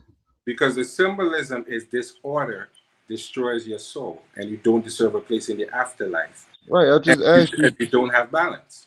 Right. I just asked you. Was that I answered your symbolic? question. I answered your question. Yeah, but you talking It about it's gonna shows. destroy my soul. If it's symbolic, then it's not gonna destroy my soul. Listen to what I'm It's saying. symbolic. It don't They mean it don't really believe. mean Hold that on. it's They gonna destroy my believe. soul. Hold on. They believe that Isfet is something that will cause you not to have a place in the afterlife. Even Ptah Hotep has a maxim where he said, if you don't have Ma'at, you don't deserve a tomb. So they definitely believe that not that doing those things would you definitely wouldn't have an afterlife. So But it's not didn't have a hell. symbolic. They didn't have a hell. So it's not They didn't symbolic. have a hell. So it's not symbolic. The afterlife, yes. You just said it The was afterlife, hold symbolic. on. The afterlife, yes, is something symbolic. Do I think that they believe that a beast would actually eat your soul? I don't think that they necessarily believe that necessarily. That's a good way to keep people fear to make them keep that order, right? So says the Hebrew Israelite who tells people they're gonna die and go to hell. So don't be Yes. hypocritical. No, I'm not saying if it's real or not. I'm saying You saying you that it's believe in a symbolic, literal and heaven I'm and hell, telling and you you, tell people they're gonna die and go to hell. if I'm an So you can't Egyptian judge. priest, if I'm an Egyptian priest, and everything, and I know everything is symbolic, I wouldn't care to disrupt that order because it's symbolic. And this is the point. The symbolism served to show you how they thought. It doesn't necessarily mean that they thought a beast would eat you. It doesn't necessarily mean that. But it's showing you their thought process, just like you, as a Hebrew Israelite, talk about the devil and Yahweh and say that these are literal things and literally going to die. And Yahweh ain't got nothing to do with me. You bro. believe that. But you believe that, though. You believe in hell because you believe in the Bible, so you do believe in hell. So don't stand up on here trying to judge other people's culture when you believe in a literal hell and a literal devil and a literal place where you'll be tormented. Don't do that. You can't do that. I ain't go against it. Because yours is not symbolic. So just leave it alone. I ain't go against it. I'm Right, well, don't judge saying, them. Leave it alone. Just leave it alone. don't judge Don't bother them. commenting on it. Don't Well, comment on it. we can be critical, right? We can take a critical stance and look at the No, that's be evidence and hypocritical. say That's hypocritical, not critical. that That's hypocritical. beast that was going to eat them, that was for them to fear. Would you agree or disagree? Hey, If let's use be cautious. I'll use I the would word want to cautious. keep things in order, like you just said. I'll use the In word cautious. I don't want to say fear mongering. I'll in use the the word you cautious. just said in the maxims, they said that a beast to eat them. You, Like, but Tower Tech has said, if you don't have my eye, you don't deserve a tomb. That's one of the maxims. right. And Right. you said something about a beast to eat. They have some type of Right. In the judgment scene, if your heart is not lighter than a feather, they had a beast that stood on the scale called Ahmed that would eat your soul. right. Yes. So if that was a symbolic thing, don't you think that was put there so they could fear, so they could keep the balance in order? I wouldn't use the word Because fear, that's a but stipulation. You just gave a stipulation. So of yeah, course, things have right. consequences. So they're showing you that Isfet, which is the opposite of Ma'at, destroys your soul. It robs you of an afterlife. It robs you of good things happening to you spiritually. And that is why when we look at the So records of ancient do Kemet, we, they never lie. They told you so we want to have control of our immediate environment. They didn't go past their immediate well environment. we know that they They lied didn't about run around certain conquering things. everything. They didn't do that. We know they lied about certain things. Certain things they did for propaganda. But Propaganda? No. They did not lie. And let me tell you why they didn't lie. Because there are instances of Pharaoh simply saying, I want to be better than my father and I want to expand my territory. And I don't care what you say. They have instances of Pharaoh saying that. And they're not lying. They're telling you what they want to do and what is their motivation. So they didn't lie. If they were going after resources, they would say that, and that is how we know they were going after resources. If they thought it was a just war and they didn't like you, they said we don't like you because of what you did and you are untrustworthy. And we are definitely going after you because you're untrustworthy. We're going to treat you like you're untrustworthy. do That's you how we think know that they didn't like the Amu. That's how we know that the Hyksos were hated do, because they said they hated the Hyksos. do you And think Kamos the hated the Pharaoh Hyksos. And Kamos hated the Hyksos because they killed his father yeah, brutally. Kamos was arrogant. Do you No. think that Kamos had a reason because when they found his father's remains, his father was brutally killed by the Heka Kasu. right? We know that, so he had a reason not to like them. And Yeah, eventually, he didn't and like his eventually, father didn't like that he was sitting. He said he had to share his rulership with an Asiatic and a Nubian, and he said it in a derogatory way. He said, "I got to well, share my throne with a Nubian and an Asiatic." He was going in. right, because they considered them untrustworthy, because they welcomed them in and they helped them to a certain extent, and then they turned and took over a part of the country and brutally killed not just Sakena Reta, but they killed Kamos too. Hmm. And Right, this right, is where right, Amos comes in. They didn't trust them. And they right. have a But history of them being sneaky individuals who didn't have the boss to come out and say what they were doing. They were sneaky from the beginning. That's who why the they didn't. Naharian? No, they saw the Amu or the Asiatics as The sneaky people. the They didn't trust Naharians was Asiatics too, though. They the from what? Mesopotamia. Naharians. I'm not familiar with that term. I don't know. I've never So heard that it. picture that I showed, the black dude that was up there, he was a Naharian from Mesopotamia. No, they were not. They were the Hesif. They were the Hesif. Not the New Hasi, not the Cushites, the Naharian. No, There were no foreigners involved in those battles. Naharian or something. Naharian. There were no foreigners involved in those battles. In what battles? In the battle No, of the first those picture are not that I foreigners. showed, that the Ramses, the first one that I showed, the 9 bows, those are foreigners. No. But we just read that they was foreign. Come on, man. You just said Nehesi, that Libya wasn't even part of Kemet. Nehesis are not for. What Nehesis are about the Libyans? The Libyans are foreigners, Nehesis right? are not foreigners. They're not But really foreigners. the They're the not foreigners. Libyans, no, the Nahasi is foreign. No, they're not. They're not. Well, why they call Nahasi? Why they call the Nahasi Hyksos? They Hekakasus. didn't. They didn't. In the eighth dynasty, they didn't. They didn't. That's where the word is first used, where they said No. when they talking about the Nahasi and they call them Hyksos. They did. Yes. Show me that. Show me that. Let me get it for you. Hold on. If you get it for me, then I'll be quiet. It's in the eighth dynasty. The eighth dynasty. They talking to the Nubian ruler, the ruler of the Nubians or something like that. And they call him Hekakasu. This before the Hyksos, even though Hekakasus mean Hyksos in Greek, but this is before the Hyksos rule of the 200-year period.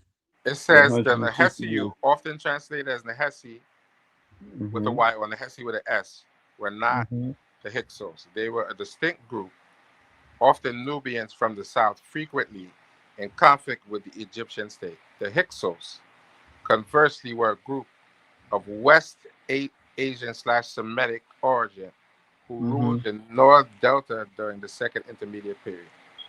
No, so see, they talking about the Second Intermediate Period. So put the Hekakasus first usage in the eighth dynasty. Okay. It's gonna be to the Nahas.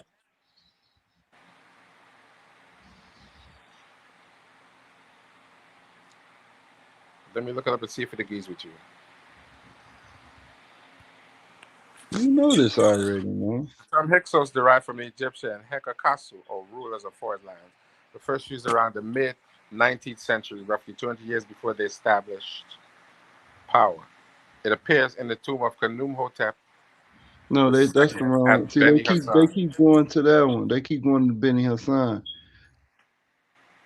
Oh, how can I? Give me a second. I'm pulling it up, man.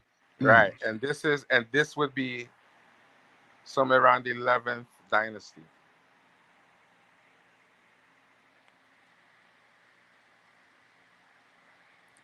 So I don't know where you're gonna get that. You got to pull that out of a hat, because I don't think you're gonna see that.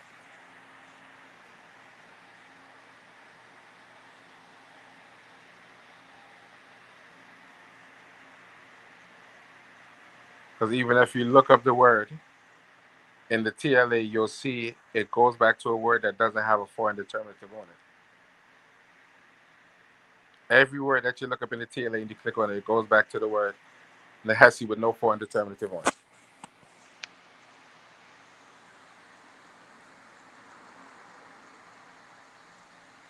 So let me look again and see if I can find it.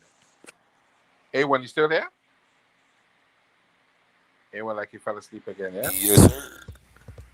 Are you ready to come off, or we can continue? Say what? I said, are you ready to go, or can we continue? Yeah, you can continue. I'm chilling. Right. I'm waiting for him to look for that word. He's not gonna find it. I think he's checking it out. He's probably gonna come back up. Right, but while he's doing that, I will go to a word from our sponsors. We have been going about 4 hours now. Real quick word from our sponsors.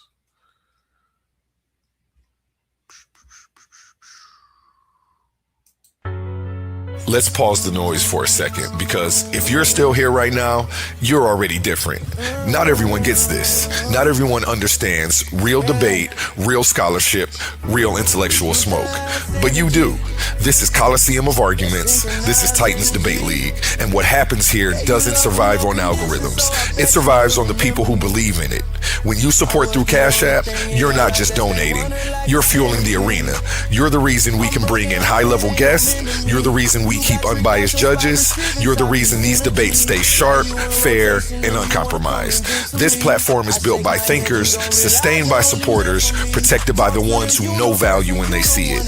If this show has ever sharpened your mind, has ever entertained you, or has ever challenged what you thought you knew, then Cash App is how you say, keep this going. Not everyone contributes, but the ones who do, they're part of what makes this real. Coliseum of Arguments, Titans Debate League, powered by the people who get it. My heart is bleeding in a pool of blood, I'm drowning. Yeah, my heart is bleeding in a pool of blood, I'm drowning. I look in the mirror now. Amazing news! At Titans Debate League is now looking for interns. We are expanding our team and seeking driven individuals who are ready to make an impact. We're on the hunt for talented people to join our marketing team, and charismatic new hosts, and creative minds who can produce amazing content. If you have a positive attitude and are used to winning, because that's what we do here, then we want to hear from you. Join us and contribute to a culture of excellence and success here at Titans Debate League. Email us today, titansdebateleague@gmail.com. Looking forward to hearing from you. Where Infinity Gauntlet is a mere toy compared to the intellectual. And back to you, Joe. Let me apologize to you, 8-1, because I have forgotten that you said you don't like that type of race-based talk. So I'm gonna apologize because I know I was tripping. So I apologize. Yeah, and it's not because I'm trying to kiss nobody's ass. You see me really rebuttaling you because I don't like. I don't. No, believe no, bullshit. Like I really. my dad's a psychologist. He came in here. He don't believe in that bullshit. Like we don't do that. You know, I really apologize because So I forgot you said you don't like to engage in that talk. So my bad. yeah, so people be thinking I'm doing it for some type of view or to kiss somebody's butt or some type of views. No, I mean, I self-reflect and self-evaluate myself, and the behavior that I hold other people to a standard of, I hold myself to that same standard. I don't let myself slip below that standard, and that then is still be trying to, you know. So I wouldn't do it again. I really was tripping. You cool? We can say that for my platform. Yeah, you cool, man. I ain't sure. Shit, I mean, shoot, people came over here doing way worse than that. You all right? You got the sauce yet? Come on. It sounded like he said sauce, but he said source. I know he ain't find it, you know. I know he ain't find it yet. I don't think he's gonna find it.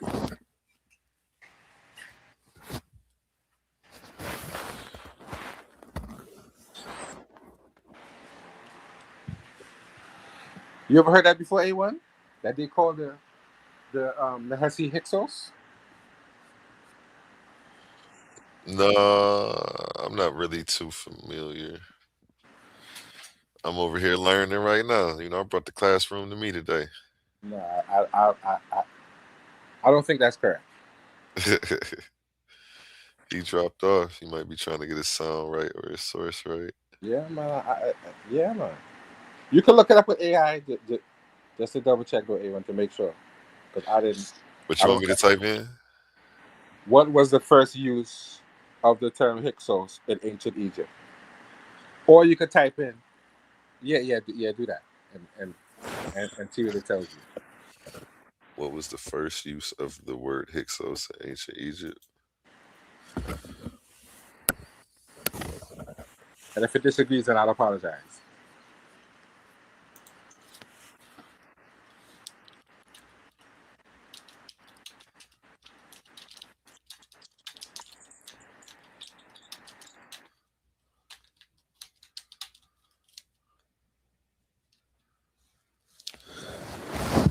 First use of the word Hyksos. Comes from an Egyptian phrase, and it's the earliest known use. And its earliest known use appears during the Second Intermediate Period of Egypt, around 1650 to 1550 BCE. The Egyptian phrase was Heka Kasut, Yes. rulers of foreign lands.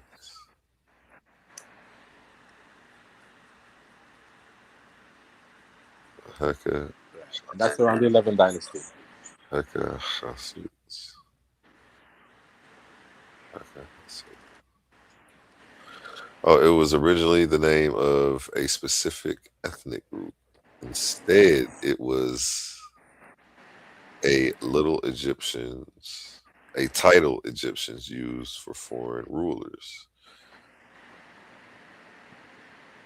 Yes. That's literally what it means. And it was found at the tomb of Tumenhotep, right? Let me scroll down.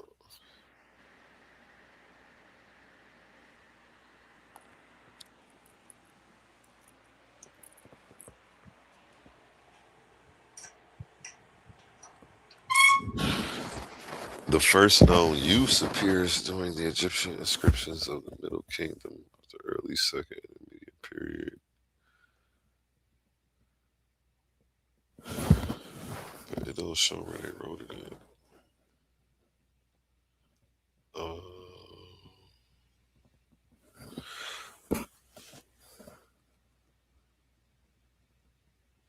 It said it referred generally to foreign chiefs from Western Asia, Levant area. Later, Egyptian writers used it specifically for the foreign kings who ruled northern Egypt during the 15th dynasty. These rulers The Amu. had their capital. Right. Right. The proper name for the group was the Amu. I'm thinking of GDN Capone saying he found it. He not even up here. Right. And they found it, and my source said they found it in the tomb of Khnum-Hotep, who was I believe he was a scribe. So that's where they found the term. Oh, he said Nubian chief's old kingdom. Right. And I told him, when you look into, are you familiar with the TLA A1? What are you talking about?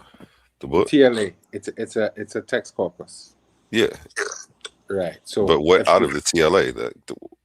If you type in what the are you word, asking me? Am I familiar with out of there, or you No, just no, want no, to know no, if I knew no. what it was?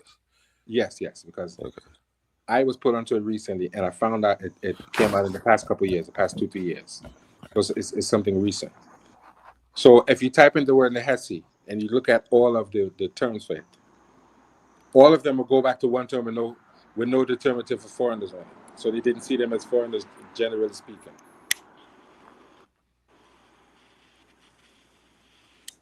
They would have seen they might have seen some of them that way, because some of them were in territories that the people of ancient Kemet didn't control.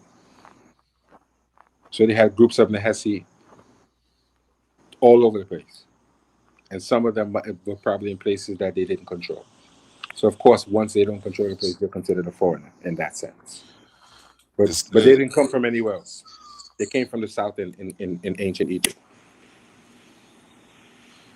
I didn't know the term Hyksos. Oh, so the term Hyksos is Greek. Yeah. Just like Pharaoh's Greek too. Manetho. Right. Wait, what was it? Hekakas. Yeah. Heka. Dang, I gotta go back up. Dang, I forgot what it was already.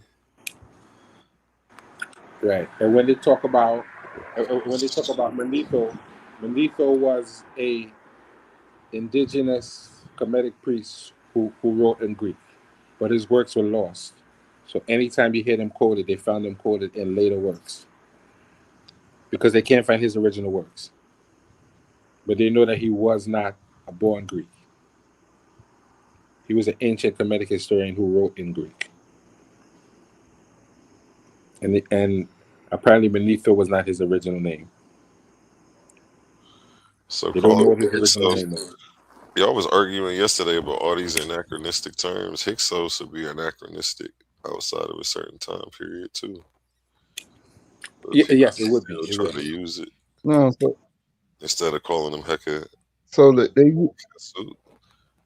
If you Notice call that them they that say anytime, Hekakasu too. if you call them that anytime, so if you call them Hyksos anytime before the 3rd century, you could be an anachronistic. But y'all had a 2-hour argument when somebody did that the other day, and I was like, man, we could do this about anything. right. Like, 'cause there's And we so So should many other sometimes words do that we that. still do that to, but like, what the heck? Because like, this is an example. But remember right, but something. they use the A1. word in the old kingdom, and they refer to the Nubian chiefs of the old kingdom. But the reason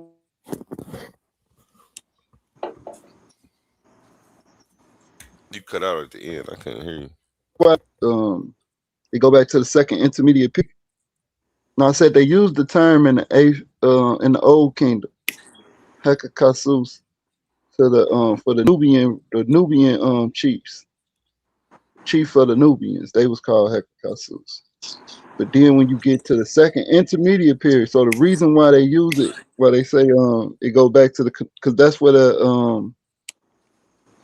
the procession of the Amu is inscribed at the Beni Hassanu in the Kanum Hotep III tomb. So, and that's what they that scene there is what they subscribe to the Hyksos, right? The Hyksos is Greek, but it's the word is Hakakasus, because one of the guys that's bringing the Amu, he is his name is his title is Hakakasus. He's identified as a Hakakasus. Yes, but the name of the people on the mural is Amu. The It says Amu it on there. the Amu was the captives. Right. But what they're showing you is Amu, that Amu just means foreigner, no, it means preferably Asiatic. It means Asiatic. Asiatic, but Yes. it's really a word for a foreigner, because they had words for Amoru. Amoru was for the Amorites. They would be foreigners as well, but they had a different word for them. See what I'm saying? Right. But when we say foreigners, we mean they come from somewhere else. In the case of ancient Kemet, you were only considered a foreigner if you were not under their care and control. The, the Nehesi That are sound like people who came. some The tyrant shit. Nehesi, no, the Nehesi are people who came from the south in ancient Kemet. They didn't come from anywhere else. If they were located outside of the territory, they would give you that foreign determinative onto the end of the people's name to let you know that they are not under the care and control. And we know that because when you look at what they call the no map, you see some of those foreign determinatives changing because they came under the care and control of the people of ancient Kemet. You see that changing. But if you look in the text corpus, it will go back to a word without a foreign determinative. All of those words do.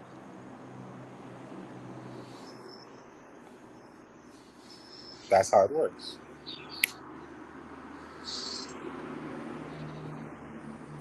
But they even have DNA testing to show that the people that they call Nubians have a genetic affinity with the people of ancient Kemet. They're not different people. Sudan and what they call Ethiopia, all of that is considered part of the foundation of ancient Kemet. So I don't know how people are calling Nama a colonizer. Colonizers come from somewhere else, invaders come from outside. He didn't come from anywhere else.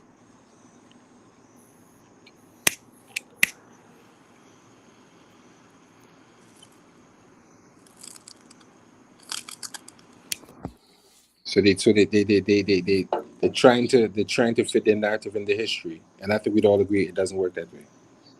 You can't fit a square peg in a round hole. And I think A1 at some point, someone's probably gonna have to come on and do a show about slavery in ancient Kemet to show what slavery would have been considered, and that is not the same as what we have today. Find Would you Shaka agree on that? Amos for me. Say it again. Somebody find Shaka Amos for me, man. Nah, Shaka Admos, boy, he have a whole different idea about slavery in ancient Kemet. He got in trouble for that. Him and Jabari had a whole big argument about that. I think he won. Mm-mm. Because historically, when you talk about Aryans were not white people. They were Hindus. They were from Asia. Would you agree or would you disagree? Mm, If you look up, it'll tell you that they were not white people. you said the who? Wait, start over. You said who was? He mentioned Aryans, and originally Okay. Aryans were not white people. You said they were Hindu. Well, Asiatic. Maybe I shouldn't say Hindu. Maybe that's a generalization, but they were Asiatics. They were black Something people. we'll definitely be getting into soon. Be on the lookout for that. They were definitely black people. Oh, GDN component in the back. My bad, GDN. Not African, but black people. I had my Asiatic. eyes closed over here, GDN. I was just talking with my eyes closed. Man, I know, man. That's crazy. I'm finna go to sleep too, bro. Cause if I get dropped, if I fall down again, it's over with. Yeah, next time you fall down, we gonna close up, man. I Yeah, think we. I got the I floor think though. here's what you could do. A1. Why don't you do a presentation on slavery in ancient Kemet? You want me to do it? Yes, because I would like to see you more actively involved. I would love to see you do a presentation on slavery in ancient Kemet. And you might be the best person to do it because you're kind of the neutral guy who doesn't really fall on either side of the divide. So they can't say A1 is being biased. And let me ask you this: is slavery in Kemet? Is that the first time that we see slavery on the in the historical record? I Um, think that once again Mesopotamia. there's a definitely a distinction between what Oh we call yeah, I forgot slavery in the The West. Nuzi tablets. Samaria, Sumer, or whatever. Canadian. Yeah, you're right. Then you got like I was reading this earlier. That's what's crazy. Then like what 13,000 years ago or something like that, you got the pre-Neolithic like burial sites that they was trying to say was Yeah, related burial to site. some type of yeah, like they had bound burial sites where the people were bound and they were trying to say like they were captives. Where was that? Um 13,000. 13,000. I was reading it earlier, like I was reading it today. Like That's that's the only during reason it's the it's funny that I've just drew that out of my head as I'm sitting here with my eyes closed, falling asleep. But I literally read it today. That's why I typed it in earlier. Hold up. Now you about to make me get it. yeah, that's during the Uh, 13,000 is during youngest dryas. yeah, am I right? Pre-Neolithic? Is that the right word for that time period? Or am I Mhm. mixing up things because it's late? Yeah, it's about that time. Yeah, that's about Neolithic is I think Neolithic is probably like 8, 9,000. Right. And the term means when they're going from the Stone Age into the agricultural age, Right. where they stop, the tools and different things would have started to change. Tools, yeah, tools, yeah. Right. Yeah. It's no longer the Stone Age. They started to advance with their tools. So So what lichtic mean? I know Neo is no, new. the term itself Oh, it means means, new. It probably mean new age or some shit like that. yeah, but New it time. describes the period after the Stone Age when they started to go into agriculture and Okay. agriculture started to become a thing. And you said they That is got what it means. burial sites of people being tied up, and they done killed the nigga while he was tied up. Hmm. Now I know the in the Sumerian tales they talk about the Sagis, the Saga, uh, Right. The black-headed one. Sagas, yeah, the Sagis or something like that. I Yeah. know that, but they And there's talk a about. and Go there's a ahead. controversy over whether it means black people or not. Apparently, No, there's I an do. argument about that. It don't mean. I know one thing. It don't mean European. No, Well, we would we would. I think we could probably describe Sumerians as Sumerians as some sort of black people. so the word, it wasn't just it was for they say the word is for it was for the humanity. It wasn't just for one group of people. I have no idea. It was for the whole entirety of humanity was called the You need to Sagi. get A1 needs to see if I he could got a get some source on formula. that. He knows a lot more about that. And he says that it was not no European. It wasn't used to refer to any European or Arab. He say that verbatim. They probably use it to refer to themselves. No, it was referred to humanity. They was talking about black people that was in But, but, but listen the to but black-headed listen people, the black people. but listen to what I'm saying. They say remech means mankind. They say remech means humanity. But in reality, the ancient Kemetic people only use that term to refer to themselves. Well, it means Ramet means people. No, it literally means the tears of Ra. Okay, it can And mean the tears of Rod. Then with Rod tears, then he don't in his mythology don't it say that he created everything from his tears? right, but they're referring to their particular Right. paradigm. So so that'd be all of humanity. That if Well, that would be the Tamahu, the eight, the Amu, the no, Amoru. Why no. not? Why not? They only refer to themselves as remech. They didn't call anyone But outside. I understand that, but what I'm saying is, why wouldn't it be referred to them? But listen, what I'm saying. If Ra created everything with his tear, No, no. It however says he with created. if Ra It says created he everything, created why them with wouldn't his be other tears people? Why wouldn't be the other people? because their stories don't Why apply to wouldn't be other the other people. people? Their stories don't apply to other people. It applies to them Why not? because it didn't. They Then he never. did so It Ra didn't. so he didn't create everything then. Listen to what I'm saying. When you see the people of ancient Kemet depicted themselves, they saw themselves and other Africans as the same. You Anyone get what else I'm saying though, was right? not the same. They didn't see people outside of Africa as being the same as them. They didn't. So it wouldn't apply to anyone else. They drew themselves and the Nehesi and other Africans looking like them. The Yeah, they other two didn't. groups didn't look like them. They didn't see them that way. They never called the Amu Remech. They never called the Chenahu Remech. We are using that term blanketly in 2026, but they didn't do that. They never did it. That was for themselves and only themselves, no one else. And the Well, documents show they never did it. We're from using that term that way to try to understand what it means, but it doesn't really mean humanity. It means tears of Ra. And only they came from the tears of Ra. okay, but No the one else. tears. So only the Egyptians came from the tears of Ra. According to them, yes, because they never used a term to describe anyone else outside their So did culture. Ra tears create the earth? No. Did he create the land of Kemet? It says that Ra created humanity and he created the nature. And of course, So where the other people come from?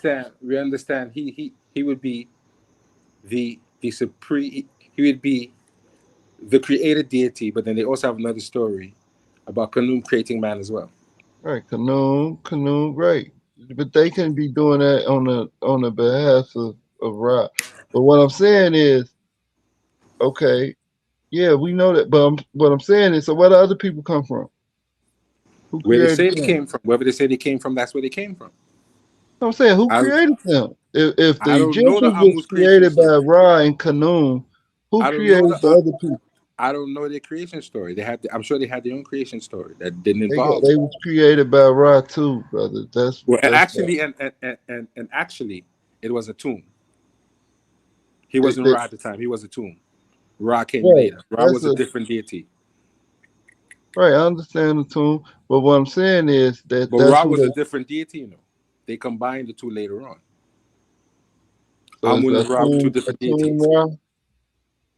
No, I'm saying Amun and Ra were two different deities. They later combined them into one. Oh yeah. I'm in Ra. They Yeah, I weren't know the that. same. They weren't the same. Yeah. What I'm saying is, uh, whether if you don't know where them other people came from, that the Egyptian was interacting with, and they came from Ra. That's what the stories say. They all came from Ra. They all the children of Ra. Just the other people, just they broke off some type of way, and they separated into different tribes. The story didn't say that. Well, we see them in tribes. What they had to come from somewhere. But the ancient Kemetic creation story didn't explain other people's creation. They didn't talk about them. They were talking about the Necha. The Necha are unique and specific to ancient Kemet. The people around them had other deities, and some of them probably adopted the deities. But those deities specifically come from the mind of the people of ancient Kemet. Just because they got other deities, that don't mean that they was created. It does. It All right. does. No, It it does. does. No, it doesn't. So then, you're going to tell me, as a Hebrew Israelite, you think Ra created you? No, you don't. Do you? No, you don't. You Bro, would vehemently deny that. I just asked you if did Ra created the earth. If he created the earth, then I'm part of the earth. Yeah, I'm an inhabitant of the earth.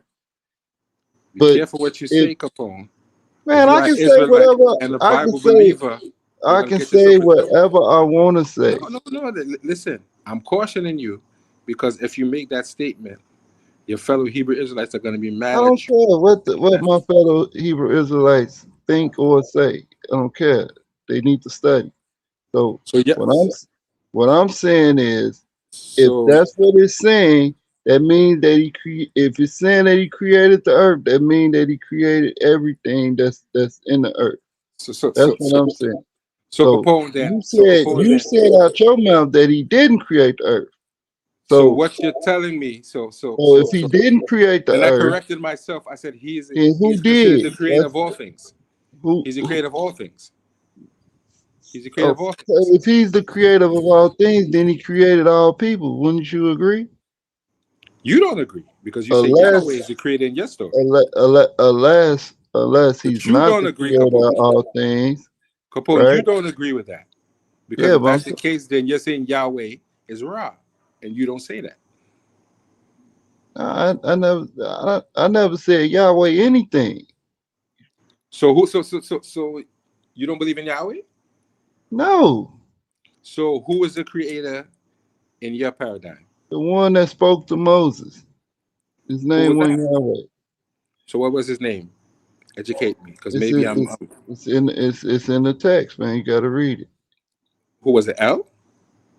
No, don't say L either. So the one that So you spoke tell to me what it says. Yahweh. I don't speak Hebrew. The You tell one that me. spoke to Moses. You got me saying Yahweh. It's crazy. But anyway, like I said, these people had if Ra is going to create the Egyptians or the Commission, then who creating the Tamahu? Who creating the Amoru? Who creating the Karu? Like who creating these people? Ask them.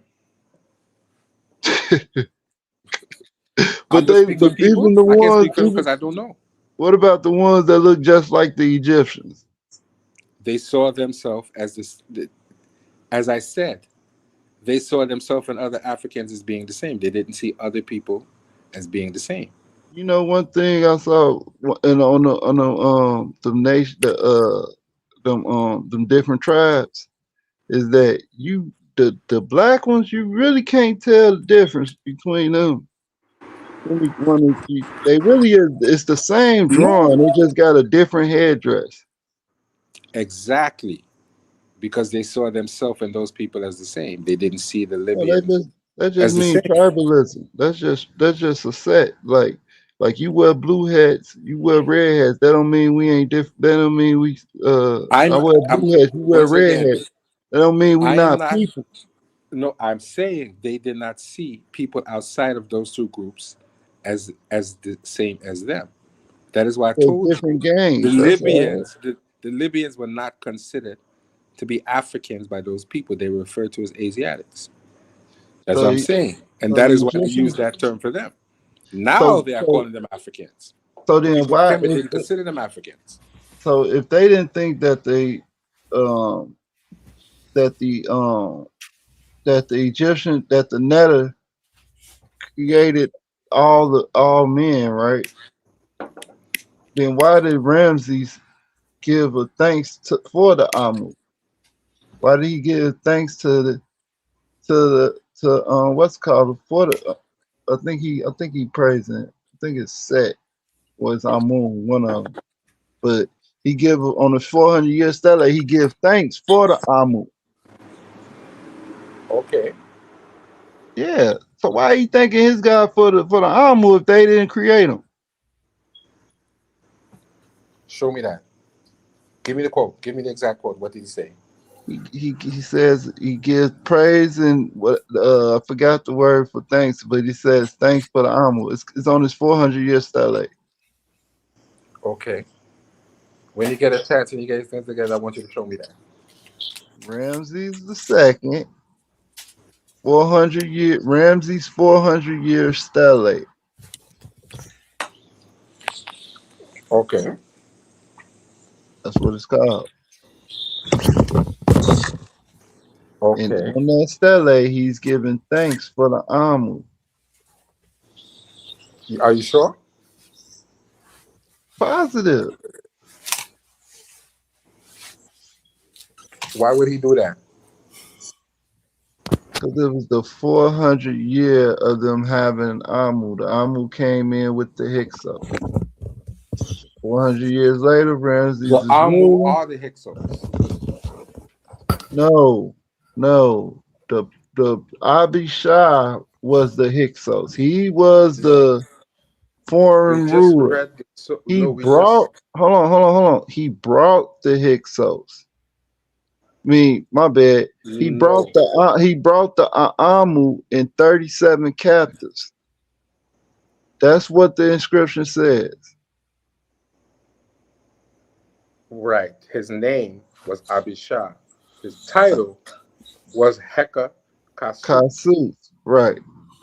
So the Amu were the Hyksos, the foreign rulers.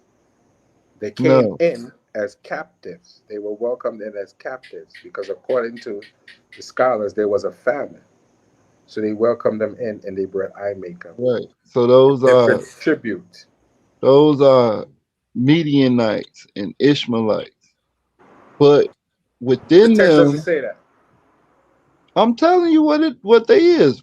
But within them, they are they had a captive that was a Haberu. They had a Haberu slave. The text don't say that. Text don't have to say that. Yes, it does. That's what it says in the Bible.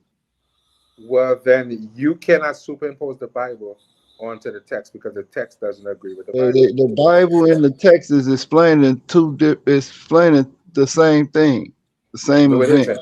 No, it Yes, isn't. it is. Yes, it is. How you No, think it I know isn't. about it? How you think I know so much about the event? No. Let me The show you the procession of difference, the right? Amu. When they talk about Hezekiah, they have documents in Kemet and other places that back up the story, which is why they say it's historical. Yeah, y'all can't deny Hezekiah. Yes, they tell you Hezekiah wrote a letter to one of the rulers of Kemet asking for help. That's how they noticed that it's historical, and they found it somewhere else as well. Yeah, That's how they Hezekiah. know. Yeah. The indigenous text of ancient Kemet says nothing about what you just said. They think the Hebrew might be and Hebrew might be the same, but that's not written in stone. But that It, particular text doesn't talk about that, so well, it's not historical. well, you Not in Kemet anyway. you just you just jumped up like so. Now so it's not historical. Why it's only not historical because you don't want it to be historical. That's your own bias. No, it's not.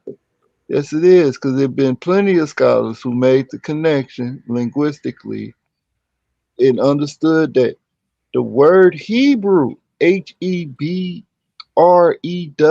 is English. That word comes from something else. That word comes from the actual Hebrew language, I think it's which Greek. is You know, I in think Hebrew is Greek. I think originally different it was Greek. characters, which go back to the Greek, right? Which go where from the Latin to the Greek, right? Which go Then back Hebrew is a Greek to word, the not an English word. Phoenician Hebrew, which go back to the Phoenician, um, the no, not the Phoenician. What's it called? Proto-Sinaitic, right? But Phoenician is So not Hebrew. Phoenician is Hebrew. No, it's not. It's Yes, it Phoenician. is. Oh my God, bro. Phoenician is what is Paleo Hebrew. No, it's not. Yes, it is. No. Okay, so when Josephus says that the Jews had a colony and they encompassed the whole city of Carthage, which would have been Phoenicia. What language you think they were speaking? Carthage is East Africa. They're North not Africa. Hebrew. Sorry. Well, north or east, northeast, something like that. But it's Right. Africa. They're not Hebrews. They was. That's No, what they had a colony there. That's no. what they had a colony there in Egypt. It's in the book of Jeremiah. Hebrews are descendants of Abraham. So what? Abraham is not considered to be a historical character. Abraham is not historical. No, Says who? Says who? says scholars. Says you. No, I didn't know. I didn't make You that the up. one that says that. Scholars do say that. You say that. No, I definitely didn't say that. Scholars say that because Just you can't prove that any Hebrew slaves built the pyramids. It didn't nobody happen. saying. Wait, hold on. Nobody says that the Hebrew slaves built the pyramids. Stop saying that. That's not an argument. That the narrative make. That's not an argument. That's not your argument, but other Hebrew Israelites and Christians do make that argument. Well, that's because they unlearn. So that's I'll that's agree with that's you on that one. I'll agree with you on that one. the Bible But don't even say that. Say we built store cities, meaning places where they store their food. Like you go to a grocery store or you go to like a Walmart or something. We built those. That's what Hebrews built. We got papyrus where they had quotums on how much they had to build. We got texts in the Bible talking about those same quotums. I would love to see you do a presentation on that. You want to see a presentation on everything, right? Why not? Why not? If you can But prove yeah, it, then the story then of the what would the Hebrews, problem be? If you could the prove it, sto- then what would the problem be? yeah, the story of the Hebrews it's ancient, but it's a cultural continuity. You talking about a people that's that's migrating, who ancestors are migrating from different place to place. So you have this cultural continuity going on. Well, a lot of the stories are similar and things of that nature. But these people are writing down their history. Because we can't say, because if Hezekiah, so if you agree that Hezekiah exists, then who he descend from? I don't know the man's genealogy. I don't want to get on here and lie. I don't want to make that statement. I'm saying, so what you say? Who you saying he a Canaanite? I didn't make that statement. I said nothing about the man's background whatsoever. I said story was proven historical. So you could probably say that from him go on, some of those people were probably historical. But before that, there is no definite scholarly proof that yes, these people are historical. Well, that's that. It's a reason for that. You know, There's a they big could. reason for that. No, I'm saying it ain't it. Y'all. So just because you find the absence of evidence is not the evidence of absence. I would agree with you. But the Okay. fact of the matter is, So if there just is no because you evidence, don't find no evidence, just because you haven't found any evidence, doesn't necessarily makes it untrue or I'll say fabricated or I'll say this, symbolic. Capone. I'll say It this, just Capone. go It's ahead. fair. It's fair for me to say if there's no evidence, it's fair for me to say it didn't happen until you find evidence. That's fair. No, And let me it tell could you be why. So if that's the because case, then so if that's the case, then you're telling me anyone can be accused of a crime, and just because somebody make up a fanciful story, they should go to jail because the story sounds good? No, no. you So can't. we talking about that's legal. You talking about legal stuff. So But it's the same legally, principle involved, no, we talking about right? But it's the who. same principle involved. You must have evidence to convict someone of a crime. Okay, evidence can be suppressed. Listen. I'm not going to that argument with you. I'm saying if there's no evidence, it's fair for me to say it didn't happen until you find evidence, and I'm not Yeah, going to but go against that. okay, but still, evidence can be suppressed, and that's what I believe is going on. That's Okay, why I believe all those things was prominent. It was they had, but I believe that this is being suppressed. Certain things is being why? suppressed, or is either that. Now I ain't gonna say they being Why? suppressed. I'll say they was destroyed. I'll say the stuff was destroyed because when you read the narratives, they've been conquered over and over and over by different people. Then you have a decree to they keep having these decrees to rewrite the stuff that they lost. And I know that they did, bro. It's a lot of stuff. Y'all just missing it. I'll do a whole presentation on it one day. But the people in the Israelite community ain't gonna like what I say, so that's why I just I'd No, but go rather ahead and say build what with you have to y'all. say. We'll go ahead and say what you have to say. No, the Israelites they came up out of Egypt, but it wasn't just them. This is a mixed group of people, mixed group with I don't Egyptians have and a Cushites. listen. I Hold don't on, have a hold on. They problem with mixed the saying. upper and lower Kemet. I don't have a And then they problem with formed saying themselves people. into tribes. But Then they Capone, formed tribes once they got but from Capone, under the Egyptian rule and crossing the Capone. I Red don't have Sea, a problem with saying that which there were is people who you Suez could Canal. describe as becoming Israelites, leaving Kemet. I'm just saying history doesn't agree with the Bible. That's all I'm saying. Oh gosh, boy, A1 fell asleep. Yes, I think we Yeah, had to wake him up. yeah. A1, A1. A1, Damn, yo, the A1. string gonna keep going. I'm trying to wake him up so he could see he could end the stream. Cuckoo! Nah, his ass out of there. He out, huh? He out like a light. Yo, A1. Early. It's late, but shit, it's kind of early. It's only 2. Yeah, but we gotta wake him up, or else the stream gonna keep going. Yeah, he done. For Yo, real. It's past his bedtime, boy. damn, maybe you one of his Cuckoo! admins in the show. A1 done. That's crazy, Capone. We put the man to sleep, yes? Say an extraordinary claim. Extraordinary. You Quite put the man to sleep, extraordinary. yes? That's crazy. I guess we Yeah, gotta wait till he man. wake You up, gotta yes? get out the racism stuff and the slavery stuff, man. That's part of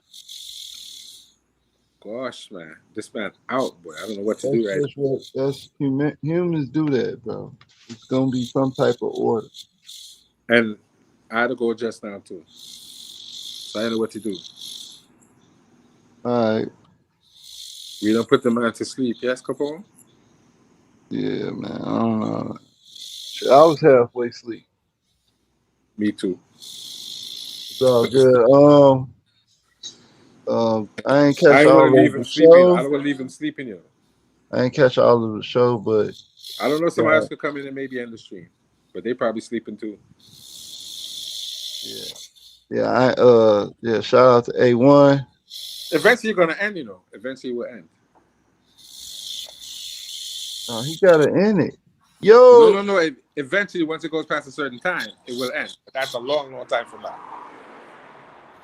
damn man, I should have told him to end it when he said he was falling asleep. We should have, right?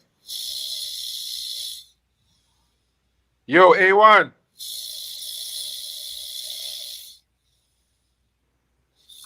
Oh, that's crazy. And he's snoring hard, hard too, huh?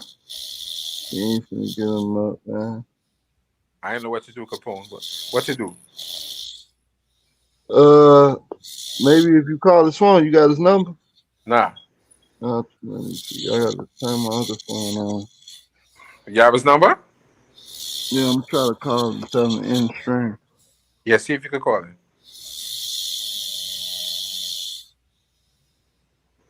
You got to go off to call him, or you could call him while you're on. No, I call him.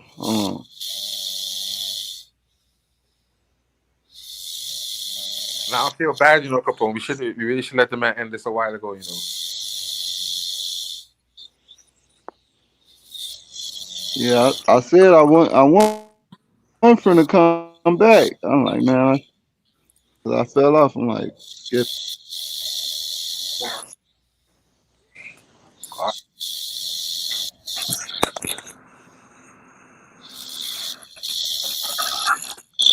You calling him? You calling him, Capone?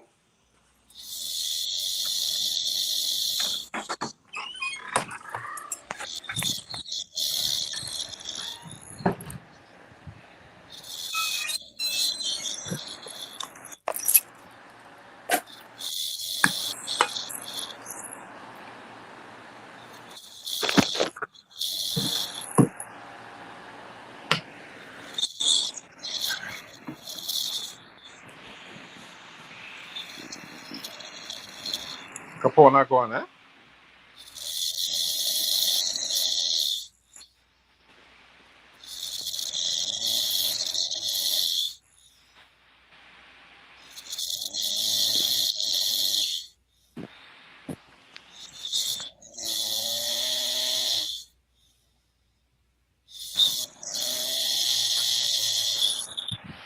But if anybody out there have a ministry that for sure try and come in and end the stream, boy, if you guys listening. Capone, you calling him? Yeah, I'm finna call him now. I don't want to leave him, yes? I don't want to leave him like.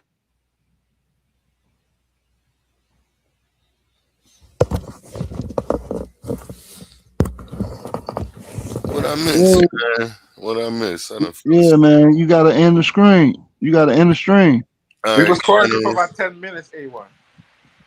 Have a good night, everybody. All right. Sorry We're about gonna that. end this with the word from our sponsors. All right, brother. And y'all have a beautiful night. Remember my Yes, motto: treat your smile like your money. Never let them steal it. all right, brother. Peace. Blessings. Have a good night, Jose. Appreciate you pulling up. Appreciate you, Mudiwa Mugabe, tuning in. Let's pause the noise for a second, because if you're still here right now, you're already different. Not everyone gets this. Not everyone understands real debate, real scholarship, real intellectual smoke. But you do. This is Coliseum of Arguments. This is Titans Debate League. And what happens here doesn't survive on algorithms. It survives on the people who believe in it. When you support through Cash App, you're not just donating. You're fueling the arena. You're the reason we can bring in high-level guests. You're the reason we keep unbiased judges. You're the reason these debates stay sharp, fair, and uncompromised. This platform is built by thinkers, sustained by supporters, protected by the ones who know value when they see it. If this show has ever sharpened your mind, has ever entertained you, or has ever challenged what you thought you knew, then Cash App is how you say, keep this going. Not everyone contributes, but the ones who do, they're part of what makes this real. Coliseum of Arguments, Titans Debate League, powered by the people who get it.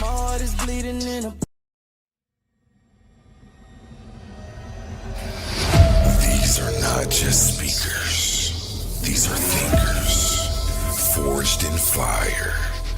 Warriors of words stepping into destiny.